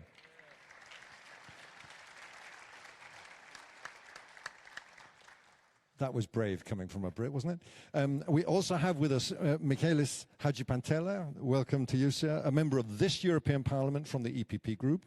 He's from Cyprus, and he serves on the Econ Fisc Committee. Makis has also been Cyprus's Minister for Health. He is a chartered accountant, a UK chartered accountant, I'm told. And amongst other things, he's president of the Anorthosis Famagusta Football Club, which is very important. And last but not least, we have with us Sina Rita-Porta, who is a human rights, a youth, and a climate activist from Switzerland. She's a board member of the European Youth Forum, the largest platform representing young people, and specifically, she follows housing, which makes her a great and relevant choice for this panel. Before we begin, and to wake you up even further, ladies and gentlemen, would you join me in giving the panel a really warm welcome?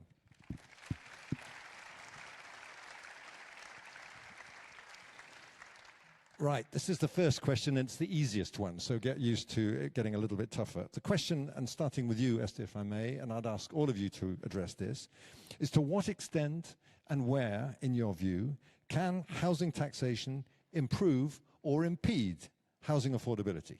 Esther. So whenever I come here, and I'm really happy to be back again, I say to my colleagues, look, I need to bring some facts and some figures.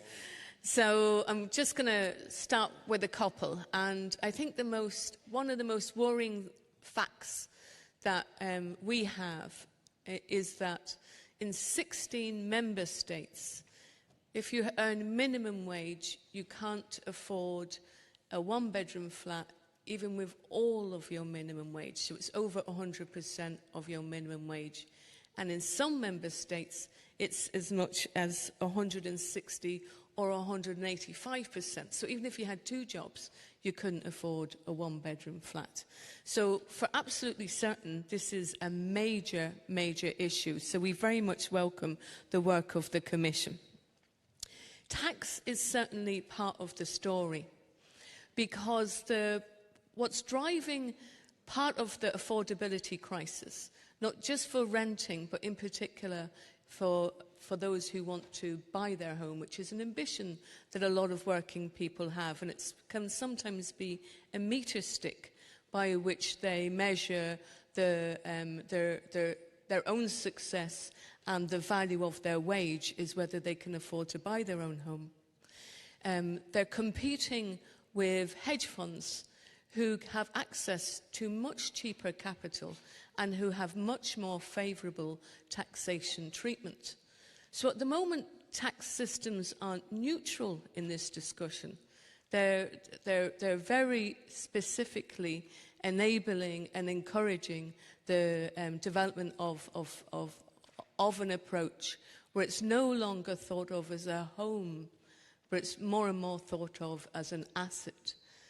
So for sure, tax has a big role in driving that and in creating an unfair market for purchasers when it comes to families trying to buy, whether it's a flat or a house. My final then point is there also is a need to look at changing the way in which land hoarding is happening, to encourage the use of land rather than to reward the non-development of sites, and then to consider the windfall of value when land is rezoned. That can also be a way of bringing in the much-needed taxes that we need so that we can build affordable housing and get back to the idea of a home being a human right and something that everybody, particularly in Europe, with our social model, can believe that that's within their grasp, no matter what work they do, no matter what sector they're in, or what part of Europe they live in. Thank you very much indeed. I really like the clear way you got those points across. Housing as a human right, and tax systems are not neutral. Encouraging, in your view, the path towards financialization of my home is an asset class rather than my home. Sina, do you agree? Have a microphone. Go at it. Yes. So to make it simple, like anything, housing taxation can produce good outcomes and bad outcomes, right? It can make housing more expensive, it can make it more speculative, and as it is actually the case in a number of European cities, it can also make it more affordable. But whether you consider an outcome to be good or bad is of course determined by your relationship to housing. One person's housing troubles can be another person's passive income, and the large-scale selling off of public housing stock, for example, can also be a windfall for developers, but a disaster for those looking for an affordable home. And for young people all across the EU, that relationship has become extremely fraught, as housing is now one of the biggest sources of stress and frustration. And at the Youth Forum, we know this because through our membership we represent over 5,000 youth organizations and 40 million young people, and we hear this all the time. And it's not really surprising because in many EU cities and towns, rents have outpaced young people's salaries by 3 to 1. And a recent Eurofound paper revealed that a standard 2-room apartment to rent now demands 80% of an average young person's home. And access to non-market housing is also almost out of the question, with waiting lists upwards of 10 years in many places, and home ownership is also increasingly determined not by a young person's income, but by their relationship to wealth, so meaning the bank of mum and dad. At the same time, a third of the EU population lives in under-occupied homes, and 47.5 million homes across Europe remain vacant. So we have a huge problem, not only with affordability, but also with how we use and occupy the housing that we do already have. So there's no doubt, to get back to your question, that taxation has played an important role in this deterioration, a deterioration that has hit young people extremely hard. So what does that look like in practical terms? I think there are two important trends to mention here.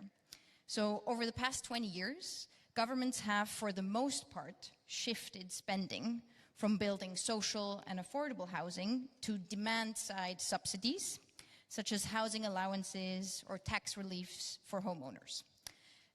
Between 2009 and 2015, for instance, public expenditure on housing development dropped by 44% to only 27.5 billion euro, while spending on housing allowances rose from 54.5 billion to over 80 billion euro. So in many ways, we are now living with the impact of this because we know that demand-side policies push up the prices. And we also know that using tax policy to aggressively incentivize home ownership, as has been and continues to be the case, has shaped where public support goes. A large share of housing programs across Europe have favored homeowners. As of 2018, there were 90 programs for home buyers and owners across 26 countries, compared with only 60 programs for tenants, including social housing, incentives for development, and measures to reduce rental costs. So in other words, most public spending still rewards buying rather than expanding affordable rental options, a story that has contributed to rising prices and limited access for young people. And what becomes clear when you look at housing systems that actually do produce affordable outcomes for young people is that they have a healthy composition of different housing types. There's plenty of non-market and municipal housing to keep a leash on the private market. And in these housing systems, the choice isn't just between an overly expensive private rental or home ownership, but between different forms of renting and ownership, social, cooperative, municipal, or private.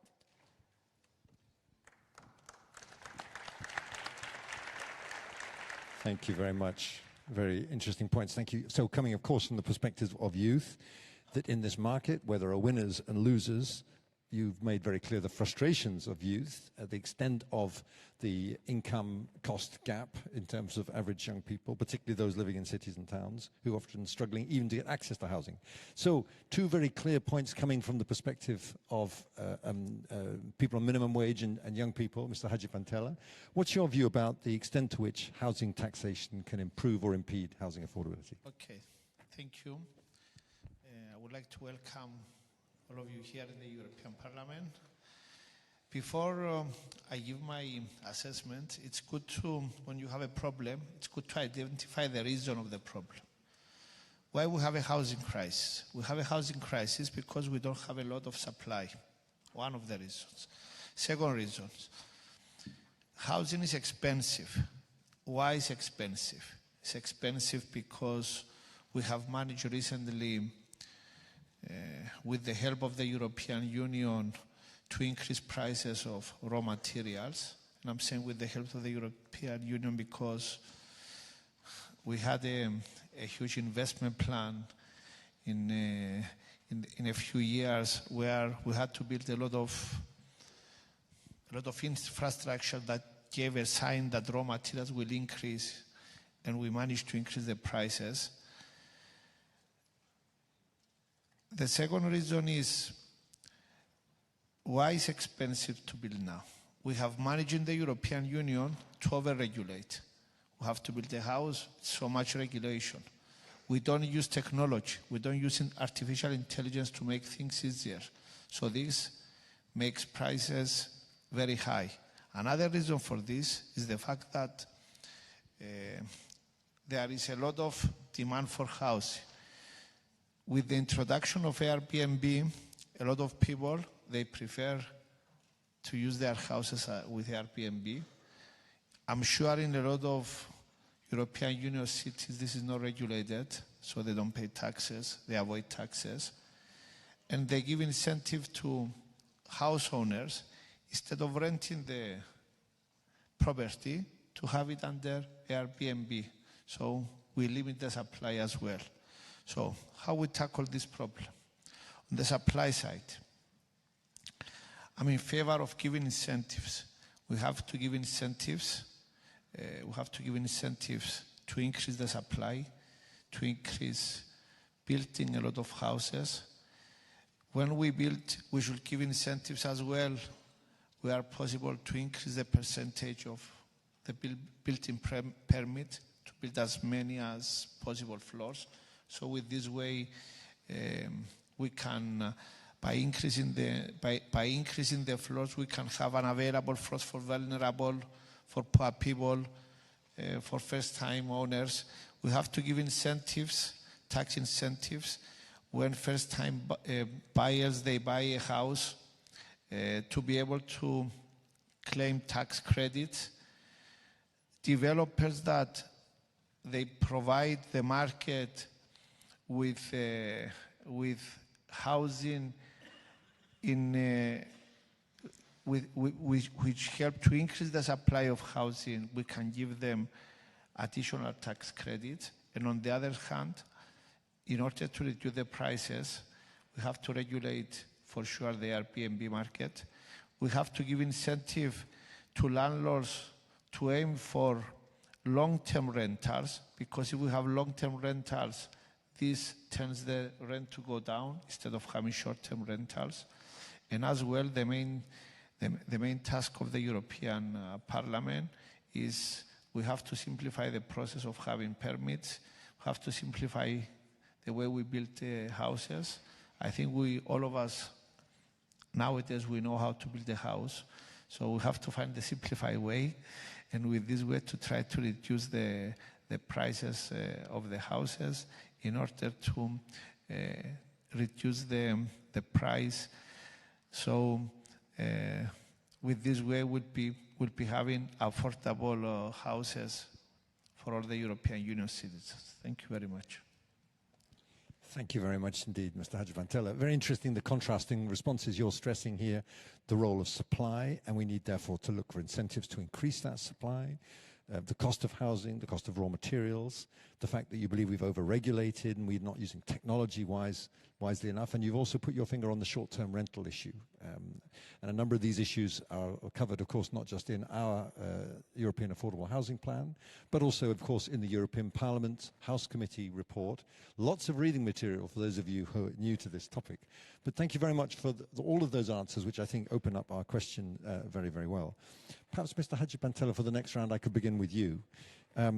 In the draft report I've just referred to, the House Committee calls on the Member States, and I will now quote, to adopt an efficient and incentive-based tax system for housing policies, and for the Commission to undertake a thorough assessment of how tax incentives at national level affect the housing market. So clearly there's some homework there for the European Commission, which we take very much on board. But perhaps I could ask you, how do you foresee the potential work ahead for the European Parliament to address this new and difficult issue of housing taxation? Listen, first of all, I forgot to mention that we are very happy that this issue of the housing crisis we discussed in the European Parliament. It was one of the priorities of this mandate of all of us, so we are happy that we are discussing this. I think my ideas, as I was a former Minister of Health that I served Cyprus during the pandemic, I have realized that all difficult and all crises of Europe, we can find solutions when we are united in the European Parliament.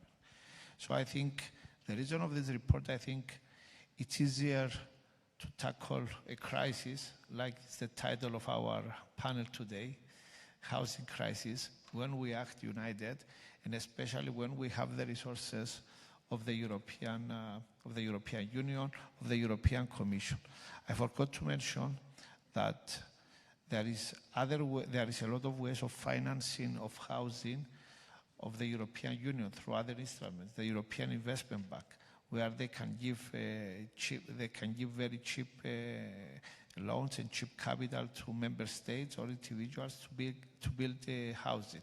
So we are expecting the European Commission, where is the body that oversees all the legislations of all the committees, the work of the Parliament, the European Investment Bank, to come up with ideas, with solutions of how to tackle this crisis. This is how we would like to have it, and we'll be pushing for this because this is housing is a need for everyone.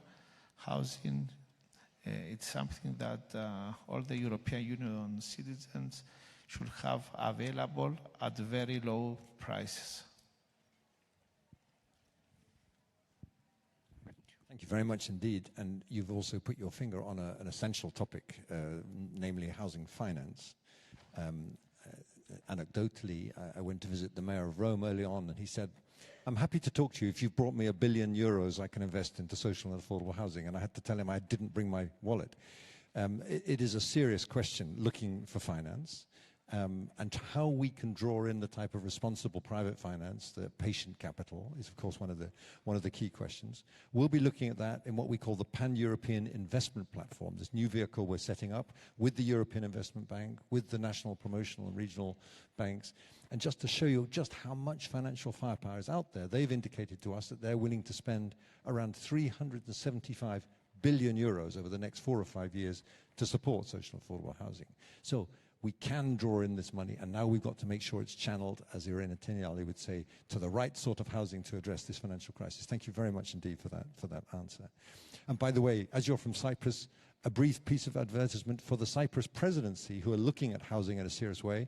There'll be the first informal meeting with housing ministers and key members of the European Parliament and stakeholders taking place in Cyprus on the 11th to 12th of May, and we're all looking forward to that, not just because we're in Brussels and it's March.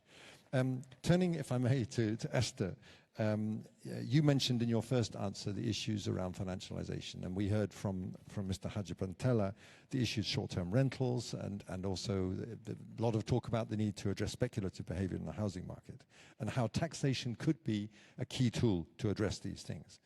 But increasing taxation to some activities, for example, income from residential real estate investment funds, the famous RETI, could, some people say, be linked to hindering investments or linked to keeping housing markets off the housing units off the rental market. So, in your view, how can we use housing taxation as part of the toolkit to help reach our overall housing policy objectives, and how can we keep the unintended effects in check? I think that the core question there is why is tax so low on? It's not that it's too high. It's why is it so low? As I was saying, that it's created an uneven playing field between families who want to buy a home and the hedge funds who are coming in and buying everything up.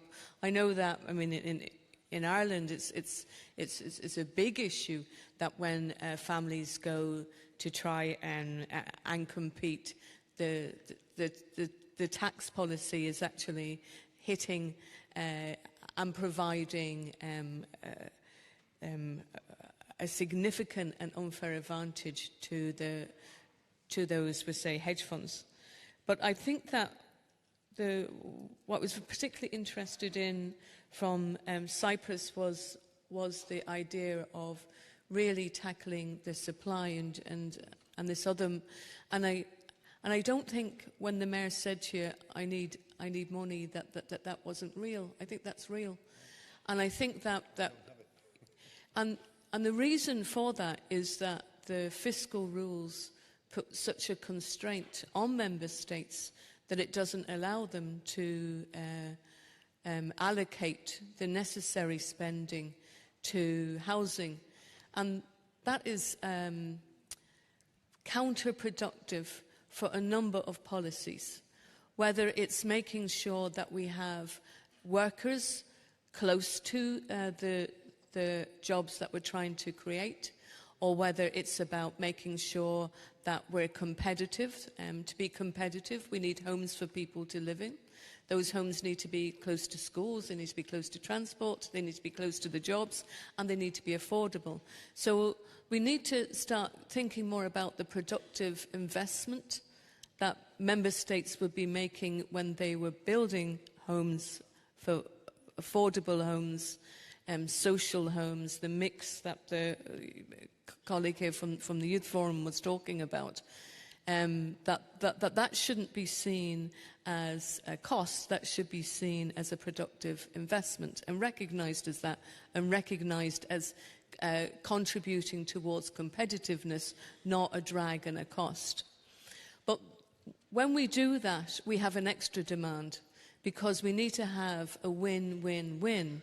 And so the third win we can get is to make sure that whenever there's tax incentives and whenever there's financial supports from public money, that those go to create quality jobs. And they're quality jobs with good terms and conditions, the type of pay, the type of collective agreements that will allow workers to have a secure future for themselves. Because there could be nothing more unjust than asking people to work for unfair terms, cutthroat terms and conditions, low pay, all funded by working people's tax money that's gone to those investors. So what we want is the triple win. Then finally, I did just want to challenge this idea about the permits, because I hear it in a lot of different environments that I go to. The way in which we can make permitting faster is to have more public servants working on the permits. One of the challenges that we have at the moment is that there's cutbacks, and there's less and less public servants actually doing the work on the permits. So the challenge for the permitting is speed, and it's not wise to get rid of all the regulations that were often put in because of quite severe, whether it was pyrite in the building, whether it was fire provisions not being made, whether it was homes destroyed because they were built on flood zones, or lots and lots of reasons behind the regulations came out of hard consequences. They weren't rules that were just dreamt up, that they were regulations put in to ensure the health and safety and sustainability of the homes that we're building. So that's just a word of caution about throwing the baby out with the bathwater in the discussion about the permits. Thank you. Thank you very much. We agreed before we started in the panel we'd try and stir it up a bit, and thank you for doing that. And while I approve as a general principle of keeping babies in the bathtubs, can I just pick a small corollary on the planning and permitting question? We think in the Commission that it's incumbent on all of us, starting with the Commission, but also looking to Member States and local authorities, to have a hard and honest look in a true simplifying way, not a deregulating way, at how our regulations could be impeding that. And I'll give you one example, which we cite in the plan, which is in some local authorities, there's a requirement to have a minimum number of car parking spaces in a new apartment, which drives up the cost of construction by between 10 and 20%. So not every regulation, not every tax policy or incentive is perfectly designed to help us achieve affordable and sustainable housing. So it's a plea, a gentle plea. We'll be doing our homework in the Commission over the coming years to look at the simplification question, not deregulation, to see how we can do better. And we think we need a joined-up effort on that. Sorry do you want to come back? Yeah, can I ask on that? Are you going to guarantee then that there's public transport available? Or how are people actually going to get to work? Well, that is indeed a key question. When you think about affordable housing, you need to also think about sustainable mobility, including, of course, public transport, to make that happen. And if you get that right, you can extend the decent commuting zone to find where the jobs are. We approve of that. Can the Commission guarantee it? Wish I could. I can't. But it's a valid point. One more, and then we'll go on to the... But then you should be very slow to remove a requirement for car parking spaces, because if you don't have the solution, car parking spaces are the solution to the building of apartments, often quite a long way outside of town. So if you're going to remove the requirement for a car parking space, you'd want to have in place a certainty about the solution that replaces the car park space. I hear you. And it's my fault for taking us down into the weeds. I can't solve all of these. We can't solve all these issues. The Commission is here to help, in that famous phrase. Let's get back to tax. Sina, you were very eloquent in your remarks about the issues for youth. Do you think, and this is a kind of a leading question, do you think there's an age bias in taxation? For example, low taxation on inheritance and capital gains versus income tax, which is hindering young people's access to affordable housing? Obviously, your answer to that question is no. No, sorry, go on. I mean, unfortunately, my answer has to be yes. I would say so. And actually, it goes right to the heart of how housing inequality has deepened across Europe, with young people all too often actually facing the pointy end of the stick. And in simple terms, the way we tax housing, wealth, and income creates inbuilt advantages for older, asset-rich generations, and disadvantages at the same time for young people who rely primarily on earned income from work. And in many EU countries, inheritance, capital gains, and wealth are taxed very lightly or benefit from generous exemptions, while income, including wages earned by young workers, of course, is then taxed much more heavily. And this means that older generations who have accumulated wealth through property or family assets can use that wealth to buy homes or to support their children. And this also means that, and that is actually the heart of the issue, that a growing part of the housing market is ending up in the hands of very few, very rich individuals, either directly or through corporate assets.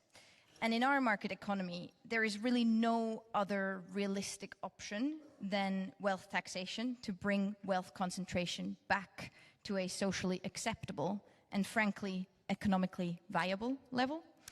The housing crisis is a very clear symptom of a combination of stagnating wages for the many, wealth concentration for the very, very few, and tax systems focused on the income of common wage earners. And young people, most of whom do rely mainly on their salaries and don't have access necessarily to family wealth, are left struggling, and their incomes are more and more stretched to meet their housing needs, as we've heard multiple times already. And that's not just about rent, right? It's house prices as well. And those across the EU have risen over 50% since 2010, far faster than wages. So for a young person, the average home now costs around 11 times their annual salary, which is well above the standard affordability threshold of 3 to 5 times a person's income that we often hear. And those with family wealth, property or inheritance, they are in a far stronger position than those trying to get on the housing ladder on their own wages. And the result is that housing access is increasingly determined by family wealth rather than income or effort, frankly. And those with inherited assets are in a far stronger position than those relying solely on wages. And this is creating a systemic age and class bias, and both of those then also interact. So a fairer tax approach, one that taxes inherited wealth more progressively, as we've also heard in our Nobel Prize conversation, and uses that revenue to then fund social and non-profit housing supply, is the way to level the playing field and to give young people a real chance at affordable housing. Okay. Thank you very much indeed. You're a great advertisement for the European Youth Forum, which you reminded me earlier on, represents 40 million young people, nearly as many as Esther claims rightly, that she represents 45 million for the ETUC. You've heard a lot from our panel. Now we'd like to hear from you. And I've been given a very strict list of questions here, which are already noted. And you have 1 minute to make your question from the floor, please. And I'd like to ask in seat number 239 from the Austrian Federal Council, Mr. Christoph Matznetter, who's a member of parliament for the S&D group. Mr. Matznetter, over to you. Thank you very much. There was a short time only in panel 1, so it was no possibility to speak. I was only the small historic irony that a nation like the US, built on the confrontation with a military superpower, Great Britain, because they are extracting the value across to the Atlantic, and then you have the Boston Tea Party and independence, it's now bringing our values transatlantic. We have to. But coming back, it's a short time for this. We need a toolbox for the houses crisis. And I'm born in Vienna and I live in Vienna. It's an invitation to come there. We have 2/3 social housing. All non-profit organization, non-profit corporatization. We have regulations for Airbnb. It's not allowed in housing zones. For the rest, you need a permission only 90 days. It's controlled. If there is a key box, they are coming inspector and then we'll close up this. We have the situation that 0.5% of all salaries is given a fund, and from this, new buildings are financed. And it's a non-profit organization. And in Vienna, if there's a new zoning, there has to be the public transfer, kindergarten, all the things. But the second is, if you want the permission to construct your houses, 2/3 has to be social houses. So there's an enforcement that each new square meter, 2/3 are for social housing. So invitation, come to the Red Vienna. Looking there, it's many in the toolbox to learn also for other countries. It's benchmark. Thank you very much.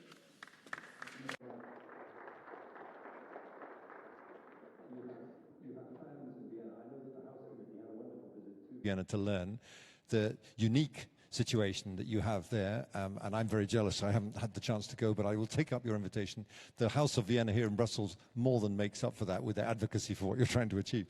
Mr. Hadjipantela, you wanted to respond. Just to, it's very correct, the comment. And when I was looking at statistics where there was increases in prices in the European Union, the only city that we didn't have increases is Vienna. I didn't know. Now I know the reason from our colleague. I was in Vienna in November, but this is the beauty of the European Union. We have to share expertise of the best countries, and I'm happy that you have raised this. This is something that we are not aware. We have here the rapporteur as well, our colleague of for the file for the housing, and we'll be happy to listen to you about how you managed not to have an increase in prices in Vienna the last years. Thank you.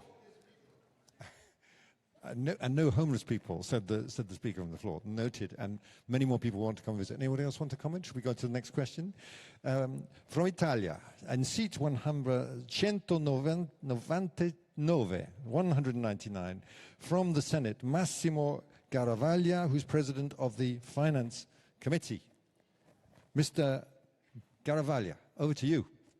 Thank you, Mr. Chairman. Well, I've got 3 questions. When you have a problem, just taxation is not the solution to the problems. It's better to compare taxes and costs at first. Why are housing costs increasing? Merely because of the Green Housing Directive imposes 50 to 60,000 euros for investing in their family, and those families who can't make those investments will be taking their earnings. So we need to suspend that directive because it really does not take into account certain regions, and it can't. And then why the rents go up? Because there's not enough supply. In Milan, we've got 100,000 private houses which are rented. 1% is paid online, and then 13% of houses are empty, but they're afraid to rent them because they would have to pay. Because we need this.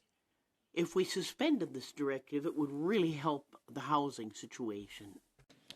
Thank you very much indeed, Mr. Garavaglia. So, taxation is not the central issue.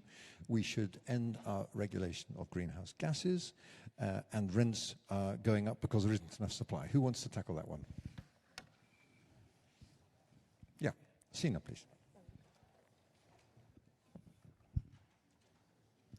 Yes, so I just wanted to comment a little bit on this supply question. Yes, it is a supply issue, but not only. As I've said before, so many homes are vacant, so many homes are under-occupied. So yes, more supply, but not just more supply, period. It needs to be also the right type, like not just luxury flats, for example, not just housing building by developers for speculation reasons to then stand empty potentially, but in fact an increased supply of affordable housing that is actually accessible to those who need it most, and that means having that mix and not just relying on the private market.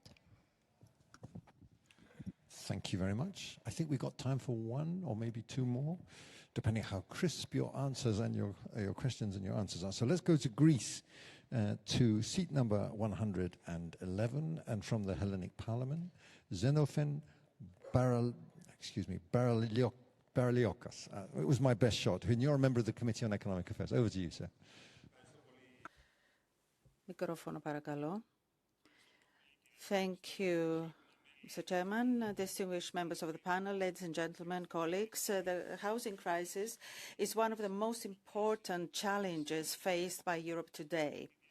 It affects the young people especially, but a large number of households, especially of medium-income households, undermining social cohesion. The strategy of my country, Greece, foresees the adoption of policies, on the one hand, by increasing the housing stock, and on the other hand, by supporting the income of households, such as the establishment of housing subsidy, the return of an amount for the rent, and the student subsidy, housing subsidy.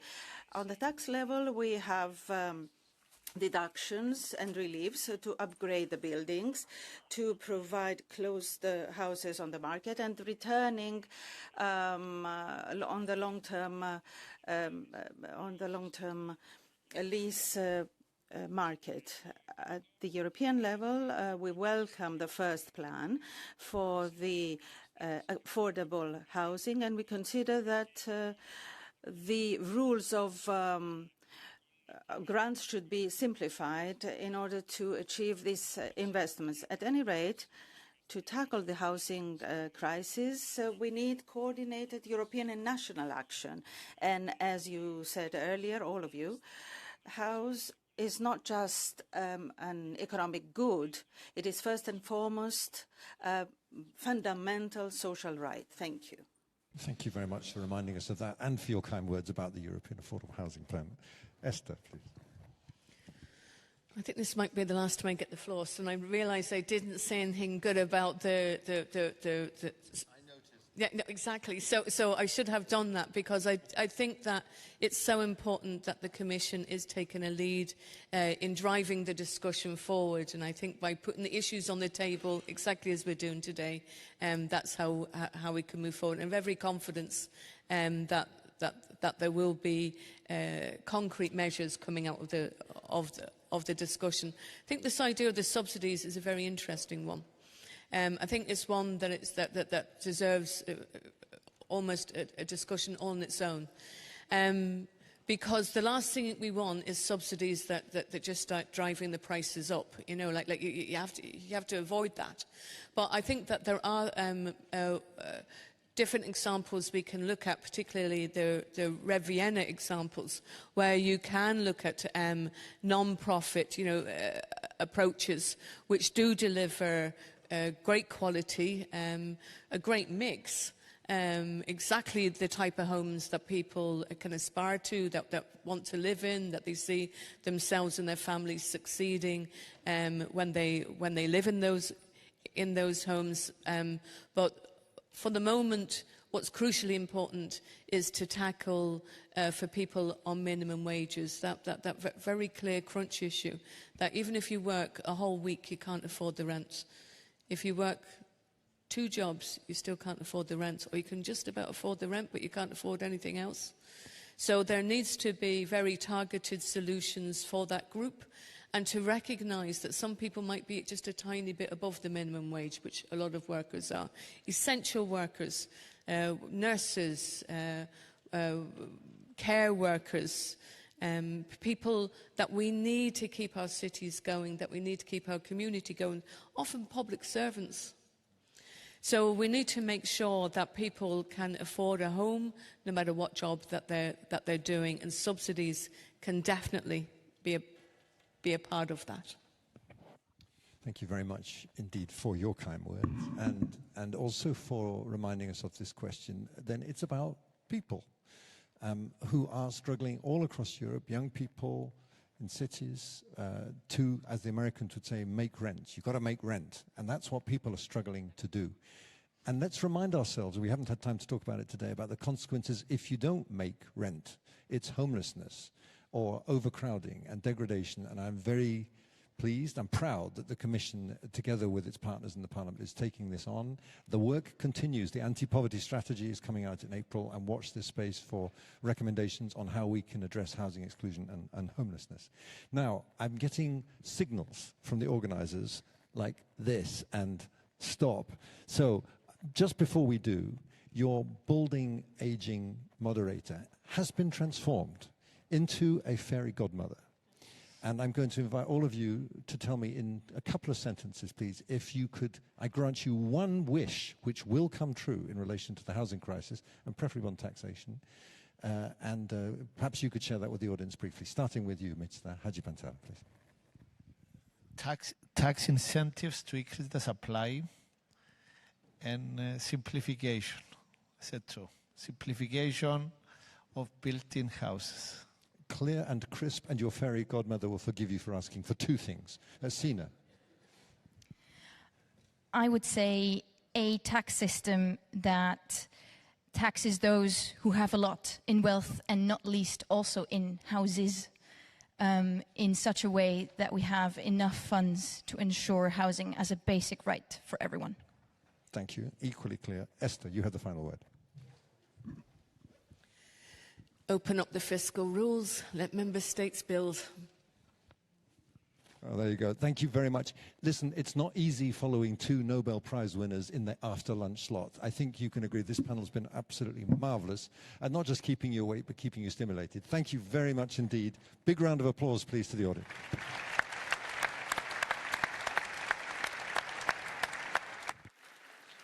Thank you. Thank you to you as well, Matthew, for trying to keep within the time frame, and we are within it.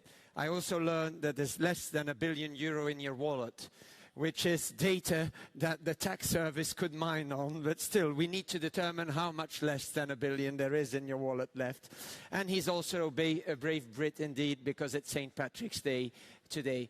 So now it's time, ladies and gentlemen, for a coffee break. I see that it's 4:07. We will meet again and start again here at 16:35. 35 is the kickoff again for the final panel. So at home you will have time for a coffee as well, a little less than half an hour. If you re-enter or exit, don't forget to take the speaking cards for the final panel. If you want to ask them a question, and hand them over to the ushers that will still be circulating for the final panel as well. Enjoy the coffee, same spot as earlier on. So take the stairs, one floor down. People upstairs, take the elevator to the first floor or in the antechambers. Have a great coffee and tea. See you later.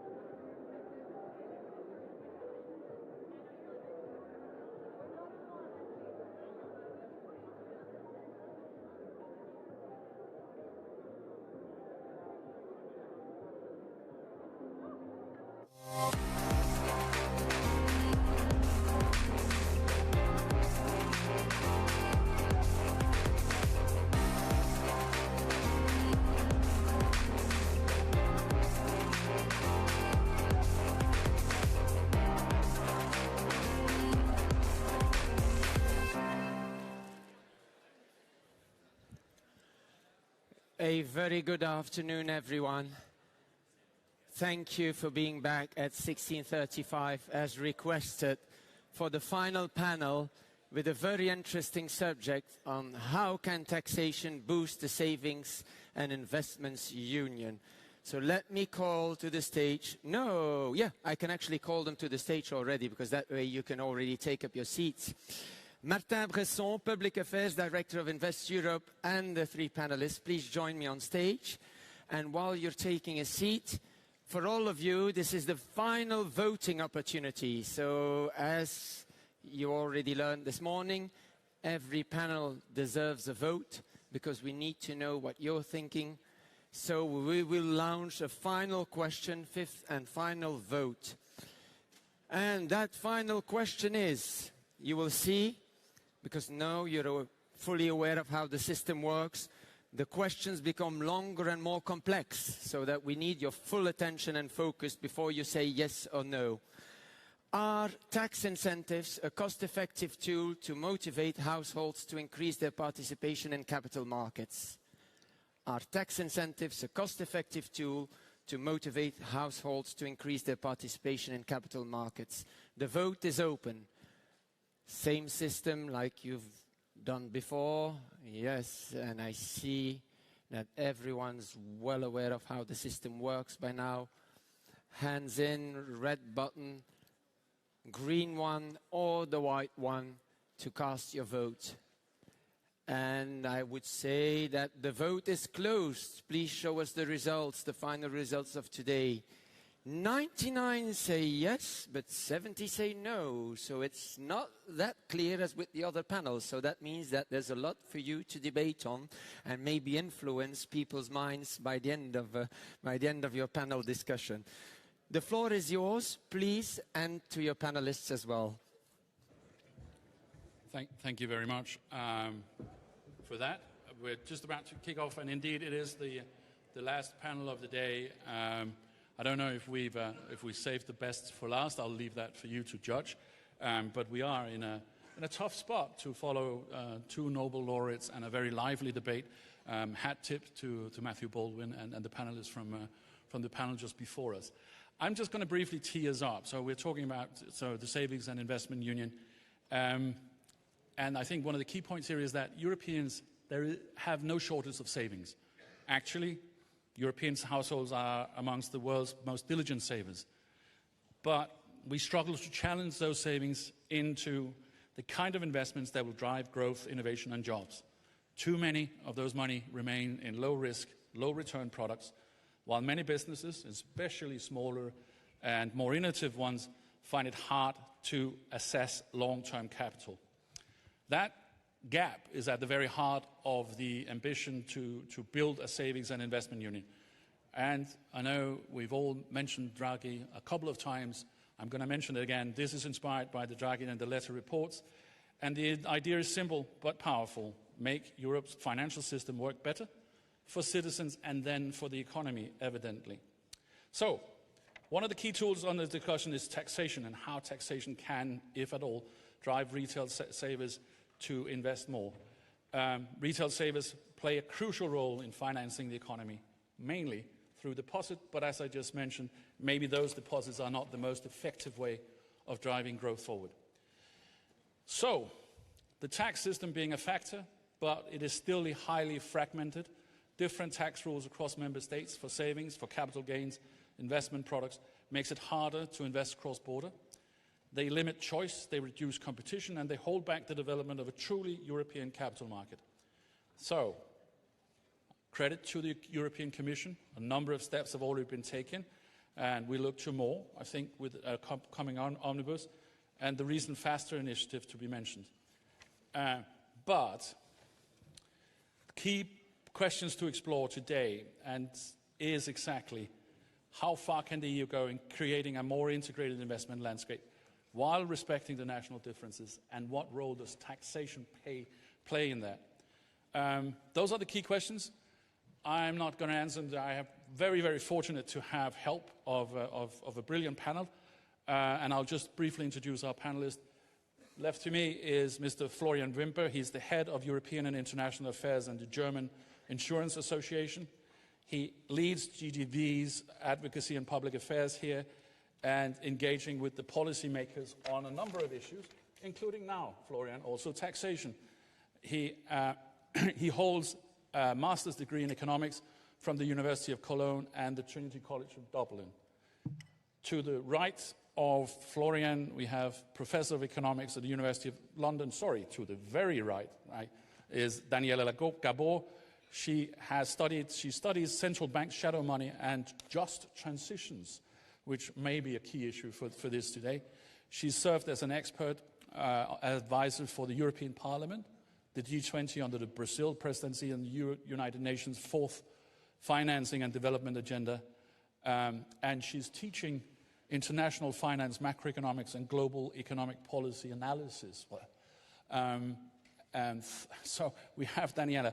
And next to Daniela, or right in the middle, we have Deborah Vrevoltella. She's the chief economist of the European Investment Bank and has designed and led the flagship publication on EIB investment report. She launched and led that process and the implementation of the investment survey, covering 12,500 European firms. And that report is a unique asset in our understanding of how investments, what the investment dynamics are in Europe. So she's a member of the steering committee of the Vienna Initiative and CompNet. Another degree in economics, master economics from the Bocconi University, and a PhD in economics from the University of Ankara. So I'm going to pass the floor with a couple of questions and then, as per normal, hand over. I will not limit the plethora of perspectives we can get from our panel, but I would frame it like this.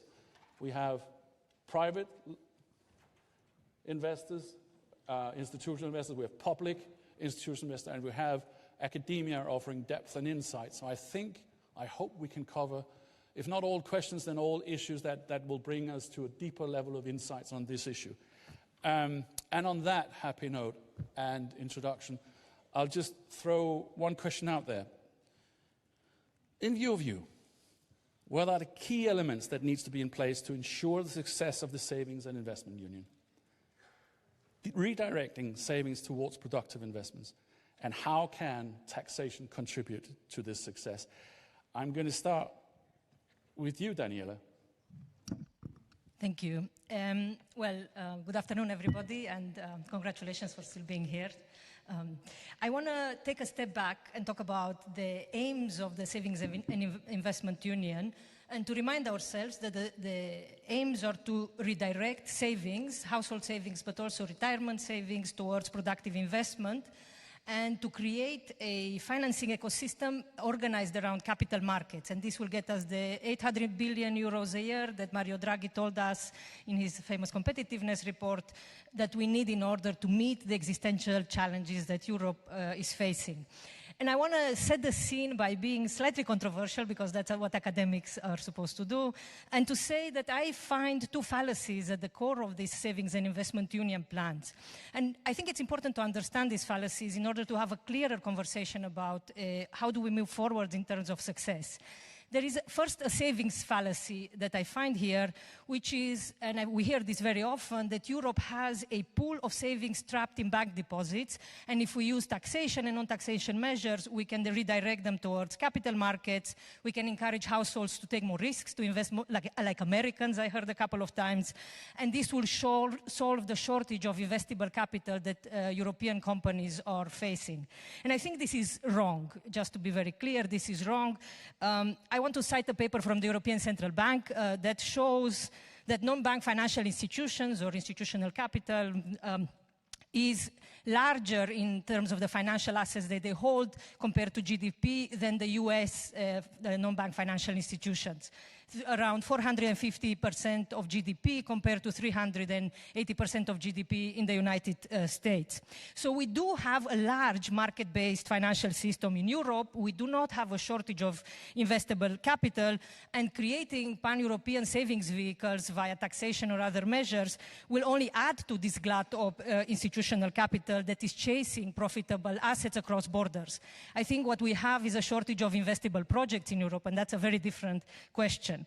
And this takes me to the second fallacy, the investment fallacy, and it basically says if we get if we get savings right, we will get investment right.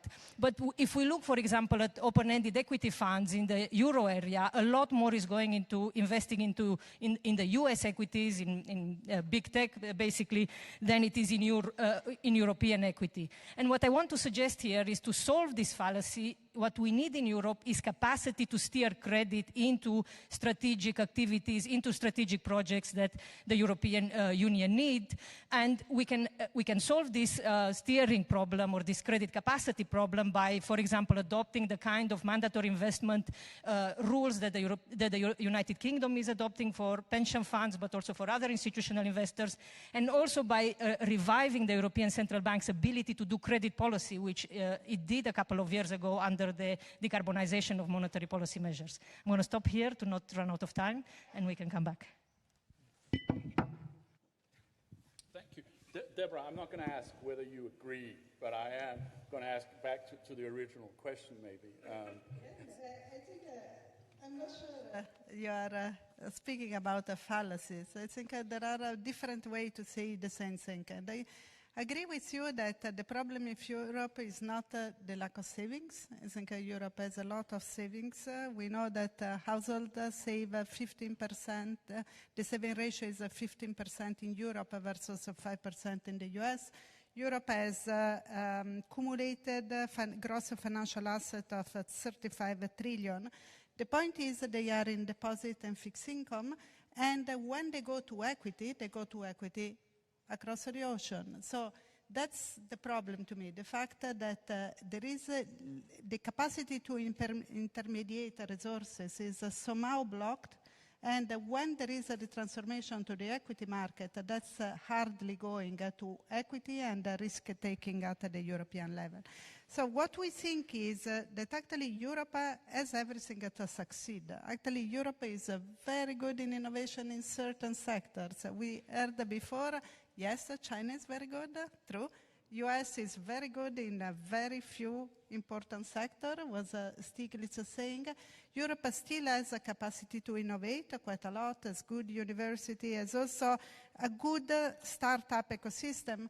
The missing link, and that's what we always call, is the scale-up gap. So there is a point in time in the growth of firms where the funds in Europe are not big enough to support the companies, and we think there is 70 billion per year scale-up finance gap in between.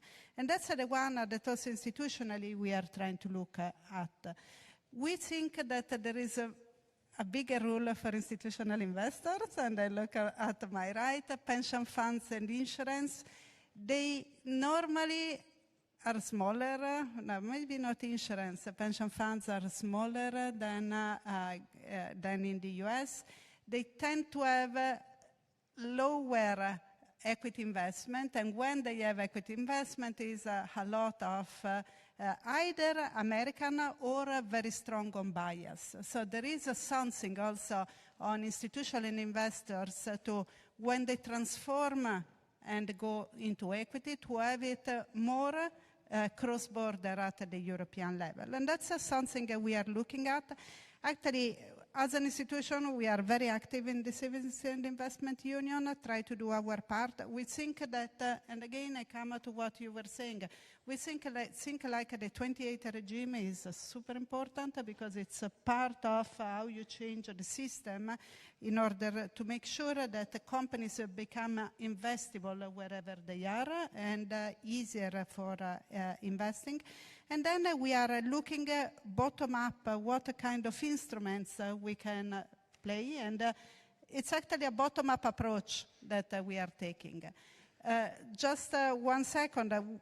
as an institution, we are quite strong on venture capital and venture debt. We are 30% of a venture debt market, 24% of venture capital as an indirect player. We think in the scale-up phase we have to do more. We have experience, and now what we are trying to do in these larger funds, we are trying to really work with you guys. And actually, we are coming with a number of proposals, working together to try to see how we can bring those insurance and pension funds.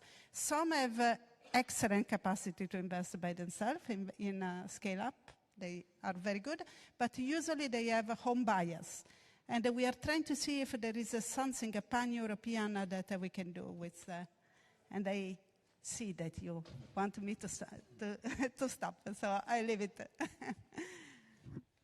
I don't want to rush things, but you were actually pointing to Florian, and Florian, I promise you I wouldn't throw you under the bus, but you're almost right, because according to two other panelists, we have enough savings, we have good innovation, good startup ecosystem.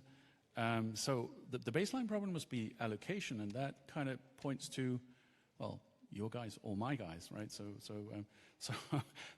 But I'll ask you for a comment on that after I've asked you for the preliminary question, the key element that you think needs to be ensured to succeed on a savings and investment union. I think we can combine the two just immediately. I think I don't think I'm thrown under the bus here. I'm more guided to the station, to be honest. We had a brief exchange before. I also don't feel that I'm very controversially attacked or put in the picture. I think if we look at the SIU, it's a very wide framework, right? You touched also upon the 28th regime, we scale up funds and so on and so forth. I think what I would like to do in the course of this panel today is a bit like looking at our core business, at our USP, so basically transforming savings into investments, into retirement payments. If you look at industry association representative, as Martin highlighted at the beginning, so if you look at the German industry that I represent today, so roughly 102 billion euros in payouts and retirement savings in 2024. Substantial number. Sounds a lot, but Draghi is always bringing the higher numbers. Then I think if we look at the savings and if they are there, likely yes. Are they at the right places to make them work and productive? And I think that was your initial question, Martin. I think the fair answer is not really. And there I would like to pick up the second point, which Daniela mentioned, and where Deborah comes in with all her mighty power from the EIB, is do we have investable projects? And there I think is the clear struggle. I think getting this investment from bank deposit into long-term, reliable investments, into the right projects to develop European infrastructure, to develop European economy, I think that's the big challenge. And that's why it's also right to say like the Savings and Investment Union is a vehicle to success, and it's much more than just the Capital Markets Union, which we discussed the 10 years before, because we need to get the savings in. So from savings to investments, and that's where I think we come in. We call, when we discuss it, we speak about the transmission belt.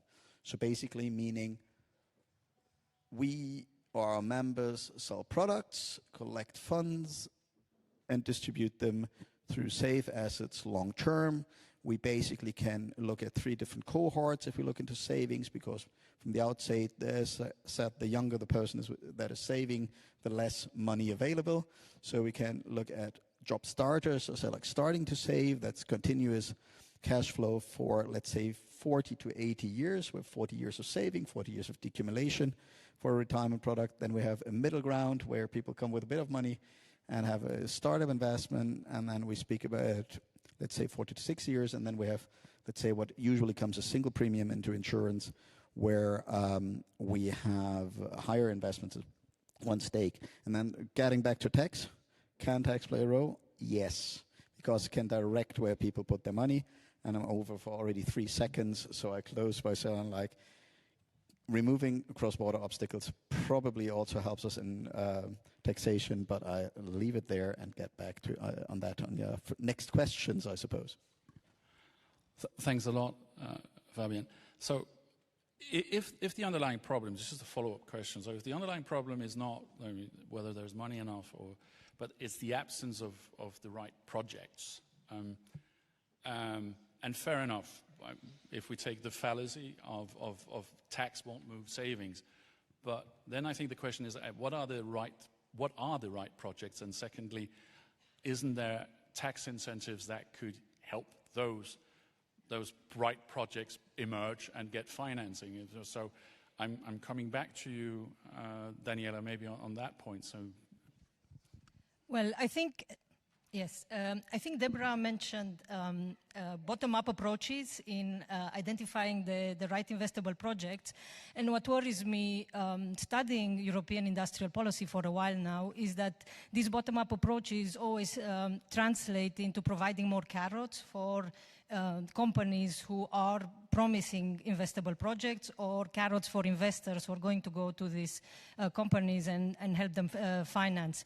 And I would like to see more, and I would like Deborah to maybe contemplate the possibility of top-down approaches, which I think are very important as well, in creating a set of carrots and sticks that ensure that we can identify the right projects and that we see companies who are identifying with European taxpayer support, that they are aligned with European strategic objectives. And it's not very clear to me at the moment, when we talk about the question of investability, to what extent this is addressed, or to what extent the EIB or other European institutions are considering the question of investability not simply as, amassing more carrots. We've done that for a while, I think, in the European Clean Deal, in several others. I'm wondering whether it's time for us to think in terms of articulating industrial policy with credit policy. That's why I mentioned credit policy before.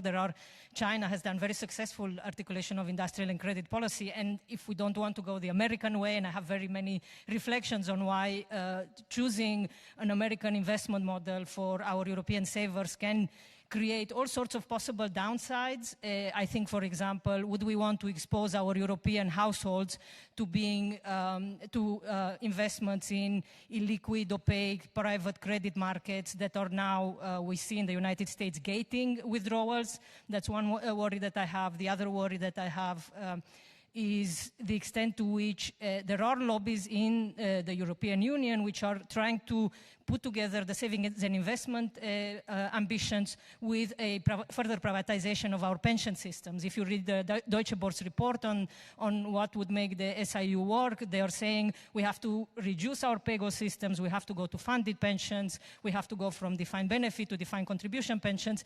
I worry that if we are starting to save like Americans for retirement, we might have to live like Americans. And I've lived in the US for a while. I don't want to be in a private equity-owned hospital. And I'll finish with that. Thank you. Thank you for that. I'm just pointing out that even if you disagree with Daniela, it doesn't mean that you are pro an American model. It just might that some of the nuances that you can add to that. And it's super easy being the moderator of this, because you're basically asking questions of each other. So I'm just passing the floor to you, Deborah. I think when I was speaking about the bottom-up approach, it's more speaking about an institution that has a very strong relevance and presence in the venture capital and venture debt market. And we see what is needed to scale up and to enter into the market, the higher level of the market, the scale-up phase where there is more need for investment. So that was the movement that I was thinking in terms of bottom-up approach. When you talk, you speak about industrial policy, I think that is a different concept. So we were thinking very much at what can happen in the Saving and Investment Union for this transformation of finance. When you talk about industrial policy, you pick a sector, you pick activities, and you try to support. On our side, we have, I think, and I think more or less, it's for sure, it's the view of the Commission. It is also our view. targeted is very important, so it's important to be very, very targeted in terms of instruments that are put in place. With economic security, we enter in new territories, so you may have you may have more areas of action, but I think what is important is this targeted and European. The fact of having a European approach to industrial policy, if they are done, this is, I think it's quite important. Thanks a lot. Florian, do you want to chip in? Yeah, I want to pick you up actually, Martin, because it's like Americanization of pensions. I think there's a little ground left in between the pay-as-you-go system and the Americanization of pensions. If we want to stick to that, I would steal that for the future, to be honest. The objective shouldn't be to crowd out social pension. I think that doesn't work for most of our cultural approaches, right? We do believe in mutualization. We do believe in social fairness and social contracts. We're speaking about the next euro, if you will. And what we also know for sure is demography doesn't play into our hands in most jurisdictions within the EU. So we have an increasing pressure. Productivity increase doesn't live up to aging. So we need to do more. And so there is, I think the important part is how do we do more? And there is, I think, the tax incentivization of a certain investment might be less of the opportune way than the tax incentivization of saving into something which invests. And if you look, sorry for going a step deeper into insurance here, if you look into how insurers invest, there's the majority of investments done through what we call the general account. That's mutual investments of a long-term horizon with a certain safe assets which are more cash flow focused than actually single revenue. That you touched upon EIB-based infrastructure projects. If we get this right, we'll free up capacity to invest into more scale-up. We will free up invest to alternative investments and alternative assets. And there is, I think, where we need to place a lot more of attention to, so how do we transform savings into retirement income rather than short-term capital gain, because that will ultimately take pressure out of public budgets, automatically help to actually stabilize societal saving.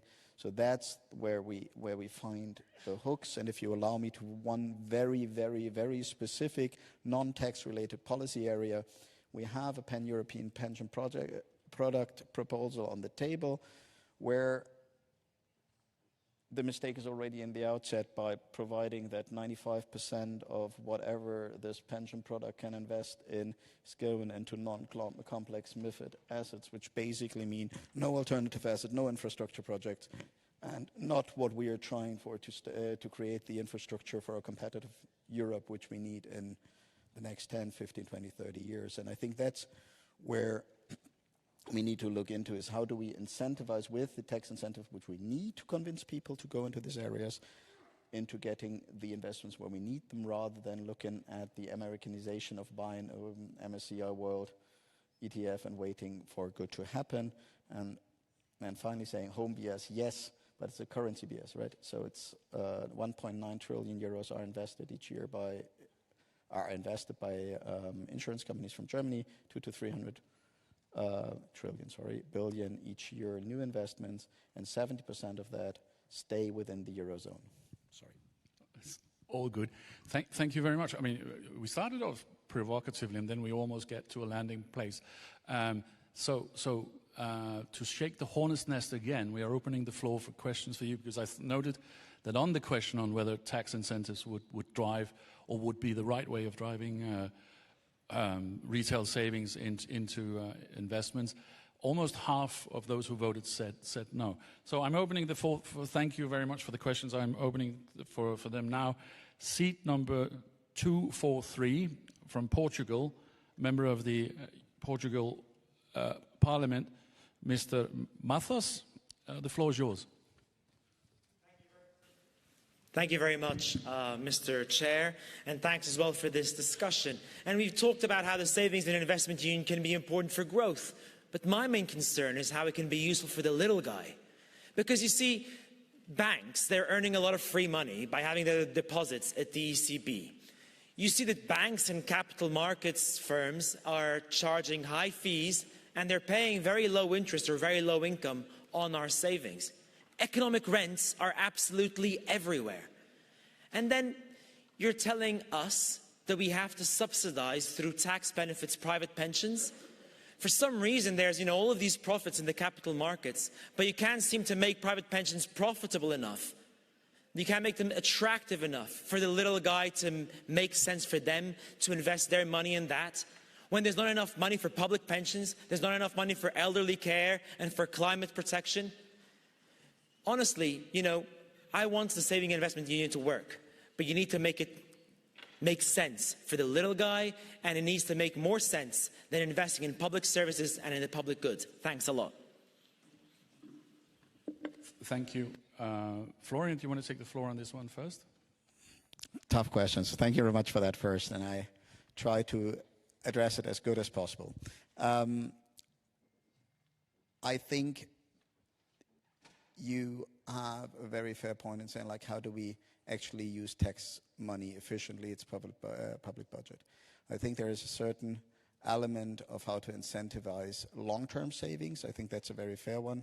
Can't probably see, but into long-term savings, I think that's a very important part for everybody, not only the little man, as you call them, or the average person or low-income classes. And we need to see where we emphasize emphasize the need. I agree with you that there's a very, very sensitive question on where tax incentives need to be made to ensure that those who need to accumulate money on top of shrinking public pension pots are benefiting. The second part, which is important because you asked for it, regarding the infrastructure project, I'm very happy to have the EIB sitting next to me as well, is we need to see where the money is needed. We find that capital allocation is not always the most efficient if it comes through purely public. We have just presented a study together with the Institute of Economics in Köln, so the German Institute of Economics, where we look into how public-private partnerships can deliver on the creation of infrastructure. It's non-surprising that due diligence and so on and so forth get an extra control function. So we see the merit there. But I agree with you, it needs to be very sensitively designed. It can't be rain shower, it can't be everywhere and to everyone. But there I play it back to politics actually. That's to a certain extent the allocation of these of tax incentives is a public debate where we hope for the benevolent decision makers into where we have them public service. I hope that answered your question. Otherwise, happy to be picked up on the way out. Right. Thank you. I saw that someone chipped in and wanted to but we do have a number of questions, so I am going to open the floor for the next questions and then going to group these questions into rounds of answers. The first one is seat number 508, Madame Saulnier from MEDEF. The floor is yours. Thank you very much.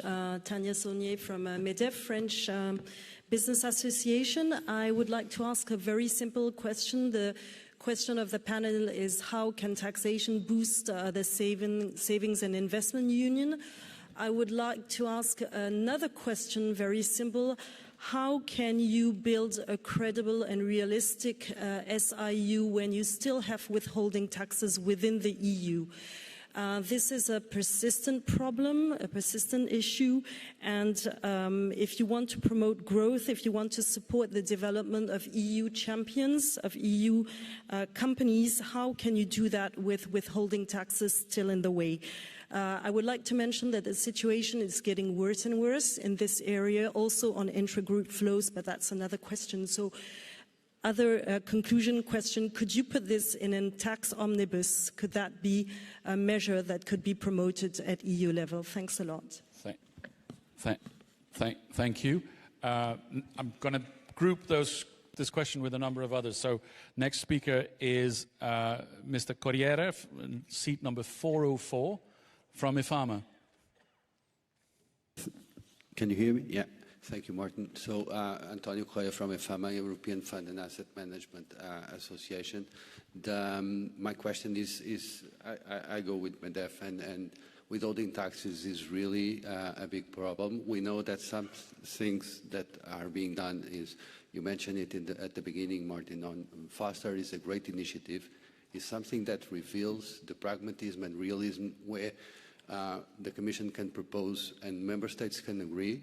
So focusing on double taxation, what can we do in addition to FASTER? Thank you. Thank you. Third question, Mr. Van Meulen in seat number 399. Good afternoon to all. Bernard Van Meulen for EU Public Affairs. Thank you, Mr. Chair. I would like, if you allow me, to focus on the second part of the heading, which is how taxation can boost investment, and to take the opportunity to connect this panel with the beginning of the day, which is about simplification and fairness. So my question is the following one. How can climate ETS levy be simplified and guarantee fairness to support investment? I take the opportunity to highlight that there are critical sectors like aviation and shipping where hamper 3% of the ETS revenue, so the revenue from taxation, are used to reinvestment in decarbonization projects in shipping and aviation. Thank you. Thank you very much. And Mr. Milath in seat number 350. Σας ευχαριστώ πάρα πολύ. Thank you very much for the possibility given to me to set this question. But because we're drawing to the end of this event, I'd like to refer something specifically. I heard all the speakers, fantastic speakers. However, what I realize is that they mainly made statements. I want to make a proposal, a specific proposal, because I heard that you're looking for 120 billion. We have this with a specific proposal. What is this proposal? For 41 years, I've been studying the VAT. The VAT gap is above 100 billion, and the solution is extremely simple. What we should do is first and foremost look at isolating the carousel system. Why?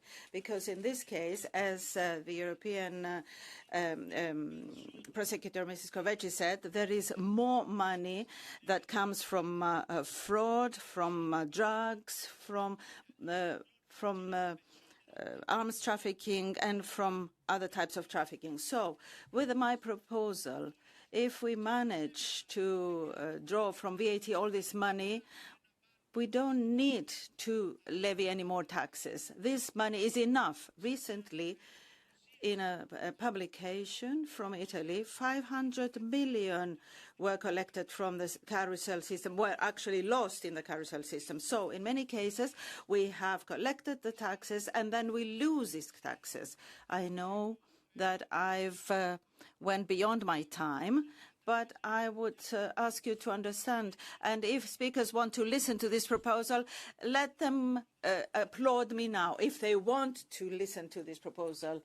No, they don't want to listen to the proposal. Or do they want to listen to the proposal? If you allow me for half a minute, please, 30 seconds, allow me. You've had another minute, actually. Thank you for your kindness and your tolerance. And Thank you. You've had a minute, and then you had an additional minute. And no, I'm not granting you a third minute. I would like to hear the answers from the panel. Is that okay? Thank you. Right. Thank you very much. Thank you very much. I think we had, a number of questions that revolves around frictions in the system, right? So withholding tax and whether the level of ambition from FASTER and whether it actually works and whether more can be done. Also, I think on the point on simplification, not just on tax, but on other burdens of on the industries like the ETS, right? Whether alleviations or simplification in itself on other things, all other things than tax, will make the companies more investable, maybe going back to the point on projects finding.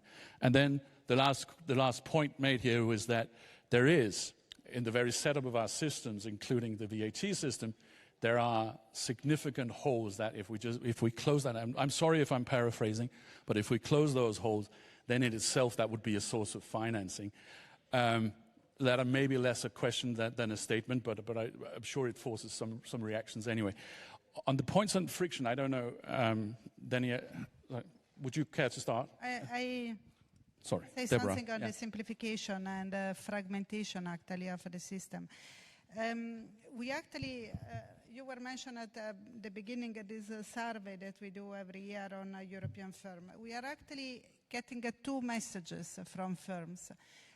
If you ask what is, let's say, you can call it a cost of bureaucracy, is the salary bill paid for those employees that the firm tell us they only work due to bureaucracy, to deal with the bureaucratic part.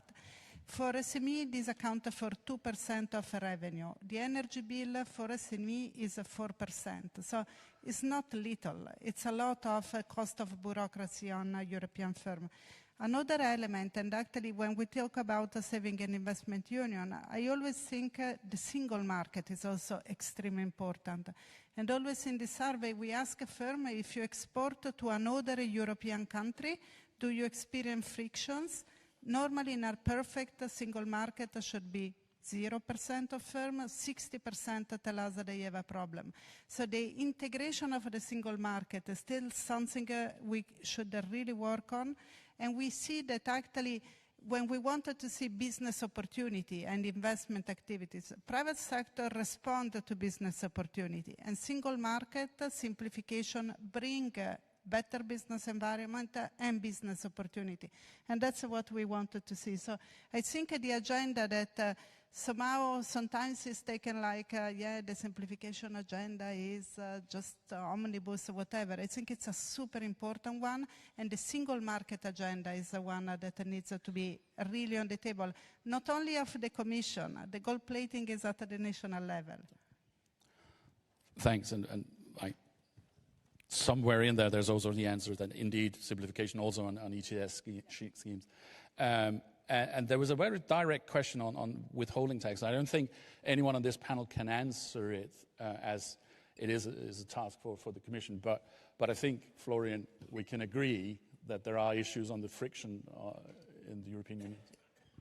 I don't want to steal Daniela's thunder, but very briefly then in this regard, yes. I think it's not very, very surprising that EFAMA, the European asset managers, and ourselves have kind of similar interest. I think, thanks also for the question from MEDEF. I think one of the very straightforward asks to address the issue of withholding tax through faster, better would to bring it in earlier, right? We're looking to 2030, 2028 would fit us quite well. That would at least help us a little bit. And then I think if you look into further gains, I think in the financial services industry, we'd look into what we call the hidden VAT, right? So we have insurance premium tax, for example, in Germany, or other taxes. So the VAT issue in financial services is difficult. It's sought to be addressed, but we have steps in between. Thinking about, for example, creating cross-border VAT groups, making avoiding the VAT for intergroup would be one step in this direction, but I won't steal time from Daniela. No. So. Great, because I've actually saved Daniela for last. Also, maybe on the point on VAT brought forward, given that you have done research in shadow money. So is there in the discrepancies of our European system, are there sort of like gigantic holes, including in our VAT system, that can be put to better use than tax incentives? Right, thank you for getting the toughest questions in some ways. But I want just to reflect on the range of questions we received, and I think this is the great genius of the Savings and Investment Union, that it can harbor and it can invite lots of different questions that come from very different political perspectives, one that requires for simplification, and I think we have to remember simplification doesn't have to mean the regulation, and I think sometimes it can mean that. But the ultimate aim for me of the SIU is to generate transformative investment. And I'm not very, and I think whether tax policy is the right thing to do to generate transformative investment as opposed to industrial policy. I'm sorry to say this, but when the Draghi report is often invoked because of the need to do industrial policy in the European Union, and whether we can use the SIU in order to do both industrial policy and credit policy in that perspective remains to be seen, I suppose. Thank you.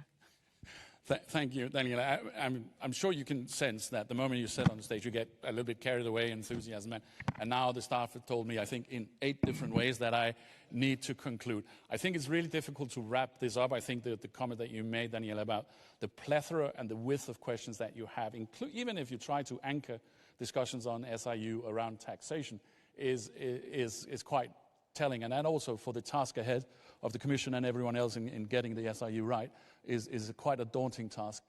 So I think the daunting task ahead is the only conclusion I'm going to make here. I hope that we have offered some answers to the questions along the way. I hope you'll join me in applauding the panelists for this discussion, and then thank you on that happy note.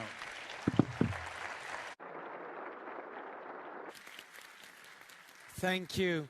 Thank you for the wonderful job. Thank you, because as you said, you were last, but not least. You had a very interesting and, I must say, a very active and lively debate, not only on stage, but also in the audience. So thank you for participating until the very, very end and handing us all of your questions. I think they've answered most. If not, they will still be available.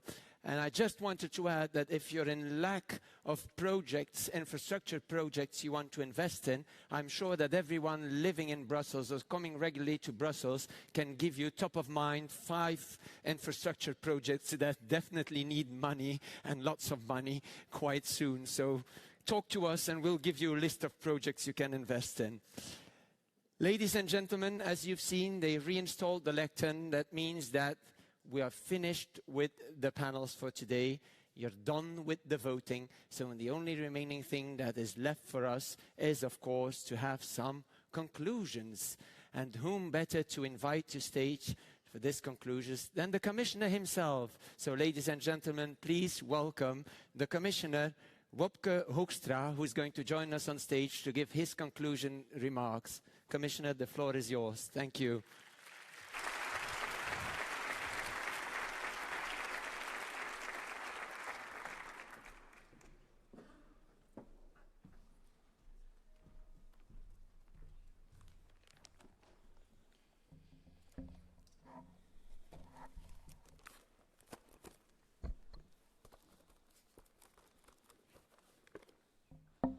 This is quite an impressive lecture, even for my ridiculous height, I must say. Honourable members, ladies and gentlemen, a very good afternoon, everyone here in the audience, but also everyone online. It is fantastic to be here with you, to be here with all of you, and to wrap up this year's EU Tax Symposium. And I've been hearing great things about the past 2 days. High caliber speakers, and I had the pleasure of running into Professor Stiglitz literally in the elevator. Lively and thought-provoking debates, valuable and I hope new connections. All in all, I would say a great 2 days for EU tax. So a big thanks to Pasquale Tridico for helping this symposium helping to make this symposium into a great success. Tireless efforts. I wanted to salute that as well as chairman of the FISC subcommittee. You're doing an amazing job there. I'm going to not say anything more because technically you're checking on my work rather than the other way around. But it's testimony, I think, to the spirit of delivery, how you are approaching this. So I really wanted to salute that. Ladies and gentlemen, also a very special thanks to Gerasimus Thomas for the amazing work he has done. Dear Gerasimus, this symposium is very much your creation. And you have a knack for bringing the right people together. And ladies and gentlemen, it has paid off in truly a big way. And beyond this event, I wanted to thank you and wholeheartedly thank all of you in TaxSud for doing such a great job. You and your team are incredibly proactive on all the tax files, as well as on CBAM, and that has made a huge difference. Not just to me and the team, but frankly speaking to the European Union, and that is tremendously important. So once again, thank you. personally, but also thank everyone behind this event for making this such a success. Ladies and gentlemen, at this event last year, I spoke about my goals and vision as a commissioner responsible for taxation. And I've then articulated that my aim was, and it still is, to drive EU tax initiatives that finance a stronger, a cleaner, a more competitive, a more stable European Union. Policies that boost competitiveness, that boost a clean transition, that encourage efficient and effective taxation, and that promote fairness and that promote transparency. And at the time, a year ago, we were on the cusp of a fundamental rupture of an old, accustomed system and the beginning of something new and something unknown. And if you were then to fast forward to today, it is clear that unfortunately the rupture has deepened. Rifts which were starting to emerge have grown wider. The geopolitics that was already complex a year ago has become even more complex. So that maybe says a bit about what we have ahead of us. Global alliances that were once stable have been reshaped, and the most recent events in the Middle East are just the latest fuel on the fire. Now, given these headwinds, our vision remains more relevant than ever. Europe needs to stand stronger in the domain of climate, in the domain of competition, and in the domain of independence. And if you have that all in mind, I would like to revisit the journey we have embarked on a year ago. What is it that we have achieved? What challenges clearly lie ahead?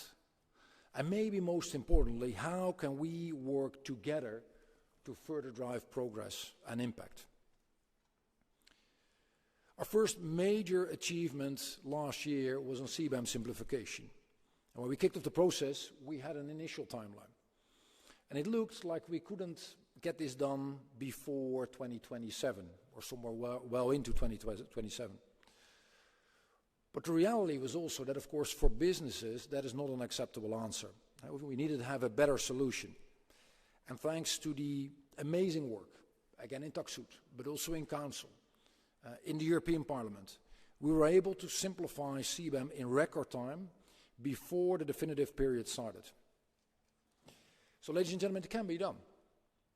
And what was then the recipe for success? In my view, it was a combination of three things. First, we had the right content. We were able to exempt 90% of companies, just keep in mind how big that is, 90% of companies from unnecessary bureaucracy, while at the same time upholding 99% of the emissions within the scope.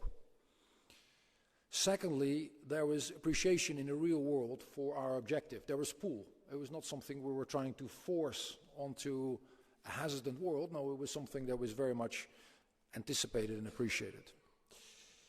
And third, we have organized ourselves to be able to deliver this quickly. And again, all parts of the European machinery have played a role there. And it has been with your support that we have achieved something truly remarkable in the domain of taxation, going, by the way, to the heart of our climate competitiveness and independence goals. Ladies and gentlemen, other successful files that we successfully concluded are there as well. Think, for example, about VIDA or VAT in the digital age. Here the goal was simple.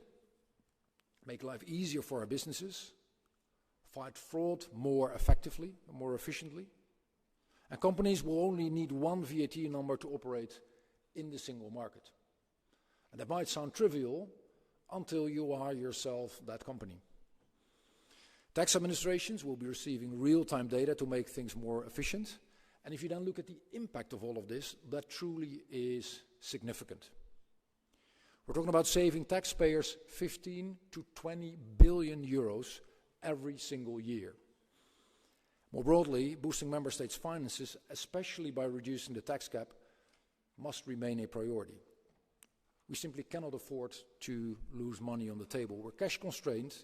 We need more money for the expenses that we have ahead of us. Increasing taxes is always a difficult domain. Putting a larger bill to the next generation also comes with huge consequences. So making sure we get the money that we're entitled to is actually fair game and something that we should have more of. And therefore it's also great to see the first edition of the Mind the Gap report released recently, assessing the tax gaps and efficiency of tax collections all over the European Union. And then of course there was the work on Pillar 2. I'm not going to do as if it was easy. All options were coming with significant drawbacks, significant consequences. But overall, in my view, we can be satisfied with how things have turned out. We managed to keep the family together. We got a deal over the line with the agreement on the side-by-side package back in January. And I know you've already had an extensive discussion today about what is going to happen next, so I won't go into too much detail. But the agreement, in my view, does have significant benefits. It allows us to preserve tax peace, maintain a more stable global tax system. It might feel intangible, but it has real value. And ensure legal certainty for businesses, which is phenomenally important. And by adopting DAC 9, we ensure that Pillar 2 would be implemented smoothly, even before things were being concluded. Another area where we did well was in putting forward new ways to fund the EU's long-term budget. The whole conversation, politically complicated, but still on own resources. Think about CBAM revenues. Think about a new customs handling fee. Think about tobacco excise duty as an own resource. And finally, of course, hugely important, we delivered on the Clean Industrial Deal by recommending that member states come forward with tax incentives that actually drive forward much more quickly clean investment, because that is what the European Union so desperately needs. Again, for climate, for competitiveness, and for independence. Now, of course, there were certainly bumps in the road. It is unfortunate, and I'm going to be frank with you, that we didn't progress yet on the Energy Taxation Directive, despite the hard work done by the Danish presidency and many, many others. But all in all, and with all of your help, the glass is truly half full in a domain that is difficult by definition. So, a good start, good progress, but much more to be done. Let me highlight 4 key points here. First, on the modernization of the Tobacco Taxation Directive. Our new proposal taxes more products, like e-cigarettes, that were previously simply not in scope. And that makes sense if you think about this from a public health perspective, because these new nicotine products are highly addictive, especially for teenagers and kids who are getting hooked from a very young age. And on top of that, we're looking into increased EU tax rates on tobacco, because frankly speaking, the EU rates we have today have become pretty much meaningless. They were not indexed and they're so low, they need to be updated. In combination with that, if you're looking at how much money we leave on the table because of cross-border traffic, counterfeit goods and tax evasion, we're talking about a number of 13 billion euros a year. Again, money tax collectors are entitled to get in. Also simplification, another priority. Key, absolutely key to building a more competitive union, and let's be honest about it, we as politicians, at a national level, but certainly also at a European level, too often have made life too complicated. Simplification is not about lowering the bar. Rather, it is about tackling a problem we unfortunately know too well. Excessive red tape that is causing a real headache for businesses, by the way, also for tax authorities, driving up administration and compliance costs. And it simply makes us less attractive to invest. It stifles innovation, and it limits our ability to create new jobs. And that is something we simply cannot afford in this time frame. And that is why we will come forward with a significant simplification package in the direct tax area. It will include a taxation omnibus. And the aim here is to reduce unnecessary reporting and compliance burden, streamline tax rules, and get rid of outdated rules and overlaps. This package, ladies and gentlemen, will also include the DAC, and we're looking into how to lighten the load for taxpayers and for tax authorities, as we should. We'll also assess how important policy objectives that are still valid but haven't progressed in Council can actually be integrated here into future proposals. Next, we'll also work on simplifying Pillar 2 as part of the OECD process. To be clear, to be crystal clear here, we stand behind the objectives on minimum effective taxation. At the same time, we do need to ensure it works in practice and that everyone truly plays by the same rules. We will also explore avenues to move forward on Pillar 1 and remain confident, or maybe I should say cautiously confident, that a swift and constructive global solution can actually be reached, as it should. And we are ready to engage. We are ready to engage with the global community and look forward to entering discussions with a truly open mindset. Everything we do, ladies and gentlemen, everything we do is about making our union more competitive. And it includes tomorrow's proposal on the 28th regime for innovative companies. Here the idea is to give these companies a single set of rules to invest and to do business across the single market. It also has a tax angle to it that will allow us to draw in and retain talent. Some might say it's not enough. Others might say it is too much. But we need to be pragmatic and realistic and move the needle here. This is the beginning of our efforts to boost our competitiveness. And in that same vein, later this year, we will be proposing new VAT rules to make our travel sector more competitive again and making it simpler. And this will especially benefit travel agents and passenger transport operators. Ladies and gentlemen, I already touched upon CBAM, but CBAM here is a third priority. It's a hugely important add-on to our ETS system. Again, it is important for the combination of climate, competitiveness and independence. And I know there have been calls for suspension in specific sectors. But let's please not fall into the trap. That would simply be the wrong solution. What we need to do is stay the course on CBAM. Make sure it works for our companies. Last December, we put forward 2 landmark proposals to strengthen CBAM and establish a temporary decarbonization fund. And the aim here is to have this agreed before year's end. The first proposal extends CBAM to production further down the supply chain in a targeted way and in close collaboration with companies. It will cover only metal-intensive products, and we're keeping the compliance rules simple, again as we should. And it will apply to everyday goods like car doors, washing machines, kitchens and garden equipment. And in order to prevent fraudulent practices, we're also introducing new anti-circumvention measures that will include additional reporting requirements in certain cases, so that country values are applied where we don't get enough evidence. And as for the temporary support mechanism, it uses money from national CBAM revenues to address the remaining risks of carbon leakage. That specific part will stay in place for 2 years, refunding allowances paid in 2026 and 2027. Ladies and gentlemen, fourth and final priority, circularity. There is simply huge potential for circularity in general, but certainly also to use taxes and levies to help make Europe a world leader in the circular economy.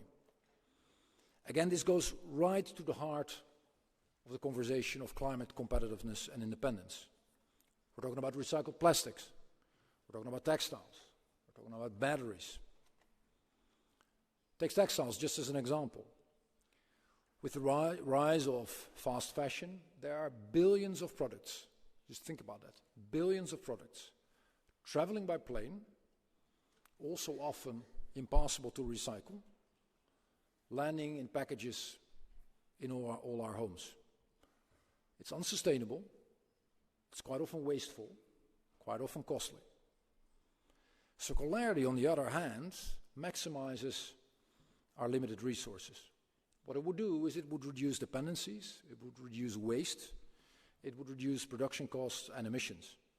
And ultimately, of course, it helps us build a more sustainable industrial model that is good for both the economy and the planet. So, ladies and gentlemen, dear friends, it is time to wrap up. Tax, as we all know intimately well, affects all of us, across every part of society. Citizens notice it on their paychecks, on their bills, including clearly on energy. Businesses do the same and decide whether to invest and scale up or hold back or even relocate. And that is why the conversation on tax, and the one you had in the last 2 days, is so important.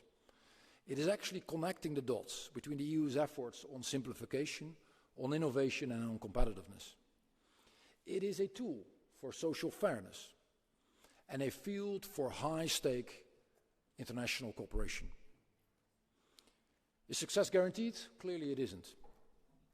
It never is. Not in a single area of politics or in life or of life in general. But if it were easy, none of you would be here. So thank you for coming. Thank you for supporting us and giving us feedback and giving us food for thought on our EU tax policy.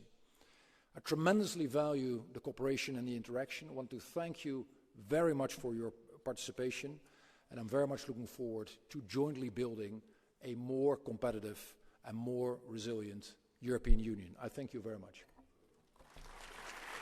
Thank you.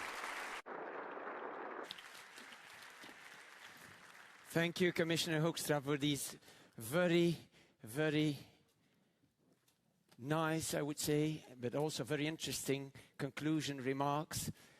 As you've said, there's a lot of work to be done. The task ahead is difficult, but I'm quite sure that with the wonderful co-chairs and their services that you have, and with the great alliance that amongst you all you have, you will achieve the best of results in the shortest period possible of time.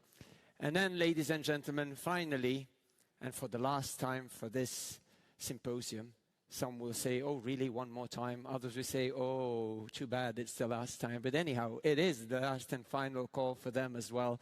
I would like to invite one by one the two co-chairs to the stage as well to thank you and give their final remarks. And we will start with Pasquale Tridico to give his closing words for today. Pasquale, the floor is once again yours.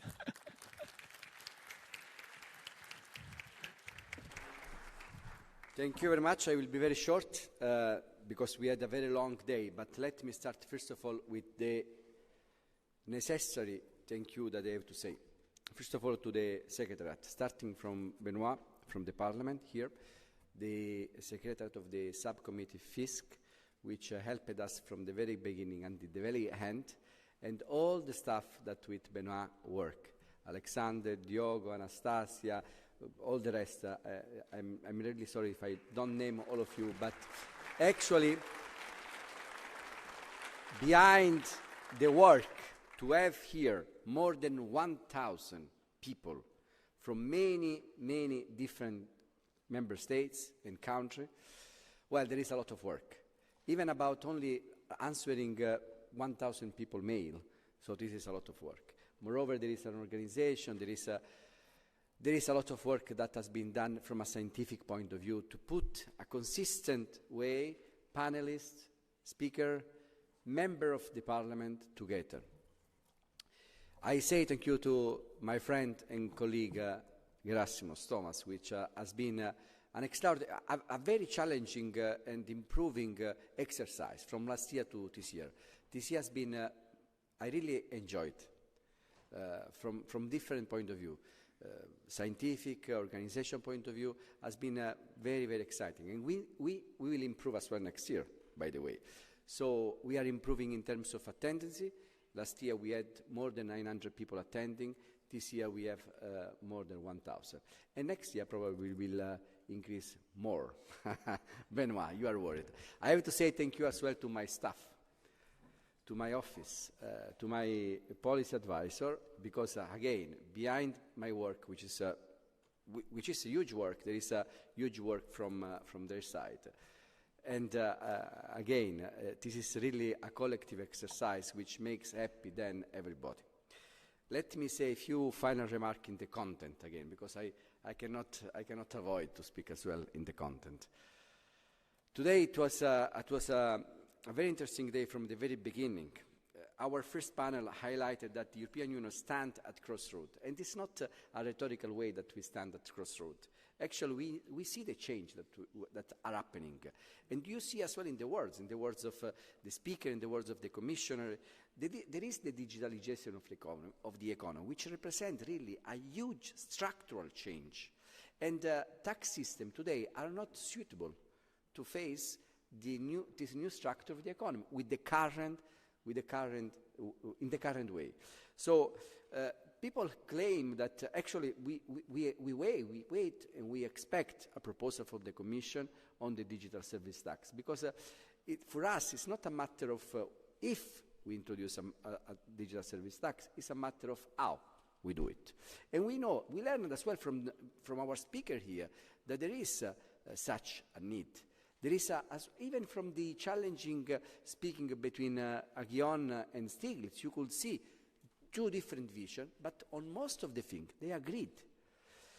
And they agreed that monopolistic companies in artificial intelligence creation are problematic, not only because they prevent other firms to enter the market, but as well because they are problematic for democracy, for the social cohesion. The discussion in the second panel reinforced that while the global minimum tax represents a major achievement, the real test now lies in the implementation.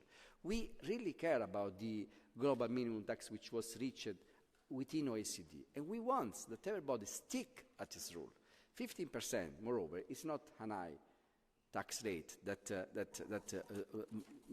big companies are called to respect. Recent development in the relation with the United States also call on Europe to reflect on how we engage with our partner, and now our role in the process towards an international tax convention at the United Nations can be brought ahead. In this context, the subcommittee has agreed to undertake a mission to the next convention of the United Nations. In the afternoon, we had a wonderful talk with Aghion and with Stiglitz. You have seen how exciting and how thoughtful were their insight. We had, of course, two different views. Stiglitz is advocating an ultra-high net worth individual tax because they recognize that inequality has been so huge in the last year, and polarization is threatening the cohesion of the society. Moreover, from a scientific point of view, there is the need for that, because at the top 1% of the income distribution, there is regressivity in the income distribution. You have heard as well Aghion, which did not disagree in total, in principle, with that. He says that it's a matter of timing, and there is as well the fact that Europe needs to care about competitiveness, about innovation. And we know that the most innovative firms, in particular at the frontier of the technological progress, are today in the United States. However, the two things does not exclude each other. I want to make a point here.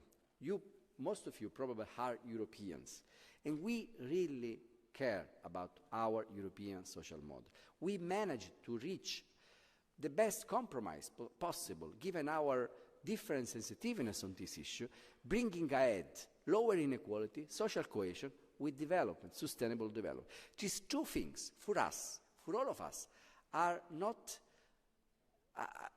avoidable. So for us, are things which we need to bring ahead. So our model, and in fact this is reflected as well in the title of this tax symposium, Inequality and Grow in a Global Economy, which need to be together, meaning that we need to cope with inequality, putting down inequality, and fostering fostering growth. Growth, it is fostered as well through public investment. When the market is in a way lazy, public investment can foster in particular innovation with careful, studied and targeted industrial policy. We had very interesting panel as well on housing and on saving and investment union, which are two things which are evolving in the European Union. We will say probably more about that at the next symposium, at the next meeting. I will finish now, I will stop, saying again the last word, which is only thank you. Thank you to all of you for participating actively to this successful tax symposium. Thank you. Thank you. That's it for today. Thank you, Pasquale. Those were the final words. I would just like to add, before you start inviting more people, talk to the city council as well, because you will need a building permit and a budget to enlarge the hemicycle, because if it's full, it's full. So even the staff will have a difficulty putting in more people. But anyhow, it's a good idea to reach more people. They could join online or in the tribunes if they want. We have some seats left over there. And then finally, ladies and gentlemen, the second co-chair mentioned already in Pasquale's words as well, Gerasimos, the floor is yours once more. Thank you very much. I will not keep you long. I think you're all exhausted for 1.5 days of tax debates. A big thank you to my staff, all the TaxSud staff, both for the organization and also for the content, and also for the external contractors that helped us yesterday and today to put this together. I think excellent organization. Benjamin is here, Elena, Klaes, Lotte, Gaetan in particular. Many people had to write papers, conceive the panels, prepare the concepts, speak to the speakers in advance, together with the colleagues and the FISC Secretariat and my staff in TaxSud. And most important, for us in the Commission, we have a different roles with my co-host. He is the politician. We are here to deliver, let's say, proposals sometimes. I think we are looking at this tax symposium in 3 ways. I think the first and most important is to bring new ideas about. We had a lot of new ideas and debate today. The second is to mature some of the ideas. Some ideas might not be ready for legislation by the Commission or proposal, so they have to mature. I think the housing is the one where there's a lot of action in member states, etc., but we are not yet ready to make, let's say, a European action at a tax level, some kind of harmonization immediately, but ideas have to mature. And then, I think there are ideas that we have to take our losses, as I like to say. This is not a good time. We have to stop working on them. This can also happen. Some of these ideas we have to stop. So I think it is good that we have the participation, not only for the sake of the conference, but from the sake of making the tax debate more vivid in the member states. We publish annual publications, we publish the GAP report. It's important to have a quality debate on taxation in the Parliament, in the national Parliament, elsewhere. And I think the number of recommendations that the Commission makes in on taxation in the area of the semester has been increasing, let's say, over the years, with more issues coming up. So thank you very much all for attending. Thank you to the interpreters for also being almost at the limit of the times. Thank you to all the speakers, the participants, and all those that made this tax symposium a success. Thank you very much. Thank you. And a big thank you to who has been keeping the spirits up. Thank you, Gerasimos. It was a real pleasure working once again with the entire team. They made my job ever so easy because they did it, a terrific thing. So I would like to add to all those thanks. Thanks, of course, to the members of the European Parliament, the members of national parliaments having traveled all the way to Brussels to join us today. Thanks to the conference team and the tech people, because they've made it even online no problems, flawless conference from the very beginning until the end. So they did a wonderful job.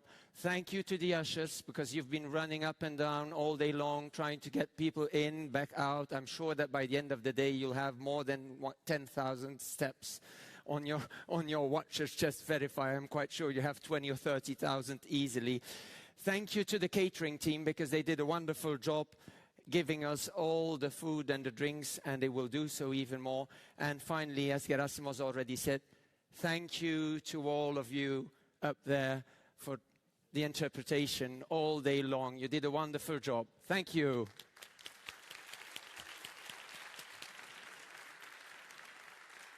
Ladies and gentlemen, this rounds it up with one more important thing left, that is to invite all of you to the networking cocktail, where you might still ask questions you were not able to ask during the panel sessions, or that only came up at a later moment.